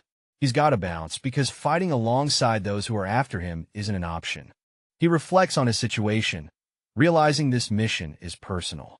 It's a solo gig, and he's ready to go it alone. Our mystery warrior takes a deep breath, steeling himself for what's to come. Determination and a hint of defiance are written all over him. Another warrior spots him leaving. Where's that guy off to? He wonders, suspicion creeping in. The lone warrior weaves through a series of alleyways, his silhouette disappearing into the shadows. He's on a mission, and nothing's going to stop him. The night is tense as our hero spots someone marching towards the entrance, clearly ready to throw down solo. What's he thinking, right? Suddenly, alarms blare. It's wave 1 time. Things are about to get real, folks. The massive doors creak open with an eerie vibe, and you know something's about to go down. Boom! Goblins rush out, their faces scream trouble. But hold up, they're not at full power. Good news, the goblins are operating at 1/3 of their usual strength. A glimmer of hope, maybe? We wish our hero luck. This dude is sprinting away, clearly freaked out, muttering about how crazy things are getting. He decides to lay low and watch how the situation unfolds. But wait, he's puzzled why Black Scythe isn't moving. Is this guy really going to face the goblins by himself at the entrance? The entrance is tight, but it's big enough for 10 people to pass. Is Black Scythe that brave to face them all solo? He stops, pondering if Black Scythe can truly handle 10 of them alone. From his vantage point, he sees the chaos below. Crazy bastard, he thinks, realizing the risk. There's no way he can manage this alone. The goblins are on the move, charging with terrifying intensity. Their eyes burn with fury, ready to attack. The lone warrior isn't backing down. With a swift move, he counters their assault, slicing through the air with precision. His eyes are focused and determined, cutting through the chaos with deadly intent. It's a fierce dance of survival. A foot slams onto the ground, sending water splashing in all directions. Things are about to get real. Boom! A flurry of red energy slashes light up the scene, with our shadowy hero diving into the fray. It's action time. Mid-air, our hero pushes on, with a mysterious voice echoing, questioning the strength behind this fierce power. Energy swirls violently as the ground bears witness to the sheer force unleashed. The voice continues, pondering the strength gained at such a level. Up high, a muscular figure stands, fists clenched, realizing the gravity of the moment. No time for doubts now. The scene is intense and drenched in a purple hue as our hero surveys the battleground, a determined look on his face. He's ready to jump into the action, surrounded by mystical energy lighting up the night like a rock concert. Striding purposefully through narrow, shadowy streets, our warrior declares his mission. It's goblin slaying time. He's got a score to settle, and nothing's going to stop him. A goblin, with its classic green skin and sneering grin, taunts the warrior. It's all bark and no bite as it runs forward. Our hero is unfazed, ready to dish out some serious pain. With a swift and powerful swing, the warrior slashes through, goblin blood flying as he makes quick work of the creature. It's a clean, decisive strike, showing just who's boss in this fight. The scene kicks off with our protagonist giving a serious side-eye, looking all focused and ready to throw down. He launches a powerful punch, knocking back a green-skinned foe with serious force. With a smirk, he reveals he's using a detection rune to predict enemy movements, feeling confident. Suddenly, he senses danger with a sharp gaze, narrowly dodging a surprise attack. An arrow flies past, and he's shocked to see a goblin that's not your everyday type.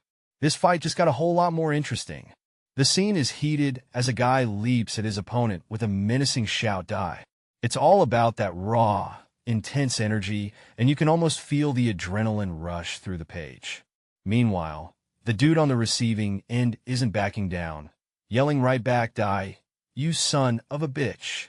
It's a full-on clash of wills. Just as things are about to get even crazier, a mysterious figure jumps into the fray, and suddenly there's a desperate cry for help.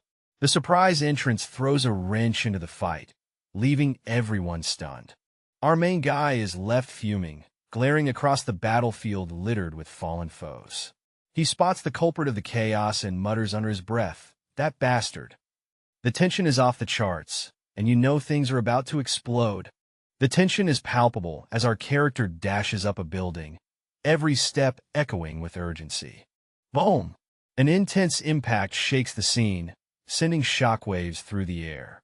Below, a solitary figure surveys the aftermath, pondering how players have become more troublesome than monsters. Close up on a character's face, blurred out, questioning past decisions and the wisdom of rejecting potential alliances. In the shadows of a dimly lit street, a character is strategizing how to hunt someone down, hinting at the need to be wary of certain dangers lurking around. With a fierce determination, he reveals a tattoo on his arm, proclaiming his rank as the Black Dragon. This guy means business. A sly smile creeps across his face as he acknowledges the presence of someone familiar. Seems like this encounter was anticipated. Suddenly, he's interrupted by a voice calling out to him. "Hey!" it says, leaving him startled and ready for whatever's coming next. Our hero stands amidst the chaos, summoning the Black Dragon in my right arm. His expression is fierce, ready to unleash some serious power. The tension spikes as he demands, "Protect me from now on." There's no turning back now, it's go time. The night sky is ablaze with red energy as our hero strikes down yet another foe with a swift, powerful attack. The battlefield echoes with the clashing of weapons, and it's clear he's on a roll. As the dust settles, a notification pops up. You have defeated Goblin. Current kill count, 502/100. The numbers speak for themselves. He's crushing it. Standing amidst the chaos, our protagonist calls up his status window. His eyes are sharp, focused as he assesses the situation. With a smirk, he notices his gold count, 15,910 already. "Oh, I've earned close to 2,000 gold already." He muses, clearly pleased with his progress. Confidently, he plans ahead. At this rate, he'll easily be able to collect 20,000 gold during the second wave. He predicts, ready for the challenges ahead. In the eerie glow of a devastated landscape, our lone warrior stands tall, surrounded by chaos. With a calm resolve, he mutters to himself, reflecting on the challenges ahead. The shadows of his adversaries loom, but he remains unfazed, ready to face whatever comes his way. Our protagonist, with eyes glowing like embers, turns slightly. There's a fierce determination in his gaze, a hint of a smirk, as if he knows he's got this all under control. With a swift motion, he raises his weapon, a scythe glinting ominously in the dim light. The air crackles with energy as he prepares to unleash a devastating attack. As the creatures hesitate, their courage faltering, he taunts them with a sly grin. "You're not coming?" He challenges, daring them to step up and meet their fate. In the midst of a bloody chaos, our protagonist stands firm, eyes blazing with determination. The floor is painted in crimson, hinting at a fierce battle that just took place. A blinding beam of energy shoots upwards, slicing through the dark, casting everything in a ghostly glow. Something big is about to go down. The hooded figures, weapons in hand, are caught off guard. Their leader, with a look of disbelief, demands to know what's happening. Tension fills the air as the unexpected unfolds. The tension is palpable as our hero blocks a massive attack. "You've succeeded in blocking the first wave," a voice acknowledges. The battle isn't over yet, and the stakes are high. Stats flash across the screen. 3,931 players hanging in there, but 967 didn't make it. A conversation reveals the grim reality and the lingering threat. "I should have known the first wave was just the start." Someone muses. The aftermath is brutal. Bodies lie scattered, and a character reflects, but people died. Even if they're wearing our ring, they can't be ignored. The cost of this battle is hitting hard. Our protagonist stands alone, pondering. In any case, just where is he? His eyes scan the horizon, searching for a missing ally or perhaps a formidable foe. The search continues. In the dead of night, a figure stands tall, announcing the discovery of an elusive target. Found him echoes through the air, setting the stage for an intense confrontation. The target, a man with short brown hair, stands amidst chaos, his clothes torn and bloodied, but his spirit unbroken. Breathing heavily, he grips a knife with a steady hand. Blood trickles down his side, and with a grimace, he mutters, "Damn." The scene is tense, filled with a sense of impending action. Our protagonist, clearly frustrated, curses the beasts that ignore the chaos and seem focused solely on him. His eyes blaze with determination as he prepares to confront whatever comes his way. A sudden attack. An adversary lunges, weapon raised. The night is filled with the sound of struggle as the two clash, each strike echoing the intensity of their battle. Amidst the wreckage, our hero stands tall, bruised but thankful for his beastly allies. They were his lifeline, shielding him from the worst of the chaos. Turning to a comrade, he asks, "Hi, Amok. Are you okay?" His mind races about a powerful adversary, wreaking havoc under the radar of authority. With a grimace, he lets out a pained ugh as the battle's toll weighs heavily on him. Blood seeps through his fingers, a reminder of the relentless struggle. "I'm bleeding too heavily. Can I survive in this state for the remaining time?" He wonders. Despite the blurred vision and the overwhelming pain, a single thought escapes his lips. Fuck. With a fierce determination, he vows he'll tenaciously survive, and he'll pass the round as if I'm showing off. In a dimly lit alley, our sharp-faced character with a striking neck tattoo locks eyes with two shadowy figures. Something intense is brewing, and you can feel the tension in the air. The scene shifts to a digital battlefield, where players are lining up for an epic showdown. The stakes are high, and the air is buzzing with anticipation. As the rain pours down, the message is clear. Success in battle is paramount.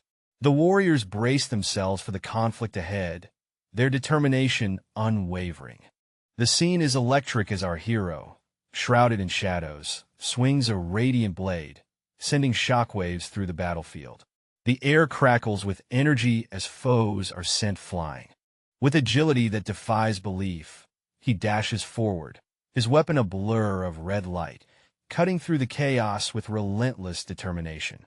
Amidst the fallen adversaries, his blade continues its deadly dance, leaving a trail of devastation in its wake. The ground is littered with defeated foes, a testament to his unstoppable might. All right, our heroes hit level 20.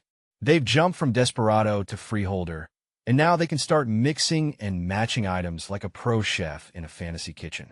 Our protagonist is pumped, exclaiming their new level and thinking about all the cool items they can now create that aren't available in the store. The Insignia of Death just got a sweet upgrade, now dealing 120% extra damage. It's like getting a bonus round in a video game. Boom! A new skill unlocked. Night of Death. Sounds spooky, right? Perfect for a Reaper. Check it out. Night of Death creates an artificial night within 500 M. The caster can turn it off whenever they want, like a light switch. Our hero is buzzing about their upgraded Insignia of Death and the new skill. They're like a kid in a candy store. The Night of Death skill is a game changer. It pairs perfectly with the Reaper rune, which is like Batman's utility belt for nighttime. The Reaper rune is awesome. During the day, weapon attacks double. At night, attack speed increases by 50%. Plus, staying still reduces enemy detection. Stealth mode activated. Amidst the ruins, our mysterious hero stands, gazing intently at a glowing screen. His fingers hover over it, ready for action. The air is electric, something big is about to go down. Out of nowhere, a horde of terrifying creatures charges in, their screams piercing the night. It's chaos, pure and simple. Night of Death. The scene shifts, tension rising as this ominous warning sets the stage for what's to come. Green-skinned, red-eyed creatures appear, their growls filling the air. These bad boys look ready to rumble. The scene is lit with a fierce red glow as a shadowy figure slashes through the air with blinding speed. The atmosphere is tense, and danger lurks in every corner. Suddenly, an opponent emerges, blocking the attack with equal ferocity. The clash of power sends shockwaves around, and sparks fly as they struggle for dominance. The opponent reveals a wicked grin, seemingly unfazed by the onslaught. The battle continues with no signs of slowing down, each move more deadly than the last. Amidst the ominous shadows, our lone warrior stands victorious, surrounded by the remnants of a fierce battle, his scythe glinting under the dim light. A game-like interface pops up, showcasing various skills and upgrades. Our hero looks focused, contemplating his next move to boost his powers. With a swift tap, he accesses the shop, eyeing the first common skill. He's ready to level up and face the next challenge.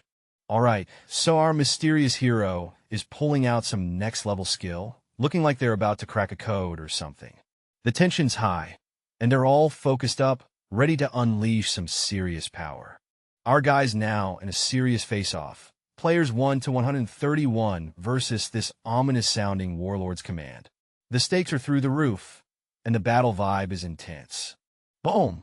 They just survived the third wave. The screen flashes. It's time for the fourth wave. This battle is heating up, and our hero's just getting started. A showdown is brewing in a dark alley. The atmosphere is charged with tension as groups of shadowy figures stand ready for confrontation. In the midst of it all, one character stands out, exuding a menacing aura. The focus shifts to the leader of the group, sporting a fierce expression. He taunts his opponent with an air of arrogance, confident in his strength. His words cut through the tension like a knife, daring anyone to challenge him. In the heat of the battle, the air is thick with tension as our protagonist faces a horde of enemies, weakened but not defeated. A notification pops up, indicating an opportunity to break records, and our hero is ready to seize it. The scene is a frenzy of combat with shouts of die, echoing through the chaos. Our hero, amidst the clashing blades, sees this not as a struggle, but as a chance to outdo themselves.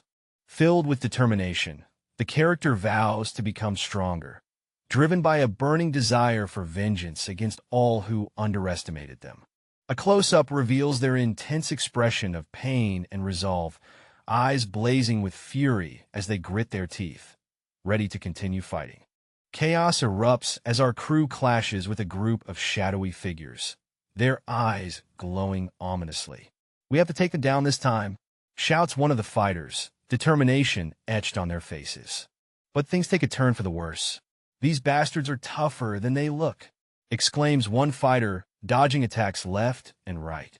The battle intensifies, and our protagonist narrowly escapes a vicious strike. The tension is palpable as they try to regain control. Bodies hit the floor, and the dust begins to settle.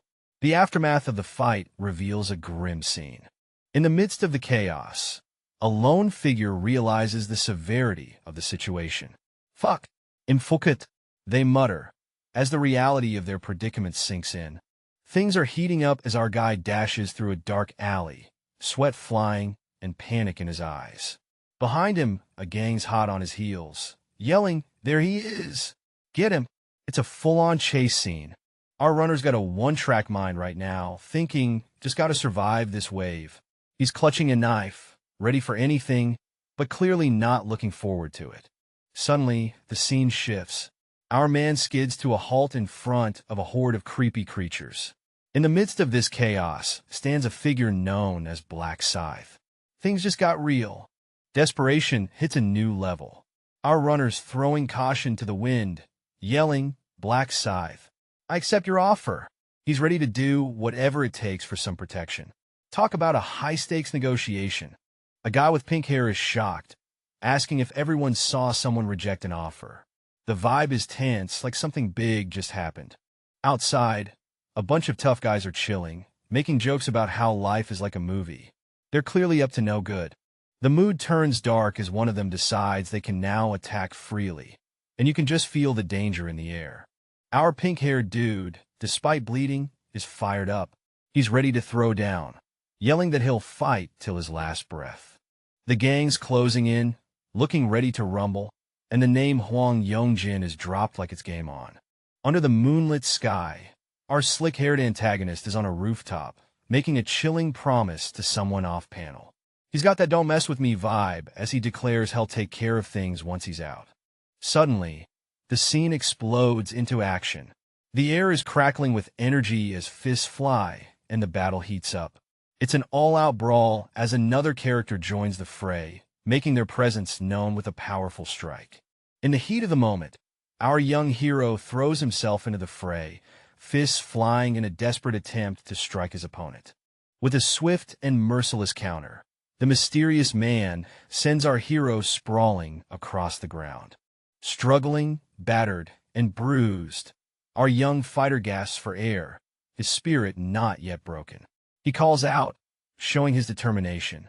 The mysterious figure, with a calm yet chilling demeanor, promises a quick end, but there's no fear in our hero's eyes. Fueled by anger and defiance, the young man rises once more, ready to give it his all despite the odds. In the dead of night, fists fly and blood spills as a fierce battle erupts in the shadows. Our guy, Cho Jung-sik, is caught in a tough spot, struggling to hold his ground against a relentless attacker. The scene is intense, with every punch landing like a thunderclap. The air is thick with tension as Cho Jung-sik gets thrown back, blood spraying from his mouth. His eyes are wide with shock and rage, and the betrayal cuts deeper than any physical wound. Cho Jung-sik, with blood trickling down his face, mutters a curse through gritted teeth. His mind races as he processes the name of his betrayer, the realization hitting him like a truck. Standing over him, the silhouette of his betrayer casts a long shadow. The question hangs in the air: is this betrayal real? The figure remains obscured, adding an ominous aura to the scene. The scene is electric with tension as a shadowy figure makes their entrance. Who is this mysterious presence? The air crackles with excitement as it's revealed. The region representative has arrived, and their power is undeniable. A bold claim is made. Someone steps up, declaring themselves the new region representative. Ambition burns in their eyes. Another player enters the scene, eyes gleaming with determination. It's clear, this is only the beginning of a fierce rivalry. A close-up on a steely gaze. The intensity in those eyes hints at a brewing storm. What's their next move? In a shadowy alley, a tough-looking gang surrounds a guy who's seen better days. The leader, exuding authority, tells them to take it easy, but not too easy. The dude on the ground, covered in dirt and bruises, can't help but think to himself, how embarrassing. The leader, clearly loving the spotlight, asks his crew if they saw him beat the guy up. His followers, caught off guard, mumble in agreement. From the sidelines, another group observes, whispering about the leader's crazy moves and wondering if he's actually a fool. The tension rises as onlookers speculate whether the leader planned this betrayal from the start. What's his game? The crowd's murmuring, eyes wide with fear. How could someone like him become the region representative? Whispers spread like wildfire. Amongst the chaos, a guy seems to be putting two and two together. Despite the oddities, him alive, he thinks, realizing the strangeness of his survival. A shadowy figure stands tall, a black scythe in hand, looking like they've just stepped out of a legend. The air's tense as they command attention.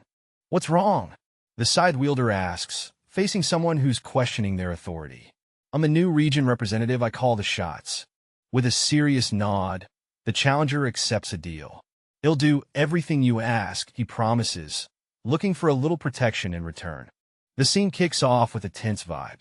Our mysterious character is trying to seal a deal, asking, so you'll accept my offer, right?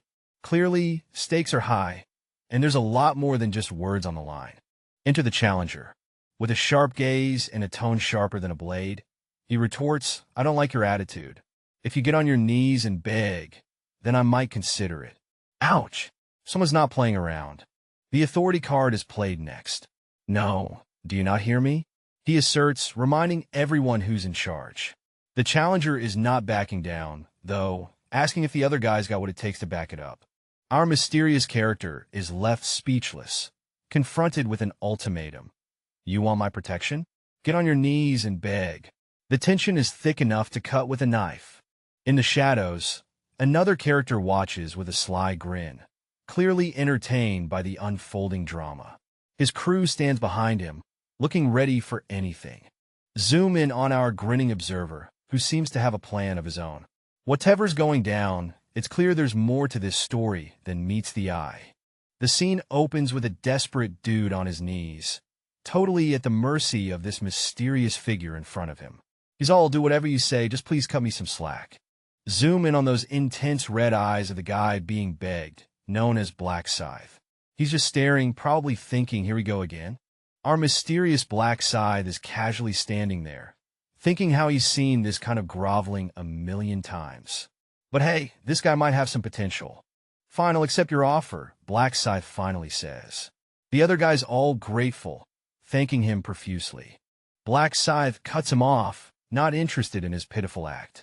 He's like, enough with the groveling, I don't want to see your sorry self.